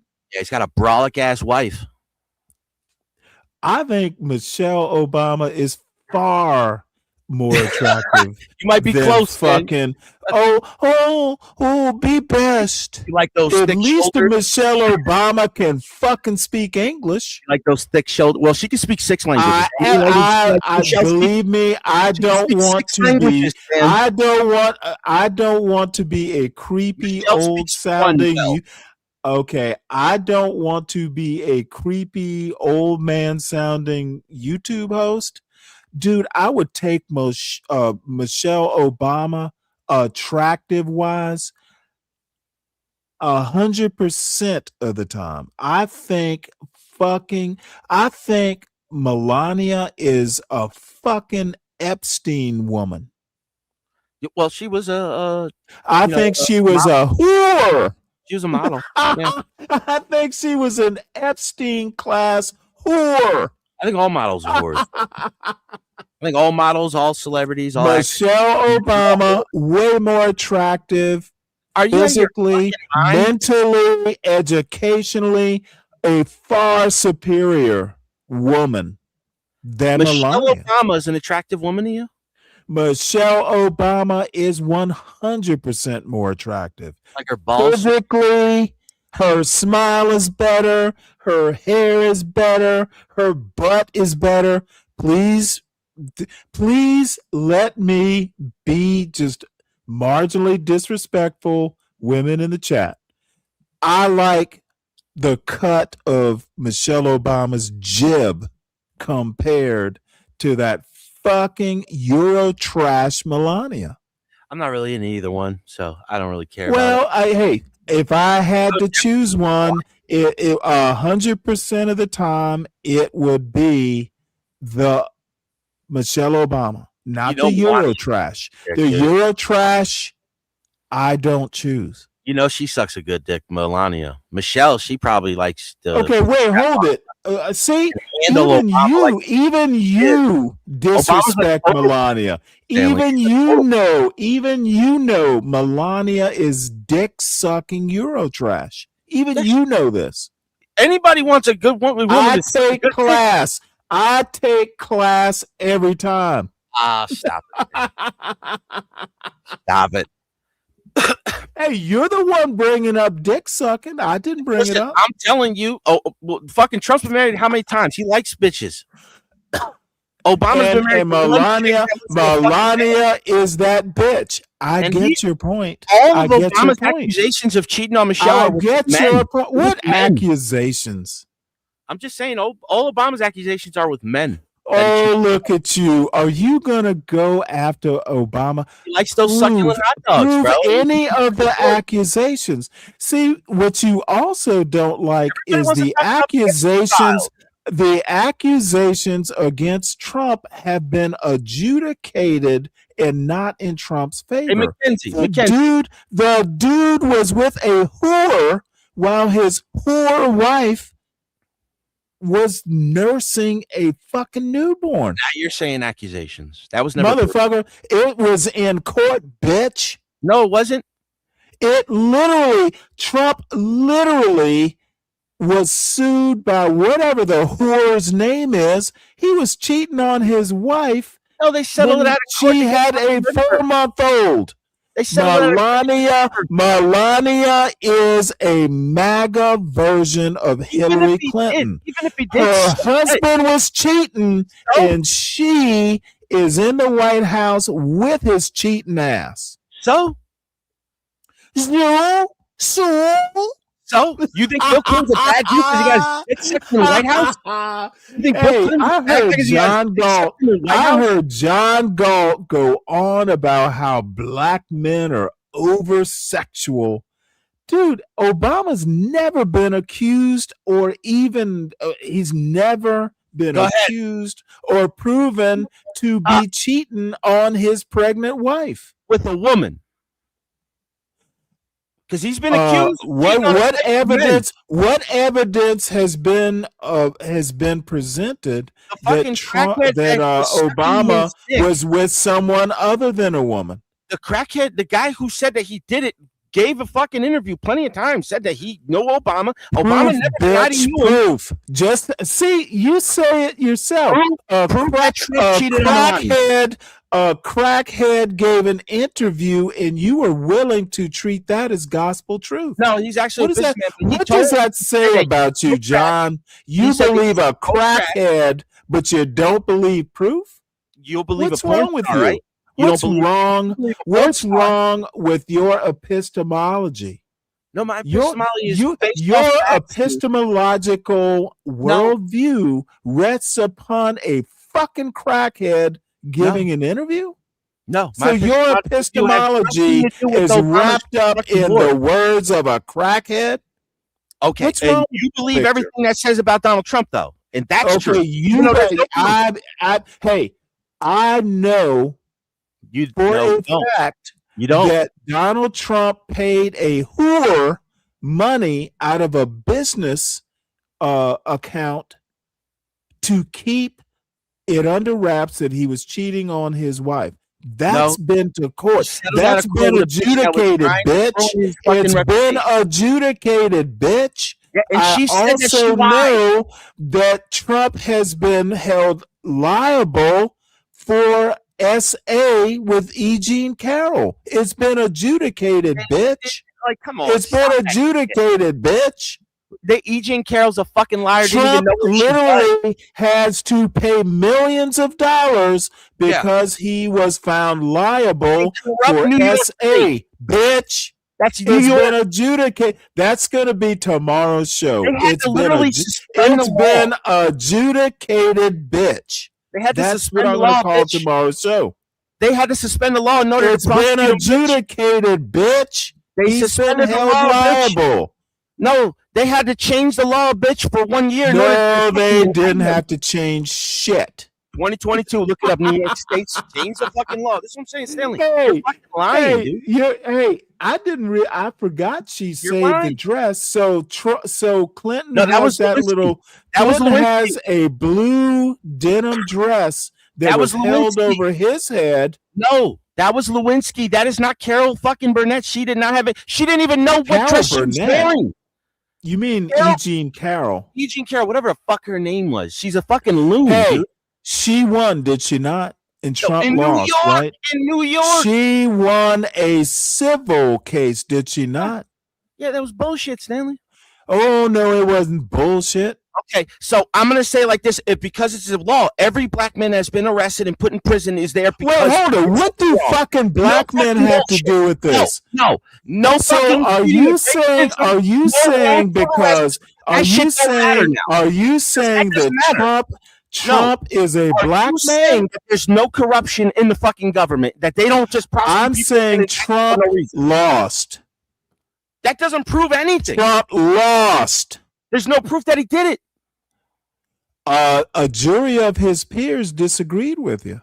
Okay, Stanley, you're so fucking lying right now, dude. It's crazy. Oh, I'm so fucking right. Yeah, you're lying. I'm so fucking right that You're Trump lost lying the so fucking civil bad. case. He lost the case. Hold on, I gotta piss. You go. You keep going. I'll be right back. All right. Well, let's get back to our video. This poor man. Somebody help this boy. What's up, Roz? Naive take. Oh, by the way, everyone, please make sure that you. Apparently, the fuckery has started, and I have enough beer to carry through with the fuckery. Everybody, please make sure you hit the like button. If you're new to the channel, this is going south extremely fast. A little sooner than I expected, but it's okay. It's Friday. Support the show by supporting the host. The Sovereign Beer Fund is open for investment, and I also want to thank my dear supporters of the Saturday show, which will be happening around 2 or 3 tomorrow, more likely around 3. The Brooklyn Watson ×2, The Savage Entertainment, The Deacon Dave, my dear friend Woody Johnson, The Admiral, The CKJ3, And the day one chat won, first supporter of the show won, the DiCapriono. So salute to you all. Give me 1 second because I got a clear microwave alarm. I got to put some hot dog buns, believe it or not, into the oven. I'm having motherfucking kraut dogs tonight, folks. You. Yes, I sauerkraut. like sauerkraut. I love sauerkraut, dude. I found that on later on in life. I fucking love sauerkraut. Well, you know that fermented stuff is good for you. Everything that I've eaten that's fermented, I fucking like. I don't know if it's hereditary or what. It's a thing. It's a thing. The best thing I've ever had that was pickled watermelon. I've never had that. Holy shit! I ate it at I know they make it in jars. You can buy it. Yeah, I've been looking for it. I know they sell it at like boutique stores, small little, like fucking Mediterranean stores. But Right. man, I had it at a restaurant. It was so I couldn't believe it because I thought it was going to be a little sweet behind it. But no, but you really look at it, it's a giant cucumber anyway. All right. Well, I will be right back. I'm going to start the video. Queen, the Malcolm X stuff is tomorrow during the culture show. Coming on the part, I kind of thought people in the Middle East or with roots in the Middle East would be more informed than Americans would be. And yet I listen to these Iranians, so-called, making these videos, and it's like they're dumber than Americans. Yeah, a lot of them have not been to Iran ever. A lot of them are like born and raised in America, and a lot of them, maybe their parents, lived there for a period of time. But ultimately, they don't represent the majority opinion. I mean, look, remember, the Shah was overthrown in a popular revolt, and people need to remember that. And I'm no fan of the regime in Iran. I think that they are a supporter of terrorism, and I do think that they are not our friend. But ultimately, the regime, at least initially, was put into power on the back of a very popular wave. Whereas the Shah, who I thought, okay, he did serve American interests, but he clearly was not popular. He clearly was not, the popular leader that people wanted to claim him to be. And a lot of these people, these expatriates, are themselves monarchists. A lot of these people are themselves monarchists, and they are basically carrying the water of the monarchy that is wildly unpopular to this day. The Shah's, I think his son is basically a lobbyist in Northern Virginia. And ultimately, that's who the British and the Israelis really want to see take power. And even the CIA is saying that's not going to work because the monarchy is not popular. But a lot of these expatriates are monarchists at heart because their parents were and their family members were, and they lost all their possessions. But that doesn't represent the majority opinion in Iran. And I think that you're witnessing the fact that there hasn't been a popular revolt. There's been protests, but a lot of that we're finding out was generated by CIA and Mossad and these sort of non-governmental organizations. Again, sort of like what happened in Ukraine in 2014 and sort of like what we were trying to do in 2012 in Russia. So this is not necessarily organic and not reflective of the majority opinion of Iranians. I might be putting you on the spot with this question because I don't know how much anybody really knows. But what do your instincts tell you about the claim that the regime murdered 30,000 protesters? I have no idea. There's so much coming out of the Iran. I mean, look, let's just be honest. The regime there is not great. They lie about stuff too, and they do bad things all the time. We all do, as in terms of our government. So this is not like anybody's hands are clean in this thing. I mean, I could believe it. It doesn't really matter. Ultimately, the bottom line is, I mean, it's terrible if it happened the way they say it happened, but ultimately the bottom line is this. We're just going to assume it's not. The Iranian government doesn't care about their people the way that we think that they would. They just want to stay in power, and they have secured that power base. And now we are actually helping them secure it because what we're doing is we're putting a big target on any potential rival to the regime. Their internal security identifies them during these protests, take them out, weakens the resistance, and then we're defeating their military so that people can uprise. We're defeating their military so that people can uprise. This is not. You really? Whoa! You really believe that? Yeah, I really do. Okay, you are, dude. That government is not as unpopular as Trump would have you believe. They're not as popular as There this are government. there are people, dude. I saw a story today. There's something called Quds Day, where people go out and support Palestine. No, Dude, that's not there what was Quds Day is, okay. Stanley. I need you. Okay, dude, I looked it up. That's how I even know it. All right, I'm not guessing here. Either Google's wrong or you're wrong. No, Which Google is it? likes to exaggerate, and they don't like to tell you. You have to Okay, look. all I have to say is I Googled it. Google is not like, the end all and be all. Are you saying Google's wrong? No, you got to look for it. It's hard to find it. Okay, dude, it's not that hard to find. Yeah, it is. Why do you think I looked it up in the first place? I was listening about this earlier today. The Stanley. reason I looked it up in the first place is BBC featured it. I would have never even looked it up. And I'm like, Quds Day? What is Quds Day? That's why I looked it up in the first place. And I was kind of surprised that, Iranians would support Palestinians, but they support Hezbollah. Why? And they've supported Hamas. Why would I disbelieve that? Why would I disbelieve that Quds Day is why would I disbelieve that? They have materially supported. I'm not saying it's widespread support, but the revolutionary government is not as unpopular as the West would have you believe. What is Quds Day now, Stanley? Let's look it It was up. created in 1979. Just so we're Okay, I don't give a fuck. Palestine. What I don't care to do with about any of Palestine. that. I asked you a specific question. Is Google wrong? It is in response to the Israeli Okay, Day. all I'm asking is a yes/no question. No, Google is not telling you the entire truth. I never said it was. That's what I'm saying. All right, There it goes. Quds Day, officially known as International Quds Day, is an annual pro-Palestinian event held on the last Friday of the Islamic holy month of Ramadan. What is wrong so far? Keep going. Okay, motherfucker, I asked you. What is You wrong said it so was in far? support of Palestine. What is wrong so far?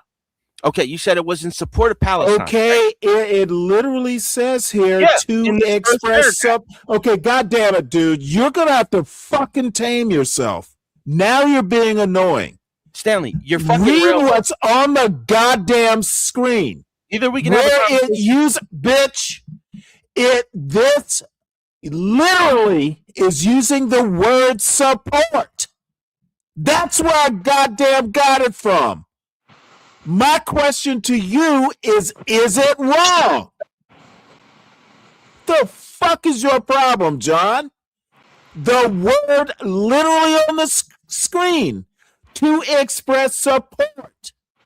Is it wrong is my question.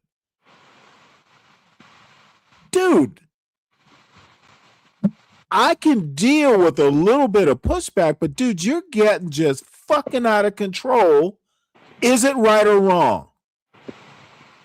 What's up, Queen Sunkist? Hello.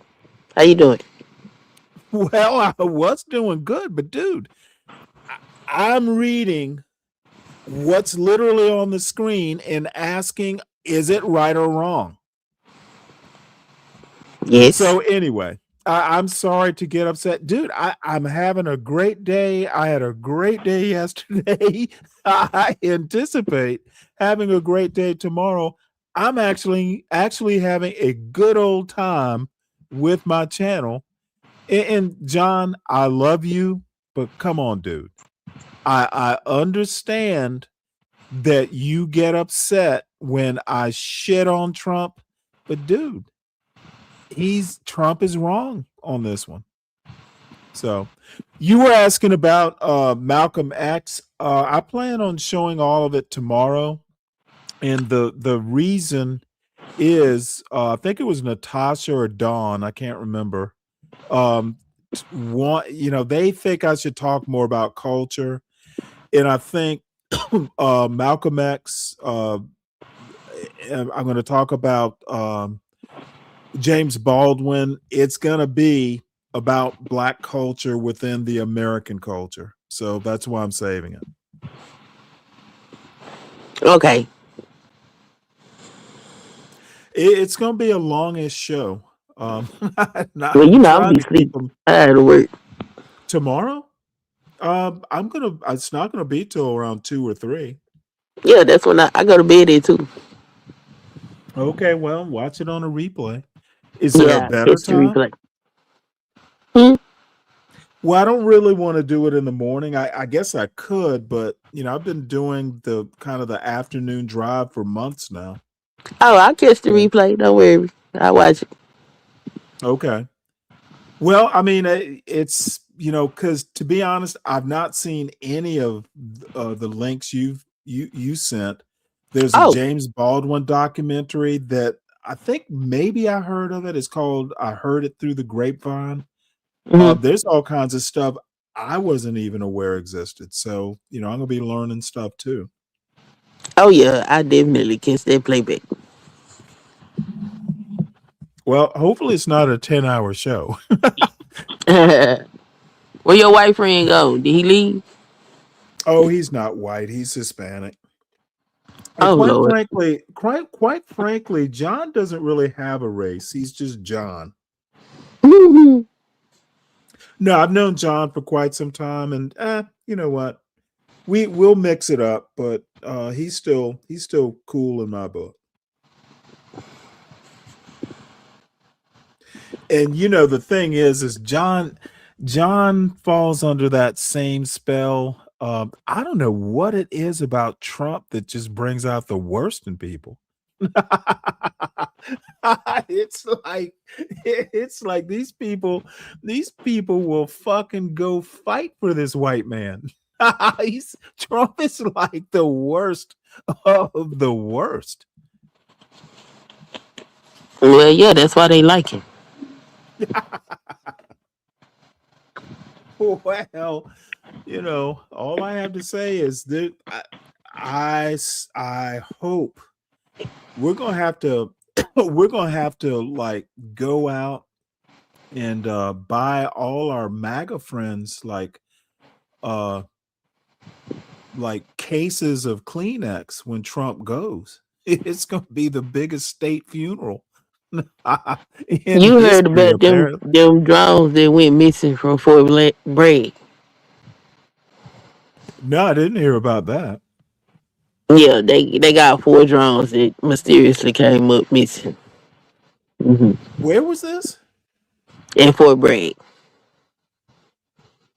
About 24 hours ago. No, I didn't hear about that. But I mean, they're not going to be able to get them out of the country. Maybe they flew. I don't think they want to get them out of the country. I think they finna bomb somewhere in the country. Because I believe all this shit be an inside job. That's just me and my conspiracy theory mind. The hell 4 drones just go missing after they bomb Iran. That's crazy as hell. You should have been up here talking to John. Y'all could do dueling conspiracy theories. Oh Lord.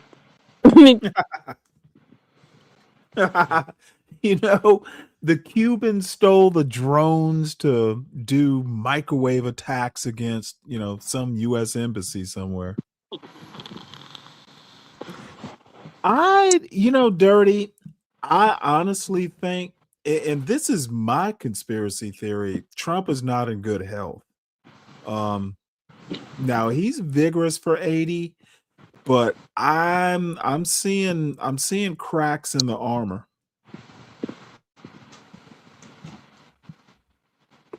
Let's say he would survive a 3rd term if he could get one. Shit. Oh, you know what though? If you ever seen those Star Wars movies, these Sith Lords, they can last quite some time. I just Yeah, don't you think falling Trump apart is. now. Let's see. Let's see. So we'll just go back to this, and I don't know that I want to listen to a much more of it, but the topic kind of So when we bomb and we do these caught my horrific interest. attacks on schools, So this you is called another neocon misadventure. And quite frankly, I agree. This is very let's go and free the people. Let's bring democracy to Iran. And Iran is not. There are many people who are okay with the morality police. oil refineries that set the streets on fire as if it's Dresden. What that does is it tells the Iranian people, we can't trust the Americans. Why would we want to rely? This regime may be bad, but they're ours, and they're going to rally around the flag. So whether they killed, and ultimately that should actually, if that is true, that they killed that many people in response to political upheaval, that should have caused people around Trump to sit Trump down and say, this regime is not going to care about public opinion. You can't just start a war expecting they're going to be overthrown. Exactly. Because they haven't been, and they're clearly very proficient at staying in power. And feel free to disagree if, I'm. Dude, these people are okay with martyring themselves. They don't have, when they talk about radicalization, they literally mean radicalization. You have people who are willing to blow themselves up thinking they're going to get their reward. It's like Christianity on steroids. They, once again, I honestly think these Western chauvinists are assuming that fundamentalist Islam thinks the same way. I wouldn't even say they don't value life; they just see life differently. Open to whatever you want to do. No, but I think I have no basis to judge it either. Except I keep getting fed BS stories that justify intervention. That's the thing. And this is just like in Iraq. Your audience probably, if they followed me, know that at one time I was unthinkingly part of the neoconservative side of the party. I think like Tucker was. My story is very similar to Tucker, obviously not on that level, but I just was sort of, hey, I'm a Republican. Everybody's, on the Republican side. We're pro-Iraq war. And okay, let's just, and you realize very quickly studying it and living it that, oh my God, they just straight up lied. They just straight up lied, and they didn't care. And there was no punishment for the people who got us into a really disastrous war that we're still paying for. And you're seeing the same people in some cases, certainly the same kinds of policies and lies being propagated today about this war, which is why every American who cares about America first must oppose this war. It isn't about being pro-Iranian regime at all. It's about protecting our troops and protecting our standing in the world and protecting our interests abroad, because this does not run in our interests at all. Hey everybody, Tom Woods here with a quick tip for small business owners. If your business isn't showing up online, your competitors are getting the leads.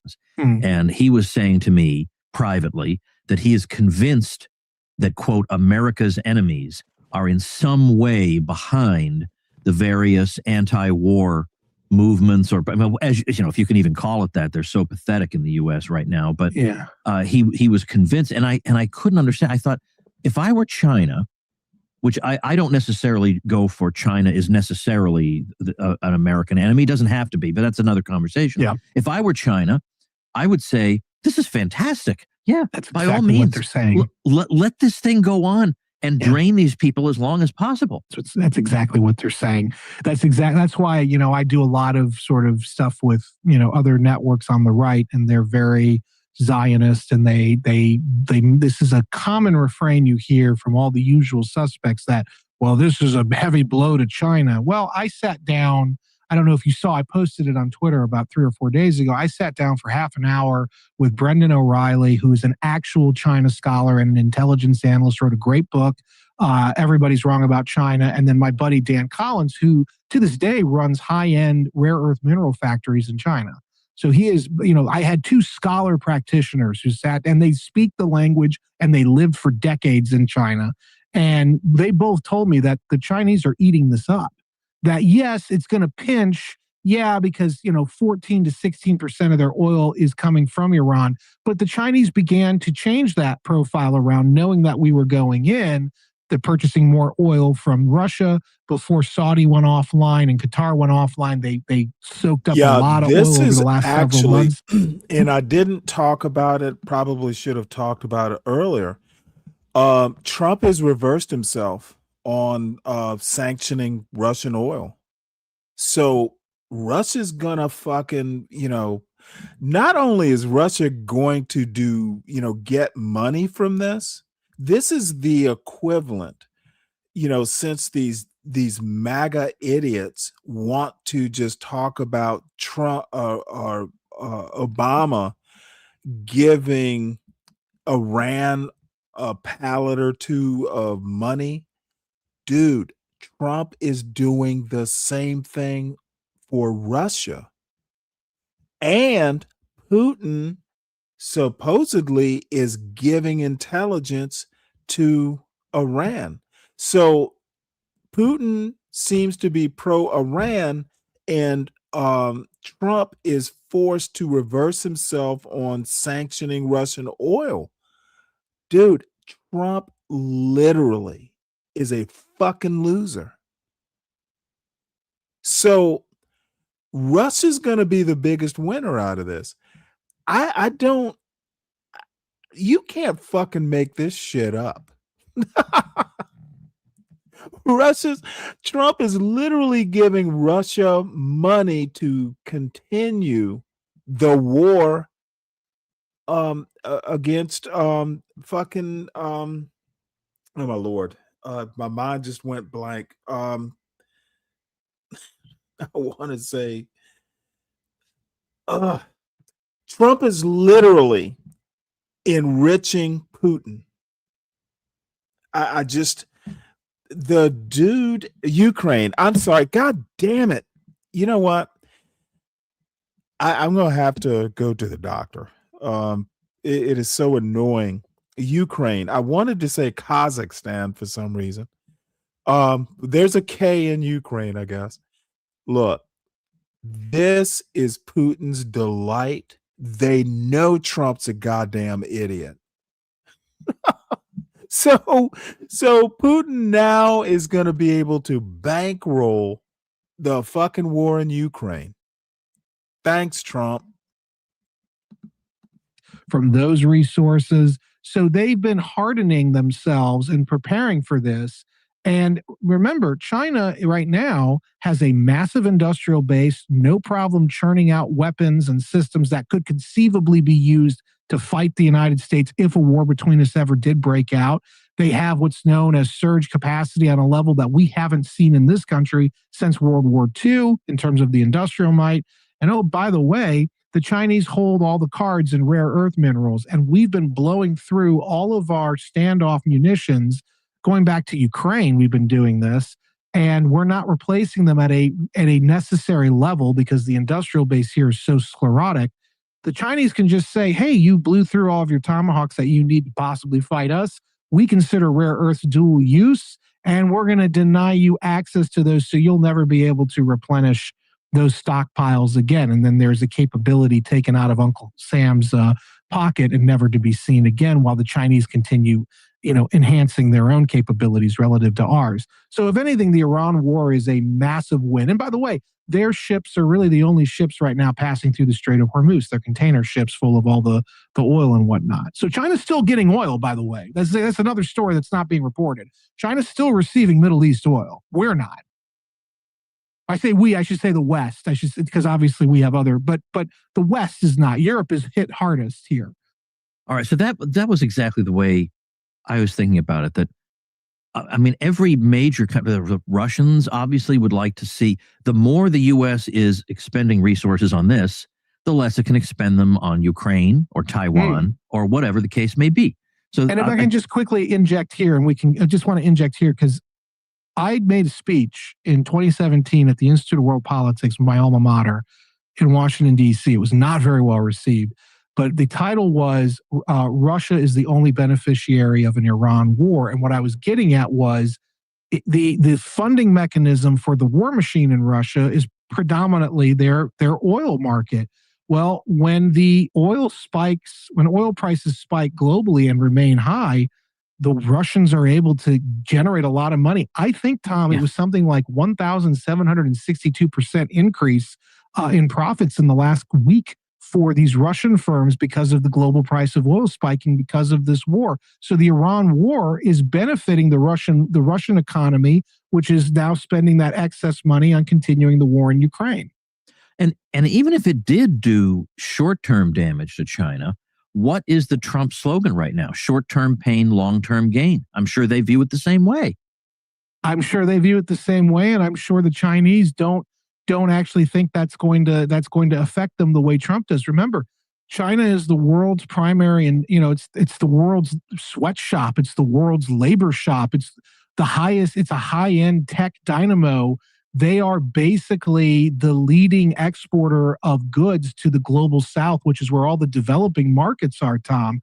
So remember when we started the blessed trade war, and guess what happened? The Chinese, they felt a pinch, but all they did was shift over to global south because ultimately their exposure to U.S. markets was not as significant as America's exposure to key Chinese markets. So when we initiated the trade war, it had massive amounts of blowback on our soybean farmers, on our high-tech sector, et cetera. Whereas the Chinese, they got burned a little bit, but they just moved, they repositioned themselves because they are the key exporter to many of these developing economies in the global south. And that's exactly how it's going to play out from here on out on a variety of issues. Well, let's talk about what the goals of this operation are. And I'm avoiding the word. I call it a war all the time. It's funny. There's war. It's a non-war war. There's so many euphemisms that I can use. I mean, it's like an episode of Veep. I mean, it's like exactly. All right, and the thing is, it's like they all know that we know it's a war. So it's all a charade. I'm reminded of the Solzhenitsyn quote, right? They know we're lying. They know that we know that. Yeah, I mean, that's the level of absurdity that we've reached. I mean, not even, look, I ended up being very critical of the George W. Bush team, but not even George. I mean, at least George W. Bush had the courtesy to lie about the cause for war. We didn't even get a discussion about this thing. It was just one day Trump woke up like the Mad King and said, we're going to war. And, but we can't call it a war. But that's what it is. It is. And it's leading, I think we're in the beginning. I think we're in World War III. That's what I think. Because if there's no off ramp and everybody keeps getting involved in this thing, it's like an insuperable wound. It keeps getting gangrene and the infection is spreading to the whole bloodstream. I think that's where we are right now. You have the British talking about sending their dilapidated aircraft carrier. The French are supposedly sending their carrier. This to me is a world war. This is not even. Now, you know what? I'm going to end this here. And I actually hadn't watched this, but I think it's outlived its usefulness. They're kind of beating a dead horse. So I want to go to here. Oops. Here we go. As we discussed earlier, the prospect of real regime change in Iran soon is questionable. Yet President Trump has been touting the January capture of Venezuela's dictator, Nicolas Maduro, as, quote, the perfect example of an intervention gone right. Now he's suggesting that Cuba may be next. Vivian Salama is a staff writer at The Atlantic, and she has been reporting on the Middle East for 15 years. She gives Walter Isaacson her analysis on Trump's actions in Iran and in Latin America. Thank you, Krishan and Vivian Salama. Welcome to the. No, actually, Natasha, I'm ending it because in a way they're just kind of saying the same thing over and over. In CKJ3, this is hilarious. Stanley, he's telling me that he thinks he's a black that isn't compromised. You know what, CKJ3? You're still young. You will find out. I don't even know how to respond to that. There's no way you can be in the United States and not be compromised if you're black. So keep believing that fantasy. You'll figure it out. You're smart. Show. Great to be here. What is your understanding of why President Trump launched the attacks on Iran? What was the plan there? I think there's been a lot of buildup. Certainly, he has believed for some time that nuclear talks were basically going nowhere. He has long condemned JCPOA. He obviously pulled out of it, the Iran nuclear deal, that is. He pulled out of it in his first term in office. And he has since sort of toyed with the idea of renegotiating with Iran, trying to get them in line. Their enrichment activities have grown over the past few years since the U.S. withdrew from those from the JCPOA. So he was really looking for a solution of some kind, either that they would be able to force the Iranians' hand in negotiations, particularly since last year the Trump administration launched strikes on a number of nuclear facilities in Iran. There's a debate even within the administration about how effective those strikes were, but they believed that at least it weakened their hand a little bit. Israel's also war in the region with a number of Iranian proxies, the Houthis, Hezbollah, that also played a factor into it. Well, what about the thing that Israel forced the hand? Yeah, so then there is that. I mean, as far as the exact timing goes, Bibi Netanyahu has made no secret that this is a dream come true for him. He has believed for some time that regime change is absolutely imperative in Iran. President Trump himself has sort of wavered on that question. You know, if the clerical leadership of Iran were to sit at the table and make a deal with President Trump, I don't think that he would have walked away from that. Well, suppose that the Ayatollah's son consolidates power. What possible end games are there? At this point, I think it remains to be seen exactly how this could play out, except that the Iranian leadership finds itself backed into a corner and so significantly weakened, its hands so significantly weakened that it has no choice but either to surrender and or negotiate. And that is what the administration is certainly hoping for. They want to see that kind of a solution.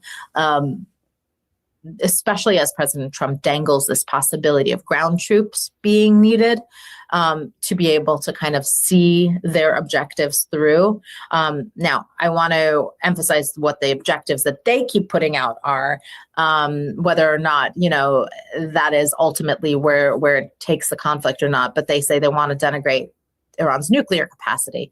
They want to take out its missiles. They want to take out its Navy. And President Trump in a press conference this week saying that the Navy has pretty much been annihilated. And then lastly, target the proxies that are in the region. And so that is what they continue to emphasize is their core mission at hand. They don't like to talk about regime change, except President Trump likes to tap dance and flirt with this idea of regime change and say, yes, at this point, I think it's time for regime change in Iran.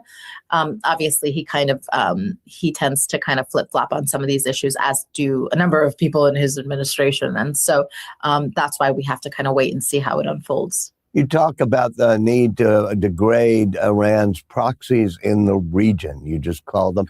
And of course, the main one is Lebanon and the Iranian proxies in Lebanon. And that seems to now be a second front in this war, or at least for Israel, which is attacking there.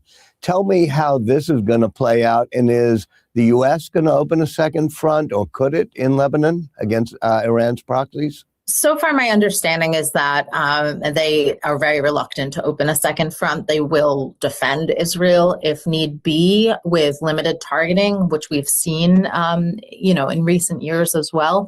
But they're very reluctant to open a second front at this point, particularly since the war in Iran already is so grossly unpopular here in the United States, even among many in the president's base. They would rather kind of get in and out and do this as quickly as possible, also just because we are in a midterm election year, and a lot of that hangs in the balance also because energy prices are rising, and that is also really placing a lot of pressure on the Republican Party. So for those reasons, I think they are definitely leaning toward an in and out scenario. Now, easier said than done. I'm someone who's covered the Middle East for 15 years. I know that these conflicts can spiral out of control almost overnight. This is already looking that way. Israel has sort of made it its mission to try to complete what it started a few years ago and go after remaining cells of Hezbollah that have created any kind of trouble for Israel. Now that's their positioning of it. But of course, we see civilian sites being targeted as well, which is very troubling and could also open the door for a wider conflict. And so, you just said something a moment ago about it could spiral out of control, and that's what we're seeing now. Is this really spiraling out of control? And what do you mean by that? Well, you already see Iran launching attacks sort of haphazardly around the region, even beyond the region. I was reading that Azerbaijan got missiles. I mean, I don't have the list in front of me right now about all the countries that have gotten hit one way or another. Some of it, of course, was just misfires and things like that, but others were deliberate. And certainly Iran is already going after U.S. allies in the region, its Arab allies, targeting sites at massive numbers. I mean, in the hundreds per day, sometimes in places like the United Arab Emirates and Bahrain and Qatar and Saudi Arabia. These are countries that obviously have very close ties with the United States. Some of them host military bases, U.S. military bases there, and this is partially why they're being targeted. They are also no friend to Iran. They were very much on board for containing Iran's nuclear program and kind of getting it in line. But on the other hand, they did not want to get dragged into this conflict. I was talking to Arab officials and I wrote a story before this conflict began about Arab allies declining the Trump administration's request to have them use their military bases because of that exact reason. So you don't put much stock in the idea that the Saudis helped push this attack on Iran as well? I don't think that they're crying for the Ayatollah. I definitely think that they like to see some limited strikes. However, all the officials I talked to believed that a broad conflict like the one we are seeing now was only going to create tension and destabilize the region, obviously destabilize energy markets. And that's what we're seeing. Whether it's a short term or not, unfortunately, I don't have a glass ball, but we'll find out. We talk about destabilizing energy markets, which is a bit of a euphemism for when I go by the gas station now, it's going to hit $4 soon, and West Texas Intermediate is now $90 a barrel. If this conflict sort of simmers for a while, doesn't explode, but stays on, do you think oil stays above $90 a barrel? And does that help Russia? Does that hurt the American economy? Does it help China? Well, a lot of it hinges on whether or not the Strait of Hormuz becomes passable. At this point, it's not. And that's one of the big reasons. It's either because it's too dangerous or because tanker companies don't want to take the risk. And it's understandable with missiles flying back and forth over the Gulf. If that were to change, then I could certainly see a scenario in which the oil price is stabilized. But until it becomes passable, until gas is being pumped again in Qatar, one of the largest LNG producers, those factors definitely play a huge role in this. And until that changes, I don't envision a major change or these prices coming down. Both you and The Atlantic have been doing a great job covering Ukraine. And Ukraine is one of the countries that has actually come to the aid of the United States and others in terms of helping with drones, defense against drones that Iran may have. Tell me, what is Ukraine doing and how that might affect the dynamic?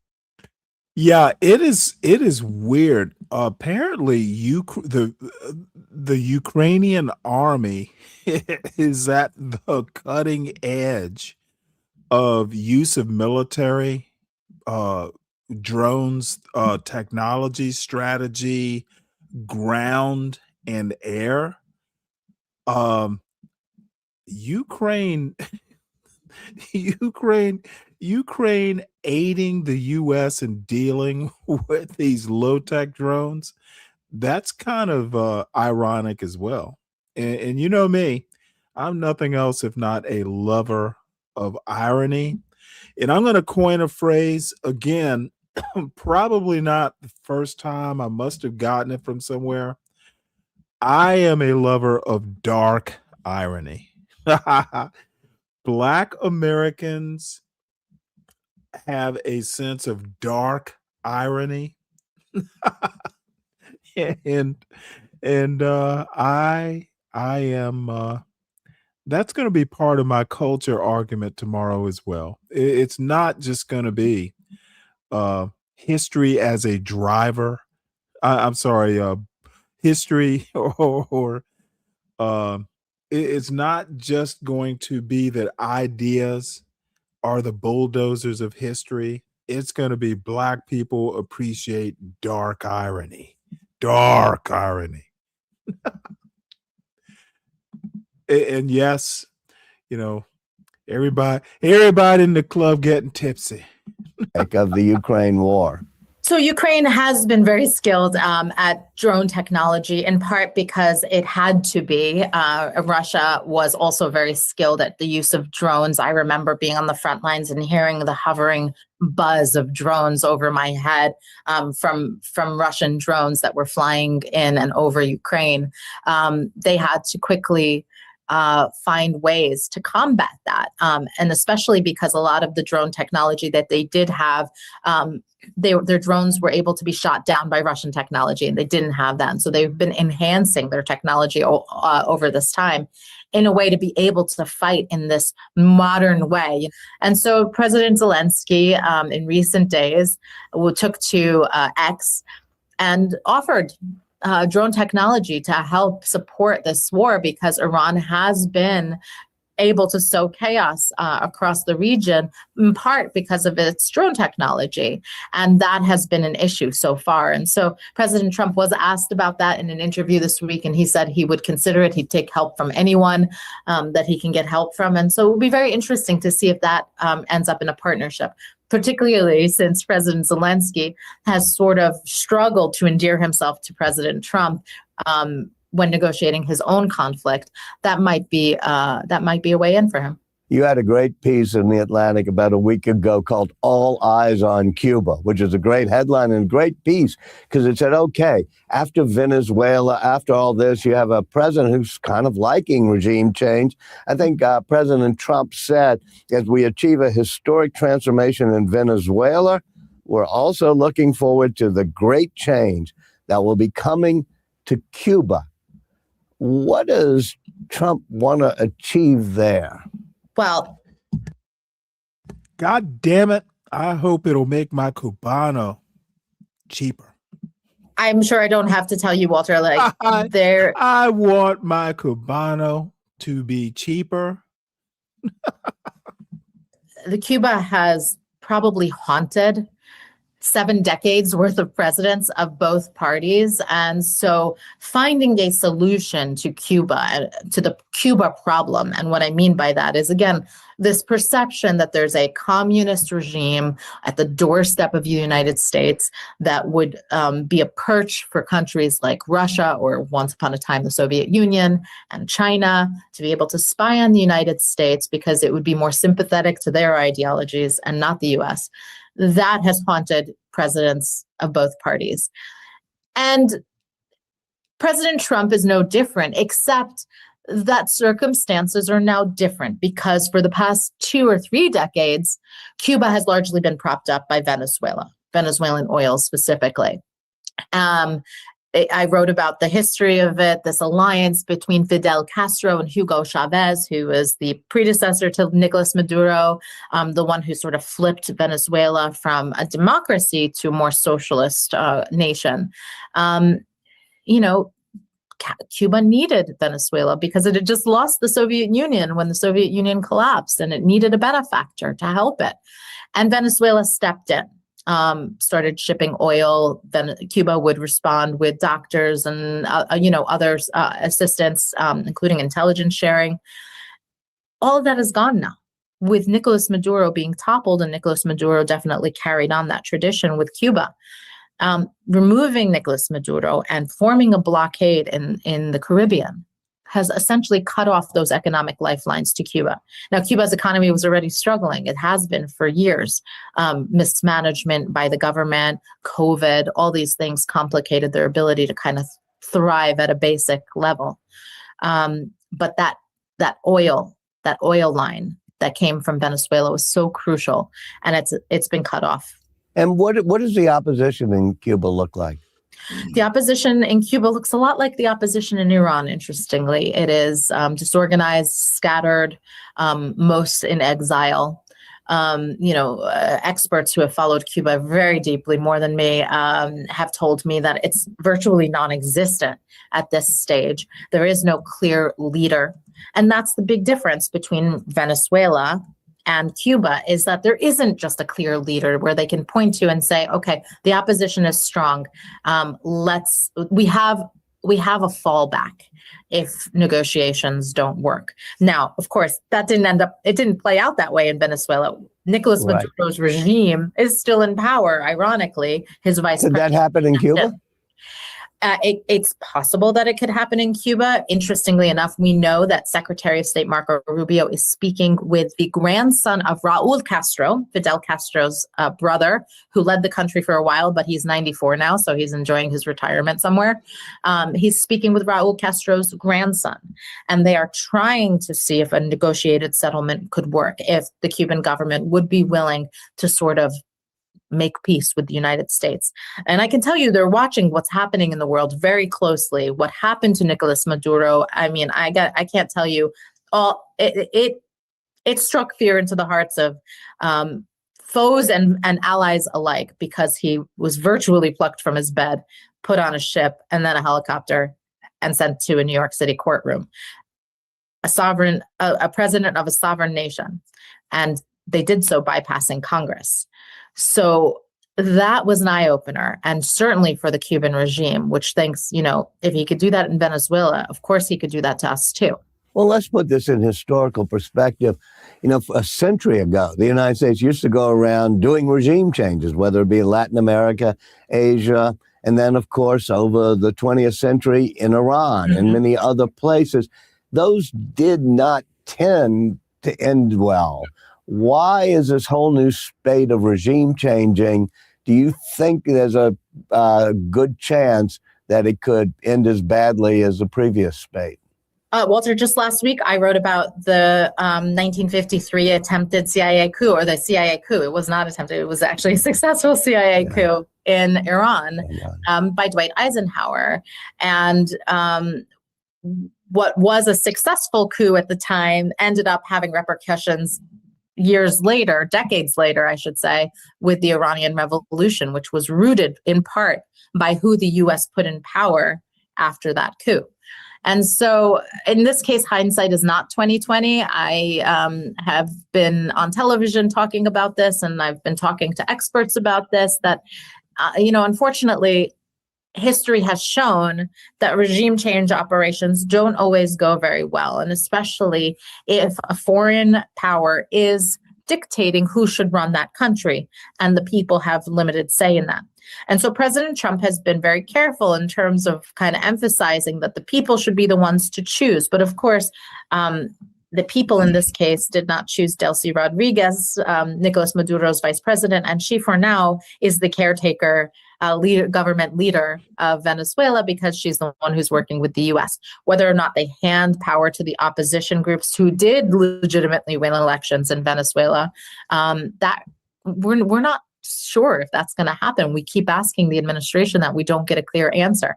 I think they seem to think that stability needs to come first in the country before you can have a referendum or an election where then you kind of do it all over again.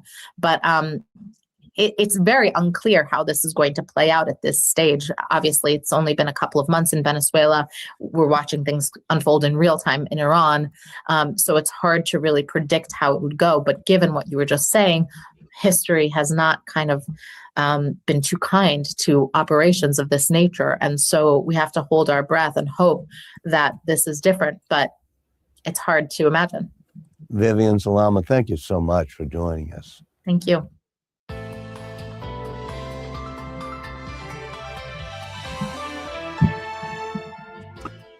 All right.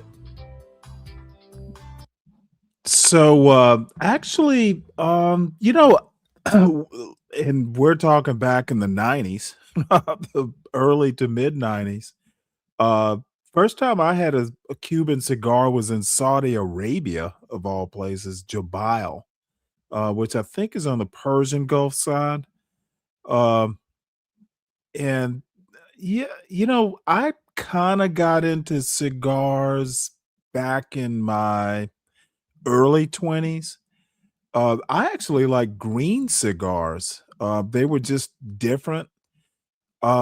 So yeah, I'm gonna check this out. I may even order a cigar or two because it's literally I don't think I've had a cigar. My son will be 20. It could be 25 years since I can remember because once you've had a good cigar, you can never do like Swisher Sweets.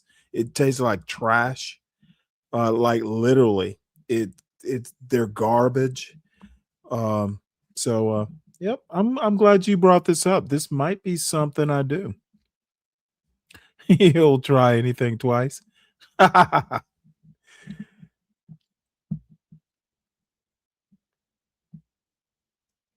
Believe this or not, I would tell you a story. I actually smuggled Cuban cigars into the country from my first deployment. I smuggled a box of Cuban cigars in, and I think I had a box of Dominican. I think they were Dominican cigars, which were not bad.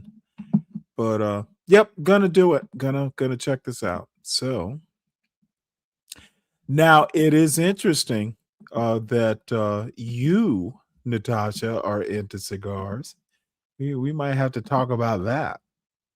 How does your man feel about that?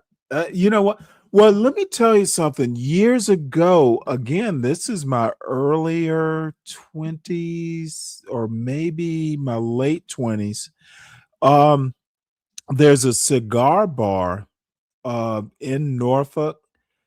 It was kind of like one of these ritzy cigar bar places. And I knew a couple women stockbrokers. They'd want to be up at the cigar bar, cigar and wine. And we're talking like maybe 1995, 96, somewhere in there. So yeah, women would be smoking stogies and drinking port with the boys. Can't say it made them sexier. It's just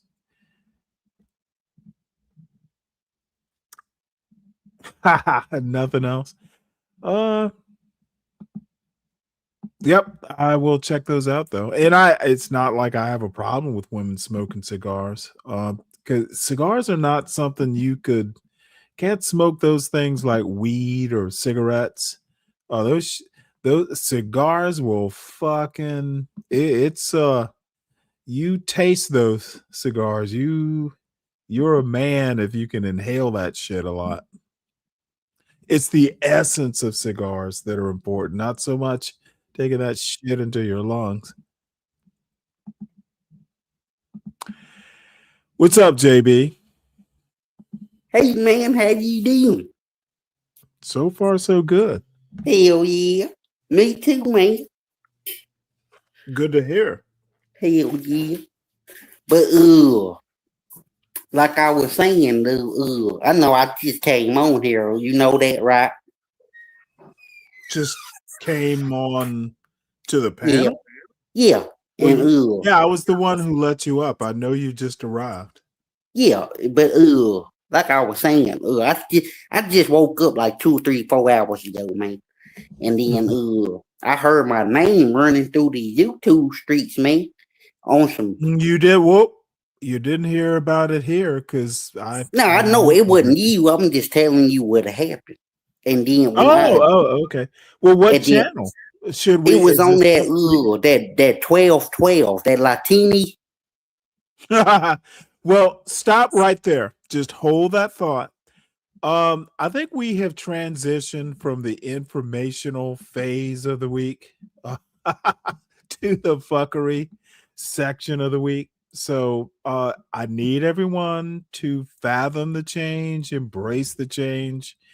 We have radically changed into the fuckery portion of the weekend, and it probably has to do with my beer count. I think I'm on like number 4. So let's go. What you got there, JB?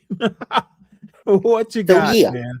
I was on there, man. Well, I heard he was running my name. So I hit the panel, So man. hold it. This is Latino for Trump? Yeah, that motherfucker. Well, what'd you do to him? No, I went like somebody had hit me and they said, you need to go check out this. He's talking bad about you. And I was like, Oh, who? And I was like, I didn't do nothing to that stupid motherfucker. And then I hit the panel trying to have a man talk with him. And we went back and forth and he telling people. Is it worth reviewing? Would you like to talk about it? Hell yeah, that's what I'm doing now. Well, no, I can bring it up and you can do live commentary. I've literally never even watched Latino shows, so I'm curious. Oh yeah, he's an ignorant motherfucker though, man. He doesn't really know I nothing. knew that. I mean, I know him. I was telling Oh, he wait, was talking. He's on now. Yeah. Oh, okay. And he played the whole song, this song about me too. And I was like, dude, come on now, man. He's written a song about me too. So what you got here? Is this what you're talking about? Yeah, This listen to I'm on there. Like go like over to him, like in the middle, like you'll see me pop up on the screen. And I got into it with that gay boy Imperious. I see Jewel. Yeah, I got into it with that gay boy Imperious too. See me? There you are. Yeah. Yeah, listen to it, man. Hold on. Cause you know what? I'm in the mood for fuckery. Ponda was up here. She actually came to wish me a happy birthday yesterday. So that was rather nice of her. So I'm not gonna shit on Ponder. Maybe we have a truce. I love her voice. Always have. But so let's listen to this. You'll be on in a minute. I just want to hear the lead up to it with your permission. Is that okay? Yeah, go ahead and play it, man. Not a man dog. You know what, Natasha? You should hit the link. Girls in Dubai that get pooped on. It's like they don't even realize they can't travel with more than 10,000. Girls in Dubai who get pooped on? Oh, this is promising. Porta potty. Yeah, but they can't listen. They'll get paid like $100K or something, right? But they can only travel with 10. So what do you think happens to that money? They take it all away because it's just like you can't report where the hell you got it from. Unless they get it wired. You know what I mean? Mm-hmm. Just saying. What's up, JB? Hey man, how you doing? I'm all right, man. Hell yeah. Good to hear from you, man. Same to you, man. I love you, JP. You stupid. Oh man. Dude, Suck my Peter, boy. There you go. I thought you would say pecker. Suck my Fuck pecker. you. Suck Fuck my you. pecker. You are Fuck ignorant. Fuck You you, an you son of ignorant a bitch. bitch. You're Fuck you're an you. ignorant son of a bitch. Fuck you. You Why fuck you don't like him, period? Okay, so what are we listening to? You mean it gets worse? Yeah, it get worse than that, man. Just listen. All right.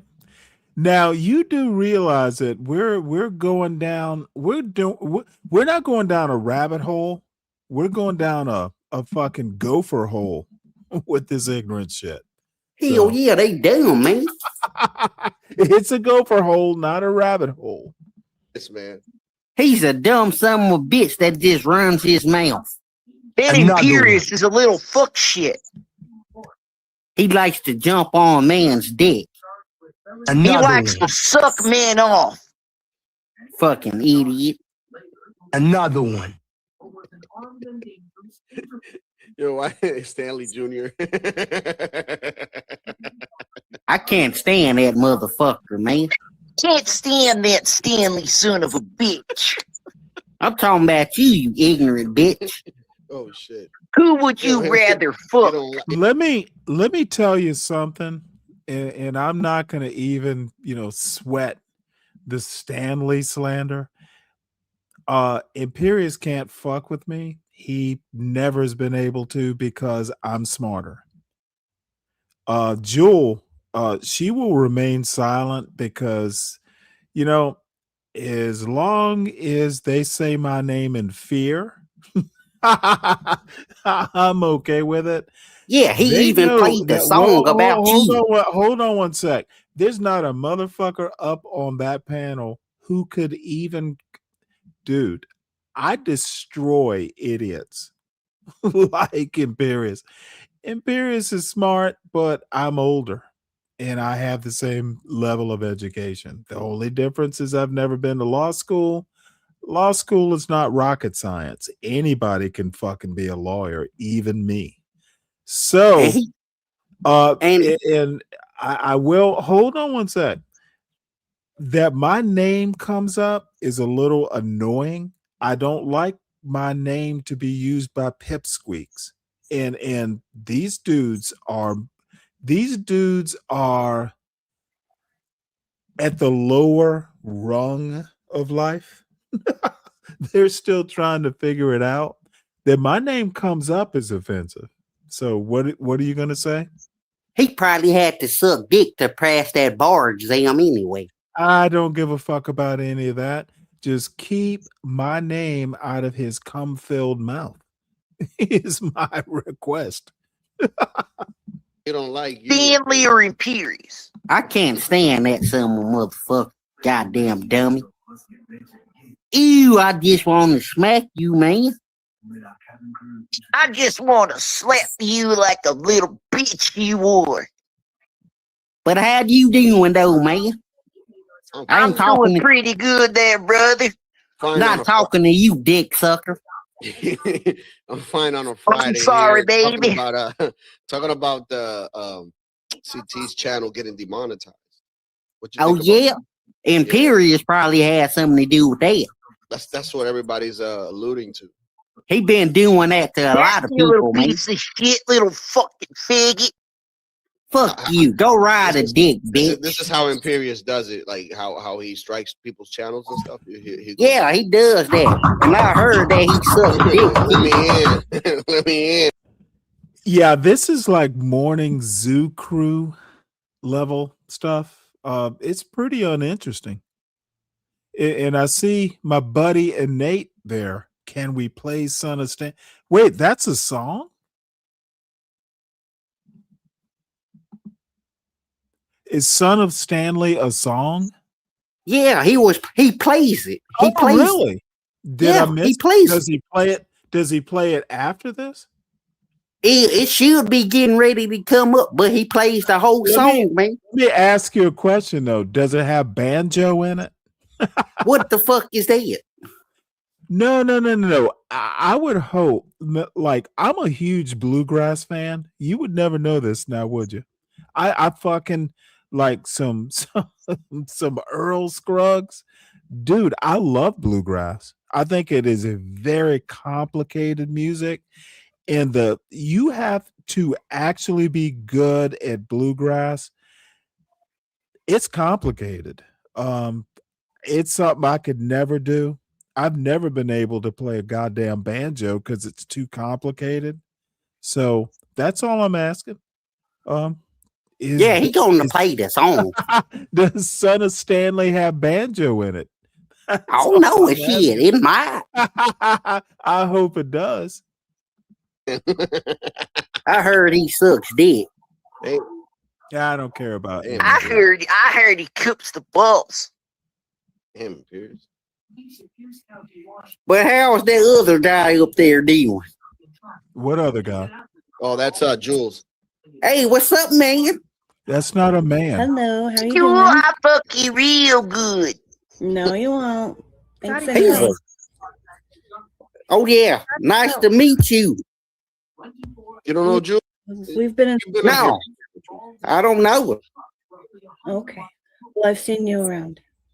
Oh, you have? Mm-hmm. You're pretty new. Yeehaw. Yeah, you're new. Hey, speaking of you, Nate sent us a Son of Stanley song. Can we play it? Yes, please. If you could pull it up, that'd be Yeah. awesome. Now, that's my let me daddy. say this. Let me say this. Dude, this is literally the first time I've ever watched Latino's show. I don't fuck with Latino. I honestly, it's not like he and I have ever had a beef. We're just at different places, or that they're talking. I assume they mean me. The Stanley they're talking about is me. Maybe I'm being presumptuous. Yeah, that's who they talking about. Dude, I literally have never watched this man's show. Jewel and I have locked horns, but I haven't thought about her in a while. And you know what? She's a sweetheart. But she's not my cup of tea. Latino sure as shit isn't my cup of tea. Why am I even like, what the fuck have I done to these people lately? In Imperius, he was up here maybe 2 or 3 weeks ago. It was a pleasant exchange. I think I enjoyed talking politics with Imperius. Why He's are an these idiot, people- man. Yeah, but why honestly, why am I even on their minds? Why are they They playing hating songs? on you, Stanley. They some haters. Why? That's what I'm asking. Why? Why do they care so much? I don't know. Listen to the song though, man. Okay. Hey, what's up, Mike? Hey, what's going on, How Pete? are you, Mike, by the way? You doing good? Oh yeah, man. It's day by day, G. All right. Well, I mean, as Hey, long as and you're good. real quick, I like to just a couple of words, and I'll mute back up. I like to give an honor and Are shout you out up to. here to cause mayhem? Oh no, sir. I just would like to say a few sentences. Shout out to Donald Trump, Okay. who's ahead of my Of life, course. and shout out to Latino. I ain't got no Latino good in my book, y'all. And Stanley, Okay, don't start this before you nonsense. nope, stop right there. Let me insert. I've never watched Latino's show before. I have no clue. The only Gotcha. reason I'm watching it now is because JB was on it and he brought it to my attention. Gotcha. I knew he had a show.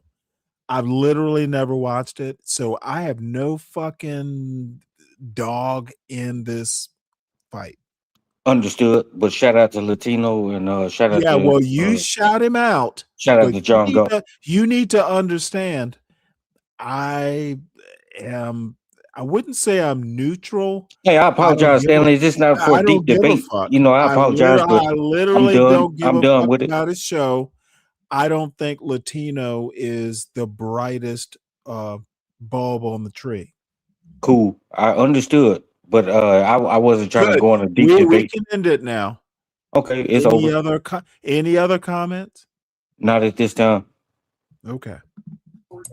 Yeah, you told us before. Yeah.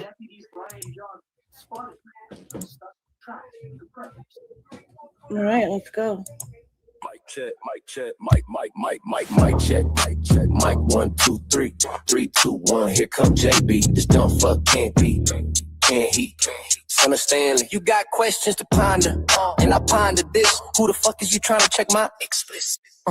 That girl by the grip, boy, you sound like Be Bubba careful Butt of a strip on your copyright. lip. Loose lips sing shit. JB smooth like his daddy. Shady as shit. This less the mediocre nigga straight bitch. She said, golden girl shit. Since you like the gossip, tell you. A copyright of what? Be careful of a copyright or a strike to your channel for playing this content. Did you ask for permission? Motherfucker, who wrote the song? What do you, P? Okay, what you need to do is listen to what I'm just about to say. Is the song about me? Do you, P? Whatever you want to Hey, do, P. bitch, I just literally told you what you're going to do on my panel. You're going to listen, and when you have permission to speak, you may speak.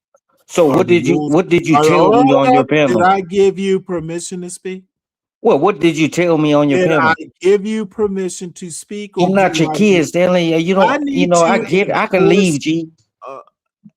Go ahead and leave. I can leave, G. It's not that serious. I'm just saying. I'm trying to help you on the back end. You are not held hostage.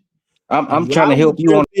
Bitch, why would there be a copyright there if they're talking about me?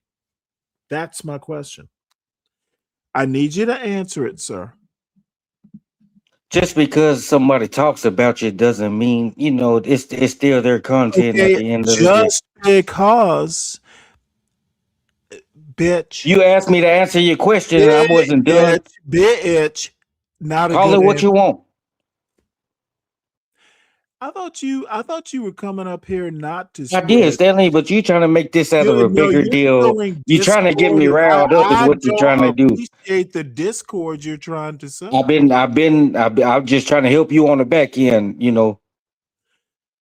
So I can't play this song because I should be afraid of a copyright? No, you can do whatever the hell you want to do. It's just a suggestion. You don't have to listen to it or respect it or take it. Just, Gotcha. So let's play it. Daddy, this shit flows like white man quotes, but this child here is a joke. Go choke on the pole. You Fruit Loop faggots don't want no smoke. Be brave, crack that whip. HB held it down. You'll never beat John. John go be the GOAT. JB Smooth just crown Stanley Cross as the clown. JB Smooth, why you do your daddy like that? Might not be your father, but he blow out your back. This ain't a diss track, just clap back. He ain't got no time for your hit gas. Your bitch ass. Come on, man. That's straight. I can't listen to that, man. Blow out your back. Access be best right until you fuck the dog while it's hog tied. Banjo strumming, JB whistling Dixie. I'm out until this is over. I'm out. Birthright. Damn, Wow, shout out to Nate for making that. I know I heard that before. God damn, man, why y'all making this song about me? What I did? I got a good song for you though. But can I respond to that diss song real quick? I didn't make it. I didn't make it. Yes, go ahead. Well, I'm not. So that's what this is about? Yeah, they some weirdos, man. So well, let me try and get this straight. And I see Mike is left. I don't know why. What you see? Okay. Let me ask a question. And JB, this is an honest question from me. What in the fuck is wrong with these people? They some fucking idiots. Well, when you talk about, I had to leave and come back. When you talk about, why are they playing songs about me? I literally have, dude, I've never even watched this man's show. Yeah, they say you'll never amount to Stanley, I had to leave and come back because when you start talking about blowing out somebody's back, they said you'll never be. They in the song it say that you will never be John Galt. Of course I won't. I'm not a degenerate. Yeah, and then if you listen to the song, it's kind of gay. Shout out to John Galt. Because they saying that you be beating my back in, and I don't roll like that, man. Shout out to John Galt. Shut your pussy ass up, G. My Fuck bad. you, suck my dick. Suck my dick. JB, you're not even here every day. That's some sick shit. It is, man. And then somebody hit me up and said, man, he's over here playing this song. You're shouting out a sick bitch, Mike. He ain't sick. You motherfuckers that wrote that he Yeah, wrote the song motherfucker. about Did is you sick. just hear? Did you just hear what he just played? Yeah, because that's how you operate. Yeah. So what he played was not sick.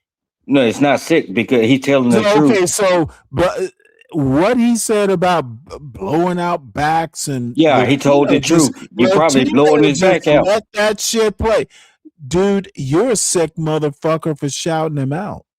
Shout out to John Gold and You Latino, are man. a sick, He probably do 3 ways with you them. are a sick puppy, Mike. Call me what you want. He told the truth, and Okay, you're mad. It hurt your tell feelings. you, I wish you had been motherfucking What DOA? You just say it. You wish I was DOA, didn't it? No. Say it. Say it. That's what you would, Stanley. That's what you would. No, sir. Nah, sir. Nah, But sir. you know, God don't like ugly, Stanley. So shout out to Donald Trump, who's the head of my life, and shout out to Latino. You ain't did shit wrong, P. You told the truth. And shout out to John Galt G. Keep rocking, doing what you're Mike, doing. it seem like you be sucking on Latino, man. See, this type of sick shit, Stanley. You like that type of shit, man. Okay, I actually came up here to engage in your previous topic. Hold on to both of you. I actually came to engage in your previous topic. God damn it! When I say hold on, I mean you. Your words is not law or Bitch, on my panel, it is gospel. Dude, you're the kind of sick puppy who needs Christy Noam as an owner so she can take care of business. All you motherfucking sick puppies, you need a Christy Noam in your life so she can take care of your perversity and your annoying tendencies. And if you're not smart enough to understand my reference, I rest my case. Well, first off, you meant gossip, not gospel. And then second of all, I shout meant out to gospel, bitch. You need to be Christy Noam's puppy. That's what I wish upon you. shout out to Christy Noam. She was good, but the She media wasn't and good all. for that puppy. She was good. She was good. It was just a narrative painted of her that for that puppy. she did a good job. Damn good job. Christy Noam, shout out to you. You did a damn good job. Christy Noam's Don't puppy. listen to these haters, Miss Noam. The Don't puppy's listen to name these was haters. Cricket. These are the same people talking about you that wish they were in your position. Hey, Cricket. So, Miss Christy Noam, Miss Christy Noam. Hey, Cricket. Hey, Miss Christy Noam. Hey, Cricket. And I'm speaking directly to you, ma'am. Next time, duck. Stay. Next time, this run was away. all. This Next was all. time, It wasn't your fault. You did a good job, ma'am. When You did a Christy good job. Noam tells you to come here, you better run the other way. I will run to her. I get on my knee and probably ask her for a hand in marriage. Christy Noam's puppy. I'm not her puppy. I'm her husband. Dude, that might be even more dangerous. But she did a damn good job. Whether you want to agree with her or not, she did a damn good job. Do she run dildos in you, Mike? Shout out to Christy Noam. Shout out to the whole Trump administration. Do she use her strap on you, Mike? Seeing this type of sick shit, that's why he wrote this song for you, Stanley, because you allow this sick shit to go on. Hey, that another man wrote a song for me, that is concerning. It's not concerning. He wrote a song because you won't allow these people to speak their voice. Mike, you're shouting out men who write songs about other men. You're sus, buddy. Call her what you know. Call her what you want. I stand on mine. I ain't sit sus about Mike 123. We need to put Christy Noam to deal with that kind of. Shout out to the whole Trump administration. Y'all doing good, man. It's haters like Stanley that got a problem. Men who shout out men who write songs about men. I shout out anybody I want to. I can. Yes, I can you shout out will. anybody. Hey. It is just because you don't like it or agree with it, don't mean I got it. Anything wrong? Come on, G. Not that there's anything wrong with your lifestyle. Come on, G. Come on, G. Now you're talking stupid. Now you talking stupid. See, and I came up here to speak on your original topic. I come here to speak on your original topic, A-Hand, but now what was my original topic? But now you done dove into a shithole that you can't get out Mike? What now was okay, bitch? Don't you talk over me. Now what you was can't the now, bitch? I said not to talk over me. What was the original topic? You dug yourself in the shithole and can't get out of it. So the original topic was I dug myself in a shithole? That's what it should have been. All right, Mike. You've had so your you got time. two sick Democrats up here talking.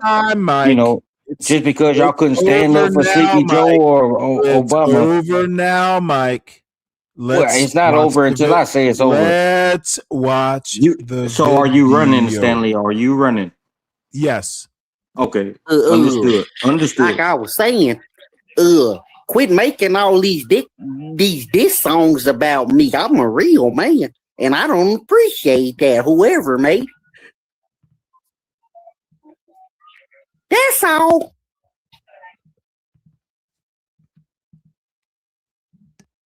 I got a song for JB. And it's not a bad song. It's a good song. It's a good song. It's a good song. It's not so negative. all these fucking wannabe Michael Jackson sit around writing songs about other men. That's not what it is, Stanley. Now you're digging yourself into something. This that's is kind of very strange to write a song about a man. Oh, that's no, not what it is. Hey, it's more than strange, JB. If you watch Latino show, you'll understand. Downright. This is he's not singling you out. Dude, this is my show. Please. He's not singling you out, Stanley. But don't speak misinformation, dude. Literally,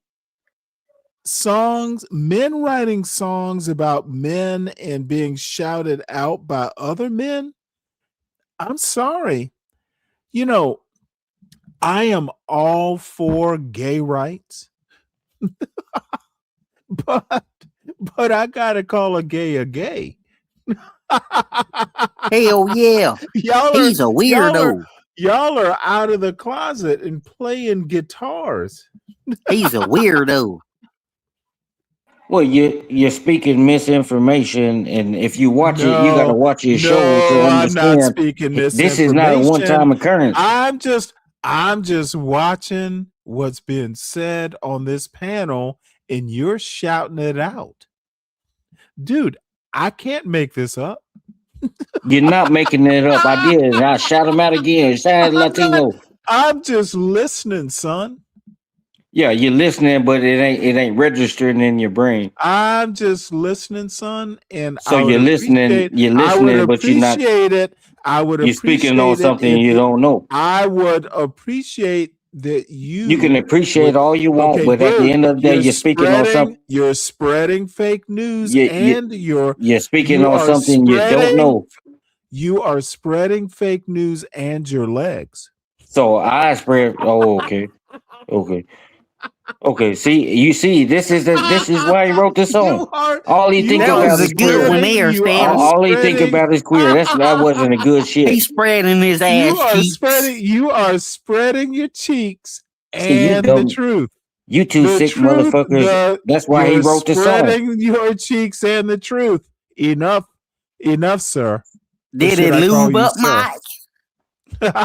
These are some sick motherfuckers, man. Shit, real shit. I leave, but I gotta call this shit out. I heard a sick song. Let's hear this. I leave, but I gotta call this shit out. When you're speaking misinformation and you're making when you're making these type of accusations against someone that you don't. Okay, I need you. Do you mind if I do a freestyle? No, you don't tell me I need to be quiet. Why he can't be quiet? You let the gay ramble on. I'm trying to watch this video. You let the gay ramble on, but silence this strong. Okay, I don't know why I have to silence you. Just on my but be name. silent. Had tip low, but they all know the face. Yeah, we don't want to. From the county fair. Latino, you got to do what you got to do, pimp, for him playing your content. You hear JB? and the girls all say my name.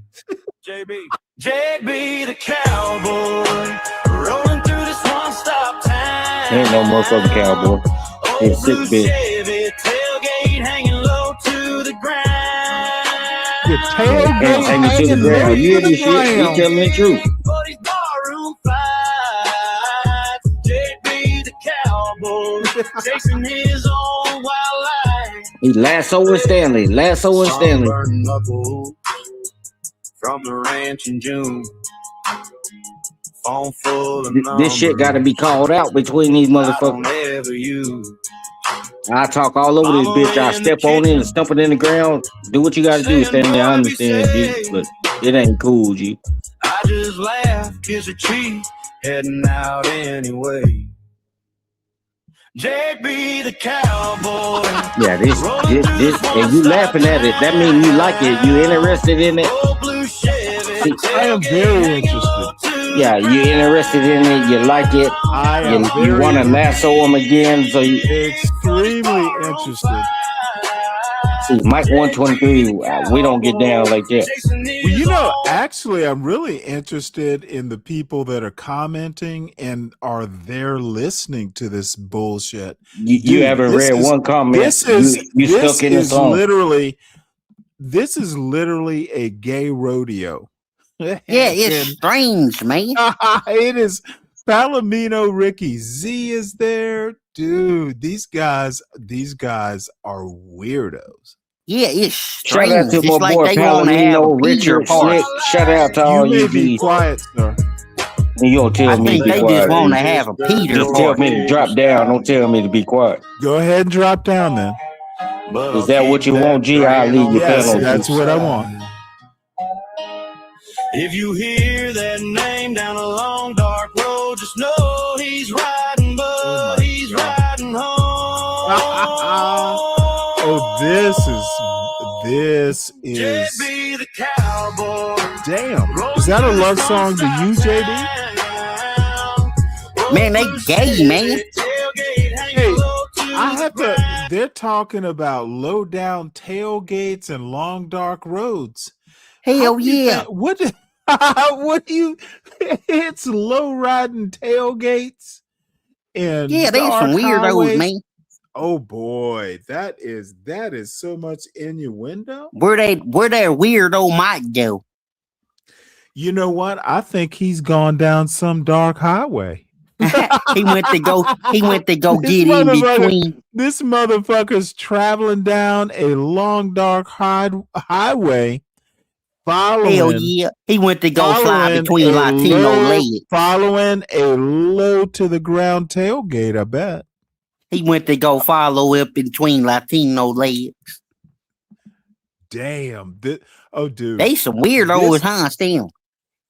You know what I'm gonna do? I'm just gonna watch this. I will never watch this show. This kind of damn. And then this video is called Imperious Going After CT's Channel, ? Like they're doing a whole show on CT being demonetized. Yeah, listen to it. If you skim ahead of it, he even admit that he did it. How long were you on this? Shit, he dropped me right after that. Okay, well then we're not gonna have to watch the whole show. This is actually uninteresting. So, Hell yeah. Just remember, I'm watching this because you're there. Once you're off this panel, I'm done with this. Yeah, you should just go ahead and finish it because they dropped me right off the there. All right. Got a heart too big for this barroom fight. JB the cowboy, chasing his own wild life.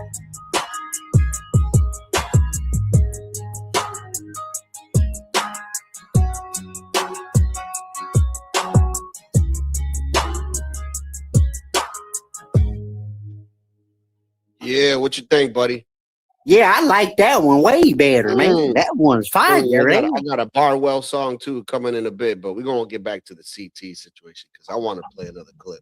So fucking okay, Megan. You don't mind. You know what? Do you have an idea? Does anyone in the chat have an idea of why CT got demonetized? And salute Imperious Richard. did it. Oh, okay. I thought He maybe said it was he because of the even said he did it. Richard, salute. Good to see you. He What's he said he eating, did by the it, way? and then he talking about I was just playing. Yeah. Okay.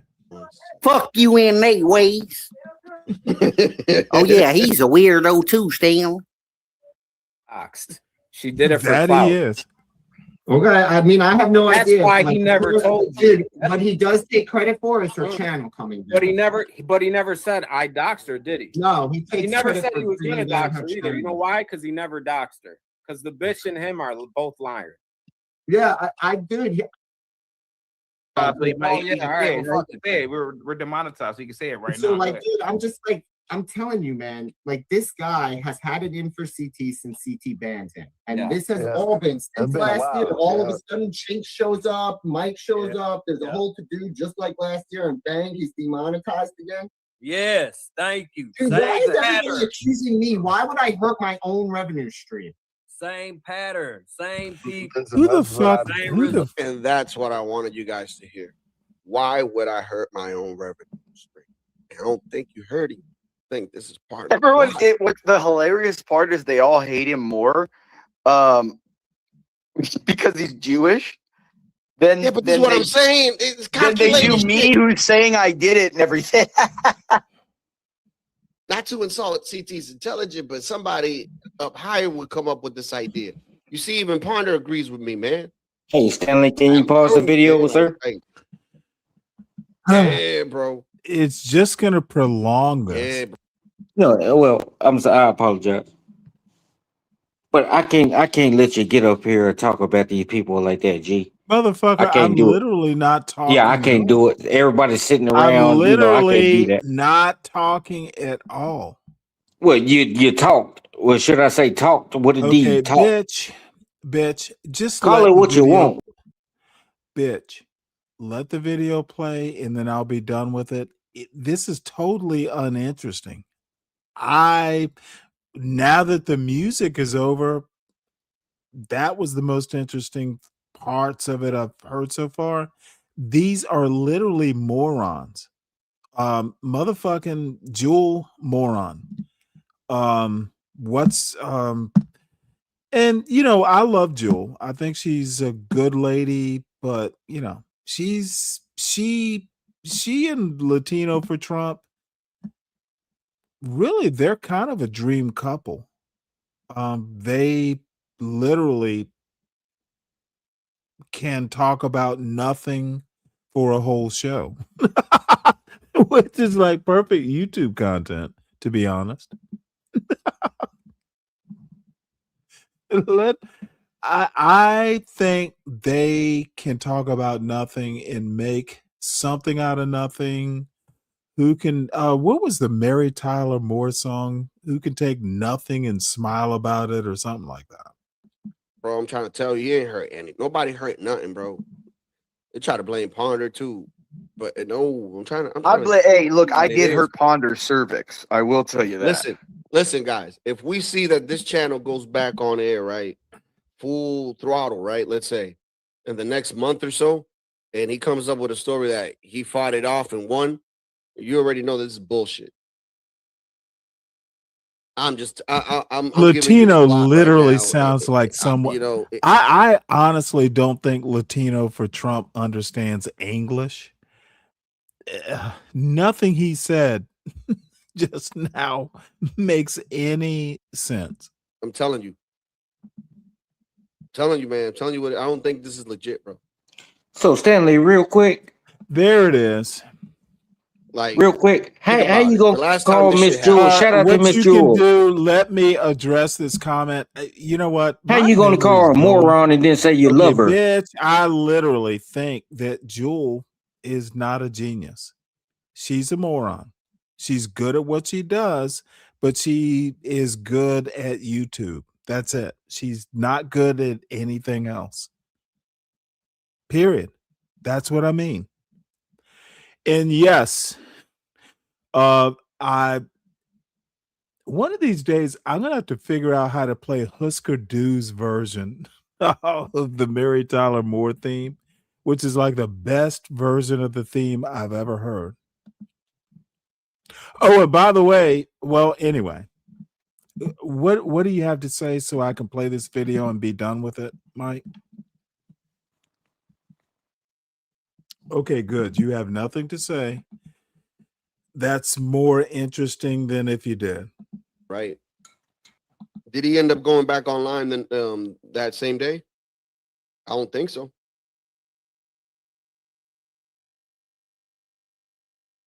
I think he went on like 2 or 3 days later after.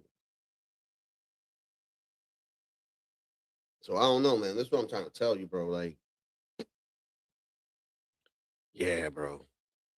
It's like you stated before that his channel was down. I don't see that because I still see the same people and some going. Sometimes His numbers are just dying. Like the amount of views, the viewers, it just is like. Eddie fluctuates, you know what I'm saying? It goes up and down, you know what I'm saying? Because there's some The problem that he has, like I mean, look, the problem that he has innately is that he doesn't get over 100, 150 views unless he has someone like Ben, Grace, Mike, who else? What's his name? The Gematria, Zach. Okay. You know So what I mean? People that can bring their own audiences to get more. You know what I mean? Like that's yeah, what I got you. So to make my point, right? Wouldn't you say that it would be more in their best interest, basically, to get rid of Fonda, I do watch get rid of- Seinfeld. I love Seinfeld. but to get rid of that 30%?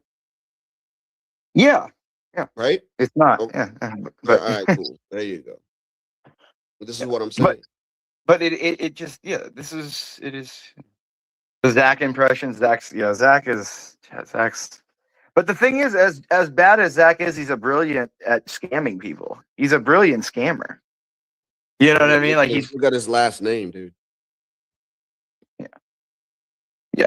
I mean, I just want like all I want is for Ponder to submit to me and give herself to me. Is Joel? Do you think that's too much to ask or no? Well, you're not a moron, man. You could do whatever you want to be and be whatever you want to do. I want Ponder to Shout out to Miss Jewel. Okay, Don't so let speaking of Stanley talk to you like that. You remember G. that movie Cruel Intentions by any Oh, chance? wait, hold it. Does What anyone the remember fuck are that you? movie? Cruel Intentions. Okay, Yeah. so JB is Cruel gone. Intentions. Does Therefore, anyone remember there's that no movie? reason to watch this anymore. So what were Hell you? yeah. They some What were you idiots, saying, man. Mike? Well, I was My saying, bad. shout out to Miss Jewel, man. Stanley, shit, you called her a moron, didn't say you love her. You one of these parasocial type of persons. If you know what I'm talking Okay, about. do you even know what parasocial means? I do. Because I'm not. You like? I'm not being parasocial. I wouldn't have said it if I didn't know what it means. Come on, G. I think you do that all the time. Well, you're not gonna use talk words. about it like that in front of Mike You 123. think a word means something, then you misuse it and make Yeah. yourself a laughing Well, stock. you're not gonna talk about it in front of Mike I am 123. literally going to do what I want on my panel. Well, you're not gonna do it in front of I'm Mike. literally going to do what I want on She my ain't did panel, nothing to you, G. and you can't stop me now, can you? Just because she Can you disagree stop and me, you disagree Mike? with her. Mike, can you stop me from talking about what I want to talk about? I cannot, but I can have a suggestion. Okay, then shut up. And you're not gonna talk to me like that, Then Stanley. You're not gonna do that. Mike, shut up, bitch. Shout out to Miss Jewel. Dude, you are so weak. Shout out to Miss Jewel. Call me what you want, G, but you're not gonna talk about her like that. You sound like vanilla pudding. Just say you disagree Just with her. You don't weak. like what she says. Weak, and Don't you call her barely have moron and all flavor. that, G. You Don't do that. barely have flavor, but you're weak. Don't call her a moron and then turn around and say you This love her. This motherfucker That's hypocritical. barely has a flavor, but he's That's talking hypocritical when you talk shit. about somebody like that. Barely have a flavor. Call it what you want, You are G. But talking shit. see, Dude, this is the weak shit here. hilarious. I'm here to You call it out. literally sound like a fucking moron right now. Well, that's fine. That's fine. I'm here to call it out. I know it's fine, and obviously you think it's fine. But you're not or gonna you would- you're not gonna call her a if you- moron and if turn you around and say didn't you wanna love her, sound you like like a her, and all this moron, extra you shit. would not be sounding like a moron. I firmly believe that. whatever you spoke first, that's your heart telling you, hey, she's a moron, and then you turn around for YouTube's sake and say, oh, I love her. Okay, And enough. no, it ain't Hey, enough. I gotta call okay, you out bitch. on your I said bullshit. enough. That means stop talking. Well, I could talk. Bitch, stop. Mackenzie, I have a buddy of mine that I've known for fucking damn near 40 years. He was colleges back in the day used to do like a semester. He graduated from the University of Minnesota. He came down for a couple quarters to the University of Georgia. That's where I know him from. I never even heard of Husker Du. But Husker Du, actually, they've been to Athens. And when I was in Athens, it was I have seen fucking like 10,000 Maniacs when they were little people. REM, you could still meet them at the Uptown. It was that legendary Athens, and I actually caught kind of the tail end of it. But in any case, that's how I even knew like the Replacements. I knew about the Replacements before they never got super popular, but that Husker Du, that Minnesota Prince existed. I didn't even know there was a Minnesota or Minneapolis music scene that in some ways wasn't Athens, but there was, REM new Replacements, and it was kind of a music scene. So I discovered the Love Is All Around. There are like 2 or 3 versions of it that Husker Du is recorded, and I always loved their version better than the original version. It was just peppier, I guess. So I know a couple things about that, that back then it was alternative rock. I grew up. Those were my peeps. I went to the University of Georgia and the Uptown. I have stories, man. I was the one wearing the fucking, anyway, I have stories. I know things. I know too much sometimes. Shout out to University of Georgia. Shout out to the Georgia. I got some relatives that went there. Yeah, that lieutenant colonel that got killed at ODU yesterday, he was a Georgia grad apparently. Hey, Stanley, have you ever heard the word wackadoodle? Yes, I'm from the Well, South. that applies to you at this point. So carry on. Well, I'm 61. I have earned the wackadoodle. You're not the only one. Anyway, you get up here and act like you just earned all this shit, like you're the only person that done this. Come on, P. Yes. You're not the only person that done lived 61 years, P. Oh no, absolutely not. So let me tell you this, and I'm gonna land the plane with this. Stop talking about I talk about. Let me start by first saying, the women I speak. Are you even? Can you make a cogent argument? That's what I'm trying to do. If you let me speak without interrupting, I interrupt you, but that don't mean you can interrupt me. So what I was getting at, I'm gonna start with me first, because if I'm speaking, I got to start with, you ever heard the analogy, sweep your rug before you sweep somebody else? So that's what I'm doing. Never heard that one. So you got to sweep your own rug before you sweep somebody else's. You ain't never heard that. Sweep rugs, really? Where did you grow up? So you don't get it. Did you grow up with rugs? No, you don't get it. Okay, motherfucker, you don't get it. You don't sweep Stanley, a rug. I'm saying, to when get you're it. speaking You bad, don't deep clean a rug with a goddamn broom. That's a in better other terms, saying. what I was saying, Stanley, I was using the analogy: sweep your own rug before you sweep somebody else. Your analogy has failed. It's just like people saying it starts at home. Your Kind of that analogy has failed. It didn't fail. You just didn't get it. But either way, well, what I was getting at. Either way, what I was getting Motherfucker, at. you hang up a rug and you beat it with that broom. That's how Oh you well, people know clean what it. I'm speaking of in the chat.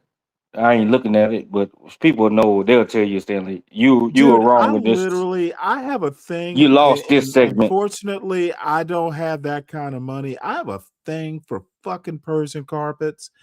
I actually, whilst I was in the Middle East, have a couple like handmade Persian Well, in other carpets terms, it's just like that speaking I of still something that's own. people They're say, gonna it be starts at home. heirlooms. What I was getting I at was fucking the love bigger my picture carpet. is that, I sometimes loves me my sometimes carpets. Stanley, you have to understand, you're not the only person that done did this. Yes, you did it in your way or the way you was You raised. didn't do it, Yes. bitch. Well, you don't know what I've done. Nah, no, you didn't do that. Okay, well that's fine. We can roll with that. I didn't do it. Mike didn't do Then it. shut the fuck up and stop No, criticizing you me. don't talk to me like that. I'm trying to be respectful, have a conversation with you, Stanley, and this is how you do it. Yes, it's how I'm gonna Okay, do it. it's okay, G. I'll let you roll on. You know what? Thank you, Natasha. Because Roll this on, is Pete. gonna go. Oh, hold on one second. I'm talking to one of my wrench holders. Yeah, I'll go back and clip it. And I'm Damn, I gonna should look have at it. about 4 wrenches. I ain't even got offered a wrench. I don't think this is clip worthy, but if you say so, Natasha, I trust you. Mike never got offered a goddamn wrench. Shit. You had a wrench. I Remember? never had a wrench, Stanley. Do Come on, you G. remember how you goddamn lost it? G, Stanley, you never gave Mike See, a you wrench, don't G. even, Now dude. you're lying. See, You're talking out the side of your head. This is why I don't take you seriously. Do you have proof that you gave me a You wrench? don't remember motherfucking getting a wrench. You don't remember losing it. But I will say this: you lost it because of behavior similar to what you're displaying now. Well, that's fine. That's fine. A wrench You don't make me. I'm gonna annoyed speak the it. fuck out of me and other people saying horrible things sometimes. See, the reason why That's I how you don't want a lost wrench, it. Stanley. The That's reason how why I you don't want lost. a Yeah, wrench of is course. because You should not I'm want not a going to wrench silence because nobody. you should Everybody not should be able to want a speak wrench. freely and Mike, you should not want a wrench because you're ultimately Stanley, you gonna let me speak? No, Mike. I appreciate that you don't want a Fuck the wrench support. because ultimately you're going to do something that is so abhorrent, I will be forced to take it away. Dude, let me put it to you this way. There is someone I fucking value that fucking like, dude, I think he doesn't listen to this show because I've given you too much goddamn latitude. Dude, there are people who think you should be banned from the goddamn channel. So you better motherfucking stand down because I'm a little bit old and I give horrible people too much latitude. Well, that's fine, Stanley. But what do I There do are different than anybody no, else do? bitch. There are people I value who think you're a horrible person and I should just ban you outright and be done with it. You should stop being a featherless cock. So what you're basically, in other terms, you're saying just I'm because somebody basically saying there are people that I value who think you shouldn't even be here. But I pity you. Is why you're I know you've had a rough go of it. So I kind of give you a little bit of latitude, but motherfucker, you're here by the grace of Stanley. Everyone else wants you gone. Well, I understand that, Stanley, but do Okay, you then want me bitch, gone? shut the fuck up and be Do more you want agreeable. Then bitch, shut the fuck up so I don't have to defend you constantly. Well, forget what the haters say. Do you want me gone? Motherfucker, they don't hate you. They just don't want you here. You're not adding value to a show that these people actually, dude, honestly, there are a lot of people who literally add goddamn value to this show, show after show after show. There are creative people who don't want you here. Show some humility, sir. Yes, so they don't want me here. That's fine. Do you want me here? No.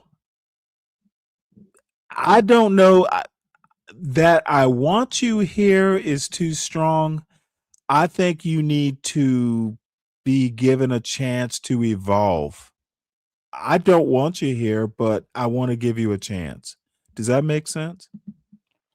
Well, it makes sense in your turn. I leave and never Okay, come back. Stanley, hey, cool. bitch, you're acting like you own this shit. I'm kind of like you're my science experiment. I want to see if you can evolve. At some point, I'm going to pour the test tube out and flush the toilet, but I just want to see if this experiment might work. Does that make sense? Yes, and with all due respect, Stanley, I'm gonna leave your channel for good, real shit. Good. And you know, it's no You hard have feelings, said but if you gotta listen to no. what There other are people no is hard telling you, There are no hard feelings. yeah. But my deal is, before I get off here, if you gotta You listen and have judge no me off of deal. You somebody else, have no something is deal. wrong with you. No deal. If you gotta judge me off of somebody else, and I do I'm no not worse shit judging than people you. You that are came my up here and did. science experiment. I don't rock like that. I ain't know it was no fucking experiment. I don't rock like Oh, that, I G. think it is No, an but it's experiment. all good, Stanley. I get it. You know, you got your supporters. Okay. They want to hear your Well, topics. all I You have know, to it's all say good. there is. Let me say this. Hey, I ain't mad at you, Stanley. You got to do. I think you can grow if you want to grow. What's a little kid song? So let the sun shine in, face it with a grin. Mike, let the sun shine in, face it with a grin, and just be a more agreeable person, and it'll be okay. We can like you, Mike, but you gotta be willing to be liked. No, on a serious note, though, Stanley. You know, I get it. You know, it's So kind of, let you the know, you got sun to appease your shine audience. You know, I get in, it. face it with I don't a hate you for that grin. or nothing like that. No dislike. I still support you, G. I just won't be here. I still support you. You know, I like to see everybody up, nobody down. You know, that's just me. You know, I get it. People have their own feelings about me. It's not, you know, I get it. I don't take none of this shit to heart, Stanley. It's a million motherfucking people on Do you YouTube. see this beautiful young lady that I would love to Well, be hearing from regardless right of the now? fact, you're Can not we gonna cut me watch off from what I can was we saying, G. watch But this regardless of the fact, beautiful so can we what? watch this She's not beautiful beautiful in young my eyes. lady and hear what she has to Yeah, but say? she's not beautiful in my eyes. But regardless of the Motherfucker, fact, you're not the you know, best Stanley, judge. I leave and never come back. So Hey, you've been through something. I understand you hate women. I understand what you've been through. now you're telling me what I hate. See, Motherfucker, you hate women. call it what you want, Stanley. But at the end of the day, you know, it won't change the situation that we was discussing at this time. Turn that You know, frown don't try to upside defer. Don't down, try to Mike. derail the conversation. You know, Stanley, I want you to do good. I want your Dude, channel to grow. motherfucker, this And is if I'm a hindrance to your channel, hey, one of my mission statements is I'll take your words and twist them just for the fun of it. I've said that a lot over the year or two. Motherfucker, I will take your words, I will twist them, I will misrepresent them all for the fun of it. Especially if you're not good at using words, I'm just going to take them out of context and shame you when I do it. All for the fun. now I have heard you say you twist the words. I can't lie on I that. do it for the fun of it. Well, that's fine, Stanley. But at some point, you know, everybody don't rock like that. I And don't give a fuck. just I because his do not. delivery Wait, is whoa, wrong in whoa, your whoa, opinion, whoa. Okay. Do you think I give a fuck? well, I know you don't. Then stop whining, bitch. It's not whining. Call me what you want. It You know, is literally whining. no, but I just give tell me you a minute up and a front. half. God damn it, dude. You're whining. Dude, you are. Can I get a minute? Do you know what the fuck a harpy is? You sound like an old fucking. You sound like an old wife. Bitch, I'm telling you up front, if you use words the wrong way and I don't like you, I'm going to twist them to make you look like an idiot and then call you an idiot. I'm up front with that bullshit.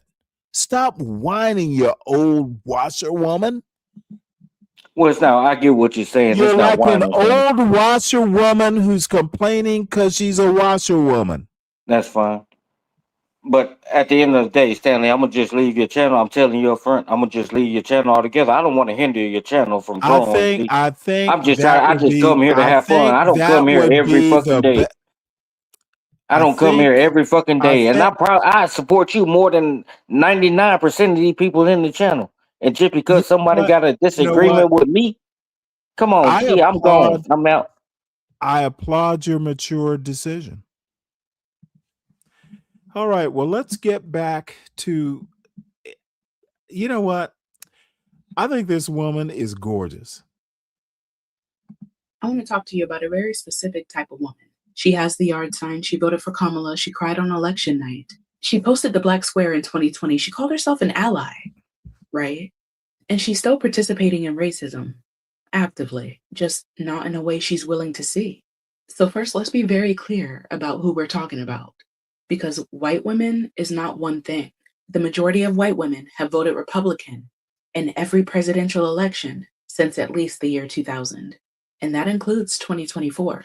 The white liberal woman is a specific subset, college educated, more likely urban, feminist identity, progressive politics. She shows up to the marches, she follows the right accounts, she knows the vocabulary, and she genuinely believes that that makes her different. And that belief is exactly the problem. This is not a new character. She's been here before. In 1866, Black women and white women built the suffrage coalition together, like side by side. Then the 15th Amendment came, giving Black men the right to vote, but not women.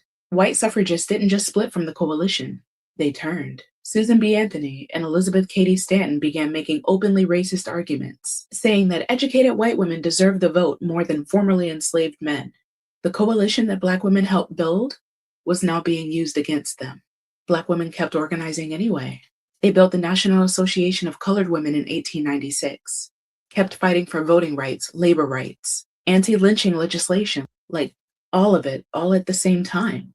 Then 1920, the 19th Amendment passed. White women celebrated. Black women in the South were still being turned away from the polls by literacy tests, poll taxes, and the threat of violence. Now, when they reached out to those same suffrage organizations that they helped build, those organizations said it was a race issue. It wasn't their problem. They got their win and they closed the door. Every single time is the same structure. Black women do the work inside a coalition. The coalition wins, and Black women are left out of the outcome. And the white women in those coalitions, the progressive ones, the ones who believed in the cause, they accepted that every time. Now, here's where it gets specific. McKinsey and Lean In did a study. More than 80% of white women said they consider themselves allies to women of color at work. Only 40% had ever spoken out against racism when they witnessed it at work. 8 in 10 called themselves allies. Less than half acted like it. That gap has a name in academic research. Performative allyship, defined as easy, costless actions, motivated primarily by the desire to feel like one of the good ones. The yard sign, the black square. The march that felt meaningful but changed nothing structurally. Actions that served the ally's conscience more than the people the ally claims to support. And here's the part that doesn't make it into the conversation enough. A white liberal woman can hold every correct opinion about reproductive rights, climate, and gun control, and still choose a neighborhood because of its school district, knowing exactly what the school district's demographics are. She can post about housing inequality and participate in gentrification. She can say Black Lives Matter and then turn around and call the police. She can vote blue in every election and still cross the street. The research is consistent on this, right? Progressive racial beliefs and racially segregating behavior can exist in the same person at the same time without ever having to reconcile them, because she never has to. Nothing in her life has ever required it. So here's what the evidence shows. In 2024, Black women delivered 92% of their vote to Kamala Harris. 52% of white women voted for Trump. And when Black women said we were stepping back and protecting our peace, withdrawing from political organizing, some of those same liberal white women asked why. Why are you stepping back? We need you. This is not the time. And that question, that particular question, is the most honest thing that liberal white women have said in years, because it revealed what the relationship actually is, right? Not sisterhood, not solidarity, utility. Black women have been the most reliable progressive voting bloc in this country for over a century. We've showed up for movements that didn't show up for us, for coalitions that celebrated the win and left us outside. The white liberal woman is not the same as a white conservative woman. That much is true. But different is not the same as innocent either. You can be on the right side of history in your politics and the wrong side of it in every choice that actually costs you something. The yard sign doesn't override the school district. The march doesn't override the mortgage. The black square doesn't override what you did or didn't do in every room where Black women weren't watching. That's not allyship. That's aesthetics. And Black women have known the difference for a very long time.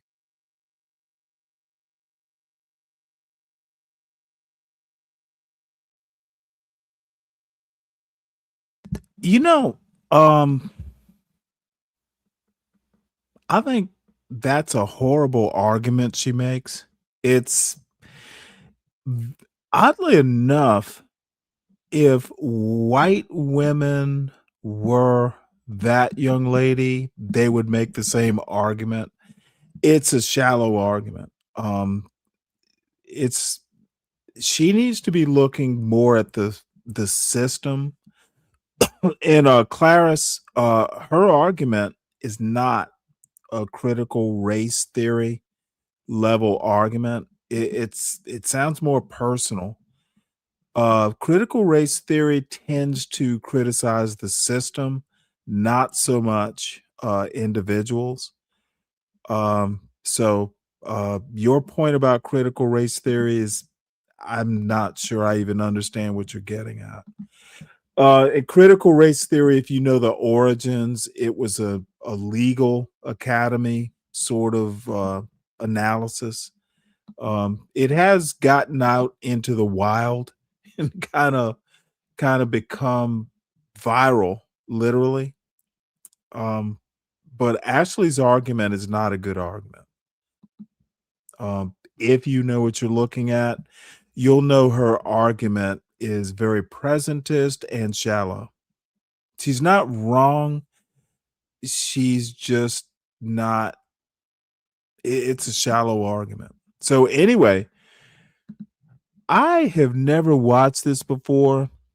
Cerebral Talks TV. Women are giving the men the kids. 80% of Black women are the breadwinners. Pastors pimping plus more. Never watched it. And this show shall come to a close unless someone can come up and convince me that there's more stuff to examine. But I've never watched this, so let's see what this is about. I think I have an idea of what it's about, but who knows? People think that, oh, well, it's good for men because men always want to leave the kids with the woman. The woman does everything. So now the man can see what it's like to take care of kids and everything. And I'm sorry, I don't fully agree. I believe in joint custody. And I'll tell you why. Okay, so this woman, this went a little bit viral because she says this, okay. She's in divorce court and she gave custody to her ex-husband. She says he's the single mom, not me.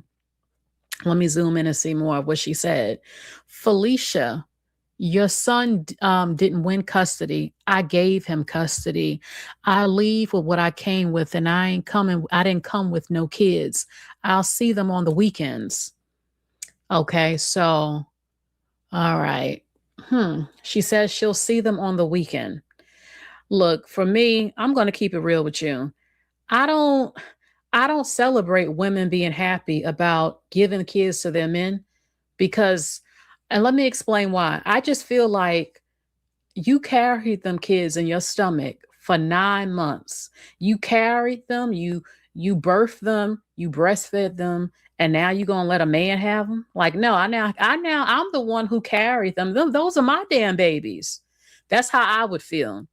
I'm not saying Wow. that it depends on the situation. Like, I'm not going to lie to you. I do feel like sons should be raised by their fathers a lot more. A lot of women have failed at raising men. Let the man raise the son. Okay. But honestly, it would be hard for me to give up my kids, whether it's a girl or a boy, because I just don't see how that can be easy for a woman to celebrate at all after you are the one who carried them babies. They're in my stomach. I'm growing them. I'm nurturing them. Those are my babies. I'm breastfeeding them. I can't just let somebody take my kids. I don't, even the father, like you're not the one who gave birth. You're not the one who had to carry them.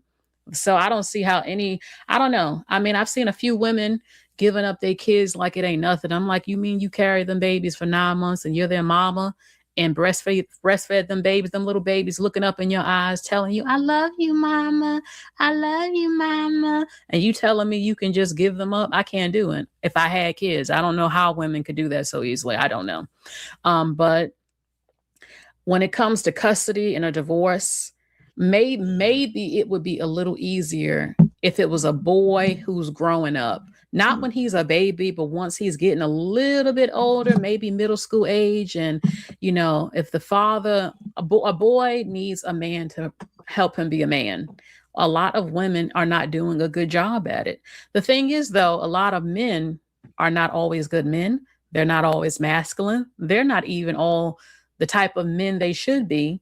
But I don't know. I just think a boy might have a better chance at turning and growing into more of a man and understanding things only men can understand by being raised by a man. Now, if your baby father, ex-husband is no good, if he's trifling, if he beats women, if he's ignorant as hell, then yes, I would have to, I don't know about that, because I would be afraid for my son or my kids, period. I would be afraid for them being raised by a degenerate or a no good man that would ruin my kids. So, but I personally just would rather have joint custody.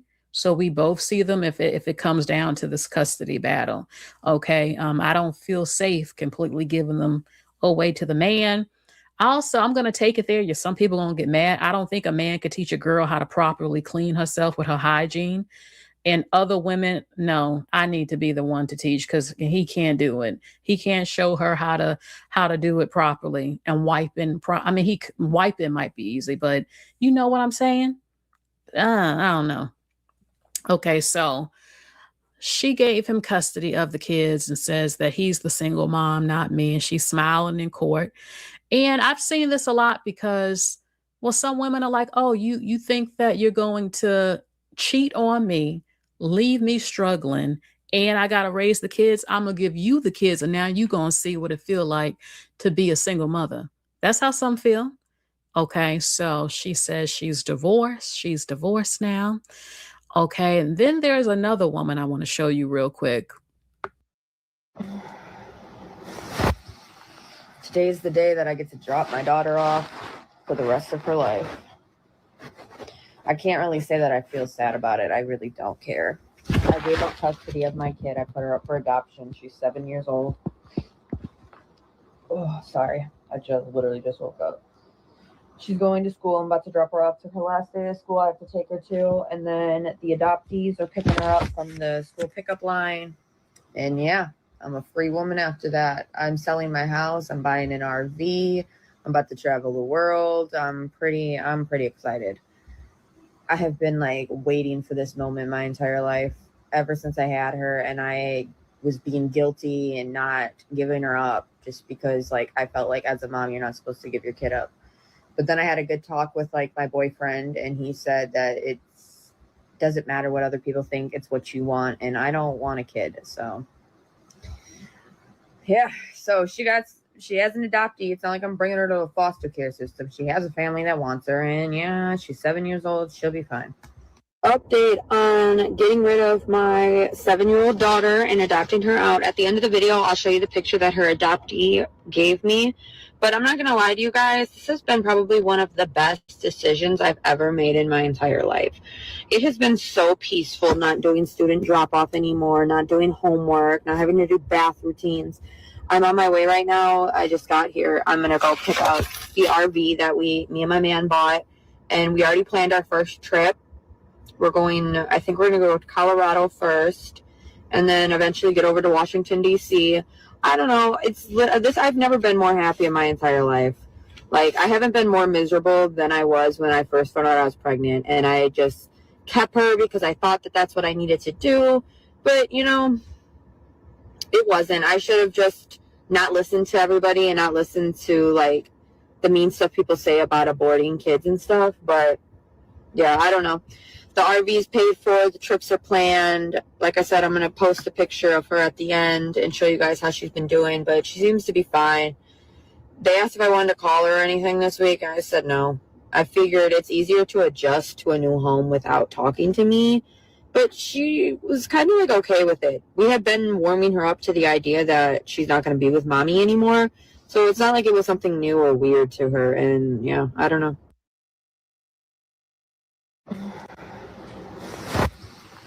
Today's. You know what? This woman right here. Okay. So she didn't get the abort because people were against it and she thought maybe she could be a mother. Now she's realized she never wanted to be a mother. She doesn't love her baby. She doesn't want a baby. So she gave her daughter up at 7. But look at how she talks about her daughter. She has no real emotional connection to her daughter. She gave her up like she was some sort of toy or product. And I don't know what fully to say because you have society who will tell women you got to keep the baby. I keep telling you, not every woman is supposed to have kids. A lot of women should not have kids and don't want kids. And people will say, you can't tell a woman not to have SMECs because she is. The same way no man on the planet on average is going to go without SMECs. Human beings are going to have SMECs. And there ain't nothing no one can do to stop that. Nothing, because it's natural and you have urges and you want to have SMECs. My thing is that, okay, you gave your daughter up. You have a boyfriend that you're boasting about going on a trip with now that you got rid of your daughter. What happens if she gets pregnant by him? Because they're having SMECs and she can still get pregnant.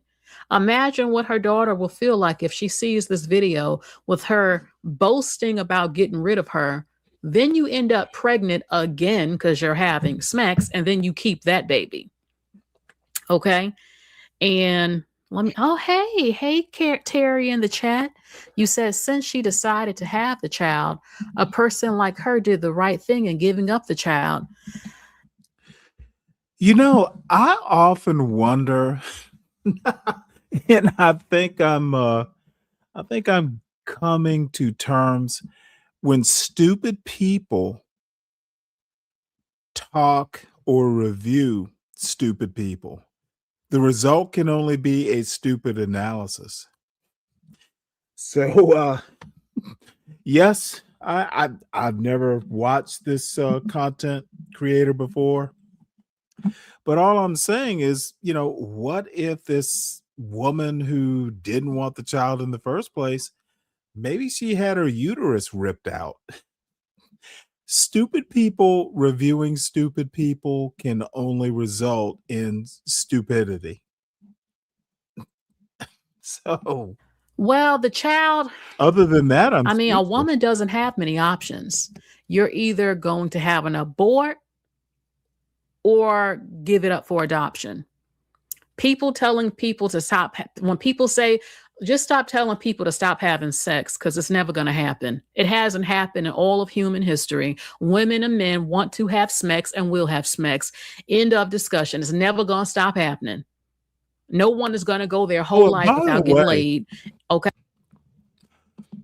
is sex something that you can't say on YouTube? Why does she keep saying smacks? Okay, let's just keep it real here. And it's like you have people in the government and people who are pro-life who want to force you to have to keep the baby. But this is what happens. You have so many people who have parents who did not want them. Is that fair to the child? Oh, wait, hold it. Oh, this is golden. And Okay, Mr. let me stop this right here. So Mike 123 is over. Oh, yes. How did I not know this was going to happen? So Mike 123 has gone to to fucking Latino for Trump to whine about me. Oh, this is so sad. And I might have to forward fast one through this. And folks, please forgive me. I finally got around to making a couple kraut dogs here. Cheap ass Gwaltney frankfurters, homemade buns. I did make the sauerkraut. It's just regular jarred sauerkraut. And the mustard, not homemade mustard either, but you know what? I felt like some sauerkraut hot dog things, and that's what I'm eating. So let's hear Mike whine. It's hilarious, man. Just whatever. So I said that to say this to your audience in the chat. Don't let my experience Oh, you're discourage here. y'all from Wait, hold supporting it. you. Why are you over or any- here? Are you still live, Latino? I just want to hear what Mike has to say. So I guess since you're here, hit the link if you want. This dude is just Mike 123. He's had one too many beers and he just needs his shoulder to cry on. Anybody else that you want to. What's up, Fuck 'em. SP? Yeah, right. Fuck 'em. Fuck them. Well, It's You wanna back know in what's your wild? world. I gave you $80 a while ago, Latino, because I Yeah, you wanted did. to. I'm right. Uh-oh. I Because appreciate I that. wanted Thank to. Yeah. It's not about that. It's just because you're providing content. You let me up on your panel. You let me in your chat. You have stuff to do. That's just how it works. It's a job. And I respect that. So I'm not, trying to start some shit or nothing. You let me in your space, I'm gonna pay you for it. Period. I appreciate that. Thank you. Sir. You see this picture here, Very gentlemanly. right? Yes. Yes, You sir. want to know what this picture has in common aside from them being black? No. I just saw that. Take a wild guess. Hang on, let me zoom in. Well, they're all Let me fat. see if I can zoom in. Let me take a wild guess for Ryan Bardwell. There is no difference because he's attracted to all of them. So there is no difference. The only difference is Ryan prefers some over others. Most are fat. Oh, wait, is hang this on. from the Blacks Can Be Gay Too song? No, this is in Chicago. Okay, my bad. Oh, they're Okay, all dead. all the They're all men dead. have Joel. long hair dread. Oh, Jules, you what, Jules? They're all hold dead. it, Joel. hold it. So Ryan and Jewel of Aquarius are going to fight over the most handsome. But I think they probably have different attractions. So it'll be interesting to see how they divvy up the crowd.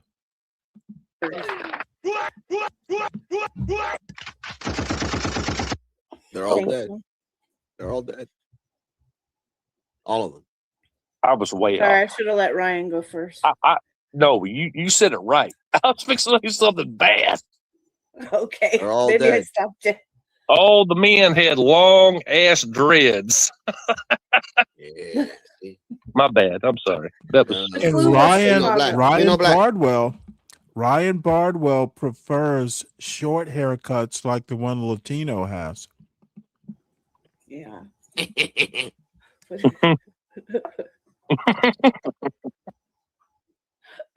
said my first answer was kind of right. No too. dreads. well, you know. He asked me what did I first think. All the men had long dreads. Is that why they got deleted? Nah. Okay. No, these they drill people. Do you know what drill rap is, Ryan? I didn't a couple months ago until Leonard explained it to me. Oh, okay. Wow, Leonard explained it to you. So Leonard, Oh, he did, and he did house Ryan. music, and he Shout hates out to that. Mike Yeah. Oh, there's So I Mike. asked him what it meant, and he's like, "Oh, it's bad. It's bad. It's bad. It's like trap rap. Yeah, it's horrible music. Hey, Yes. salute Ryan B. What's up, G? Miss Jewel, shout out to you. Latinos, what's up, G? Mike 1, 2, 3 in Hey, the building.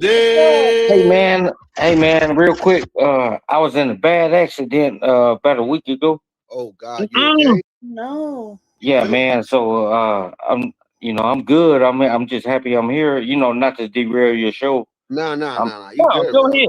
Go ahead. Yeah, I'm Well, happy. I was wondering where you were, so Yeah. you're okay. Yeah, I just been trying to recover. Did Stanley get on I-20 and run into your ass and make you Ryan B. Now, if you go back and listen to this degeneracy. Now, Mike is up there, just got up there talking about a bad accident. And the first thing Ryan Bardwell wants to talk about is me in degeneracy. What is wrong with this man? That is, yeah, I'm probably going to have to clip that part. What the fuck why would he do this? What is wrong with Ryan? I was just on the stream, before I came over here. I was just on the stream and he was talking about, and this is not talking about Stanley, but go ahead. So I just left the stream. So this is not talking about Stanley, but Ryan goes, go ahead. The fuck dude, why am I on these people's minds to this extent? God damn. For good, real shit. I ain't got time for Stanley games. Right. Yeah. Jules. But y'all got to go back. Y'all got to go back. I stuck up for Miss Jules and Latino. I rocked with you, G. You and Miss Jules. Thank you. It was some stuff said, G. You got to go back and watch it when I came on. Oh, he was. Oh, of course. Well, I'm not going to speak about it here because that's not your topic. But you just go after. Go ahead. I mean, hey. After your show, G, go back and watch it, G. No. And that's just facts. That's just facts. Just go back to when I came on. Give me 1 second, right? Chat.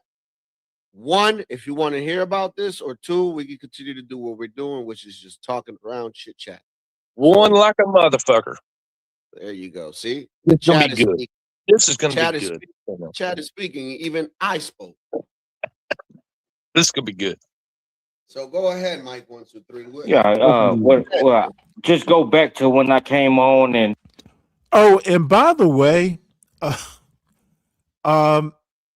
it just popped into my my algorithm apparently because I came up.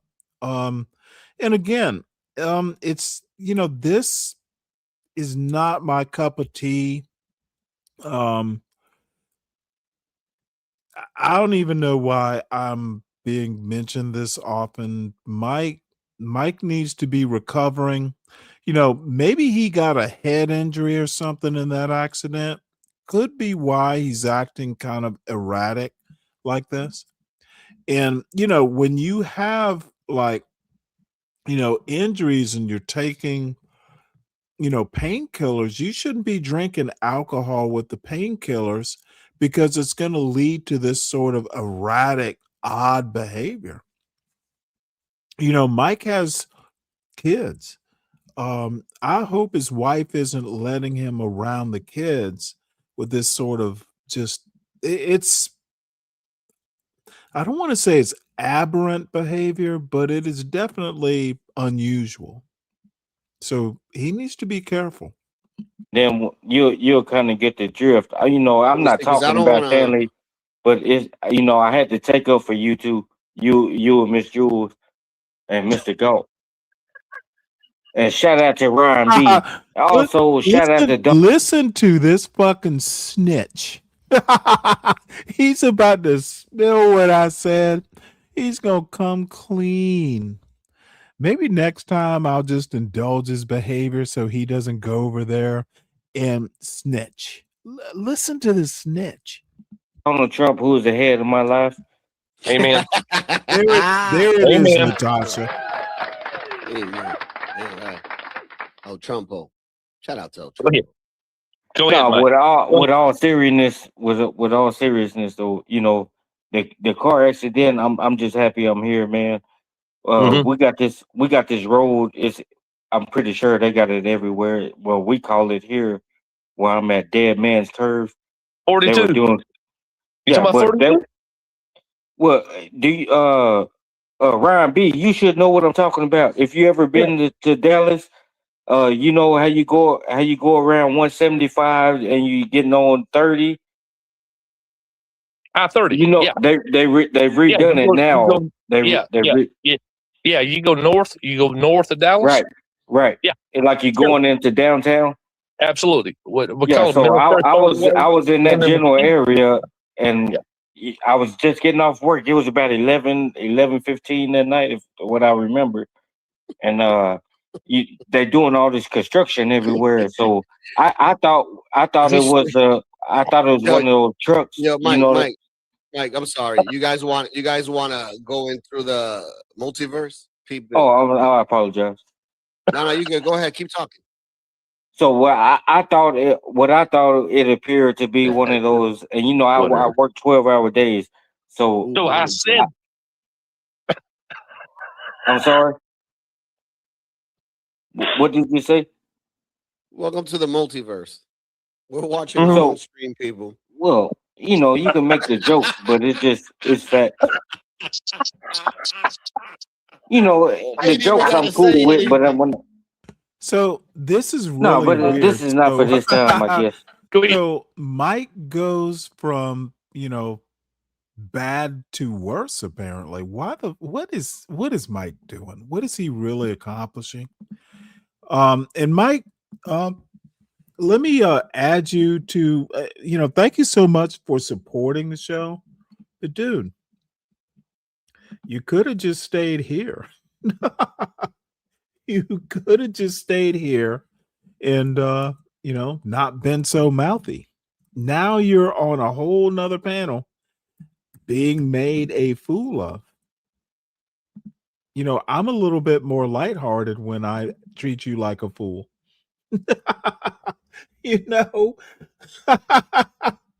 What on earth are you letting these people do? I'm sorry. Oh no! But I would prefer. Well, Latino, what I really came on here to say, man, I stood 10 toes for you and Miss Jewel tonight. Nobody gonna do that for you, G. And if it's somebody here that was over there, they'll tell you, G. Well, thank you. I But want to hear I'm that. gonna just mute up and let you continue your show until Wait, I thought you were I going to tell us see. the story. What Oh happened? no. So what Mike wanted to do is go over there and create mess. This is really kind of sad. Yeah. We can't be doing this, Mike. You gotta act kind of This is not, look, let me just try and channel some red pill bullshit. You've got to act more masculine, Mike. When you get your tail scalded by someone who is your elder, you don't do an Eddie Haskell and run next door and try and be a narc. Dude, this is not masculine. Not masculine behavior, son. Oh, no, this is not the time for that. Oh, okay. I get it. I get it. Jules, look, I we're just watching started our my own show. channel about 3 weeks ago Jules, we're now. watching our own show, Jules. I started my own channel about 3 weeks ago now, and I'm not on here looking for Now go subs ahead, and man. all that. Drop your No, I'm not gonna do that, Latino. I want to grow mine from the ground up, G. And I've got over 500 subscribers in the 3 weeks when I just started. Mike is the shit, man. I'm sorry. He makes me fucking laugh, and not many people do. He makes me laugh. Right. And see, Ryan B. Forgive me. I know Ryan B. See, Ryan B. Everything is funny to you right now, G. Wow. But I'm not gonna forget about you when I hit that moon.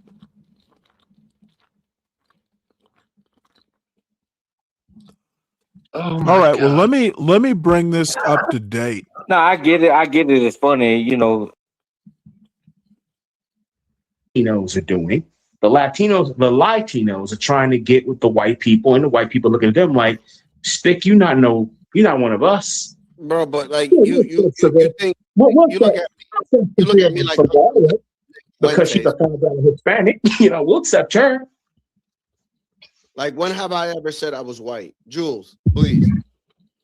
Okay, let me ask you. Well, when you I'm not Nick Flynn.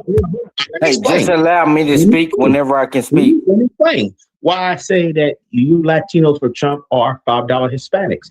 You don't even realize Shout out to Miss Jewel and Miss Ponder. Shout out to you two ladies. I'm not even $5 you're actually discriminating yourselves. That you're really politically erasing yourselves when you vote for a political party that does not let you plainly know. Y'all haven't been in America long enough. Y'all don't understand the politics of race in this country. Y'all come from over there. Y'all don't understand. Y'all been colonized, of course, but y'all don't really understand the enemy in which y'all go to bed with. What is over there? What is over there? Over there, meaning in the areas of the planet. If they came from over there, you came from it too, didn't it? Well, I'm what they call today, I'm a real brother, aka a foundational Black American. So that's what I am. So, well, as a result of that speaking, thank God Ponder is there to bring some respectability politics and some smoothing over energy. From over there, you came from over there too. So what is your problem? Well, my problem is simple. It's not simple. It's complicated to you because you don't even understand what the fuck you saying right now, G. Sir. G. Talking like a nigga. You're not one. You're not FBA, sir. You're not qualified to speak. It's Hispanic people, correct? Correct. Who's that? Okay, can I ask you a question? Why do you think that is?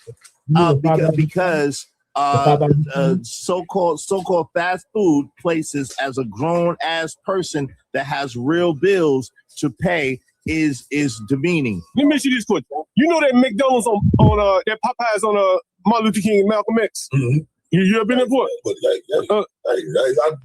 I was in there. Bro, I was in there the other day, bro, with nothing but Hispanics in there, bro. Now they're playing John Galt.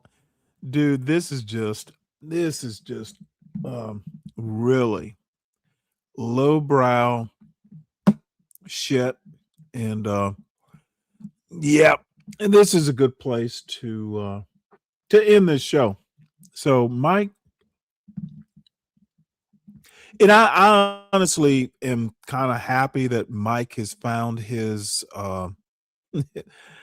his landing pad, or he's found a place to land his plane. And these are the people that have the same kind of general These are Mike's peers. They are his intellectual peers. So it's good to know that he landed safely. Now I won't stay up all night worrying about Mike. So tomorrow I will be on around 3 or so in the afternoon, and we'll do the culture show. Let me throw this up again to thank all the show sponsors, tomorrow's show sponsors. The Brooklyn Watson ×2, The Savage Entertainment, The Deacon Dave, The Woody Johnson, The CKJ3, The DiCapriano, and Mike 123. He hasn't achieved the status yet, but he's trying. He is the narc. Oh man, I'm sorry. It's my time. But it's been a while. I've been on almost 7 hours, so I will be back tomorrow around 3 o'clock. Please come by. It's my time. It's going to be a lot of Black culture stuff. James Baldwin. It's going to be a hootenanny. It's going to be a hootenanny of Black culture. So I will see everyone tomorrow. Yeah. With all that we have given them, we should own perhaps at least one half of this asset. The revenues generated because of it. And it's not it, just take out the Obama race part. Why the fuck is the president of the United States hosting cartoons? Stanley walked tall with a paperback brain. Well, I don't know what it was, but the thing is that if you ever go and you kind of read these people's biographies, fearing his shoes, library brave. The MAGA blacks, you get a bunch of MAGA blacks. That's what you get out of it, President. You get MAGA blacks who will put. They will. I'm a drunk old man with a head shaped like a shroom. And then the other thing we've forgotten is brevity. That's the main lesson I learned today.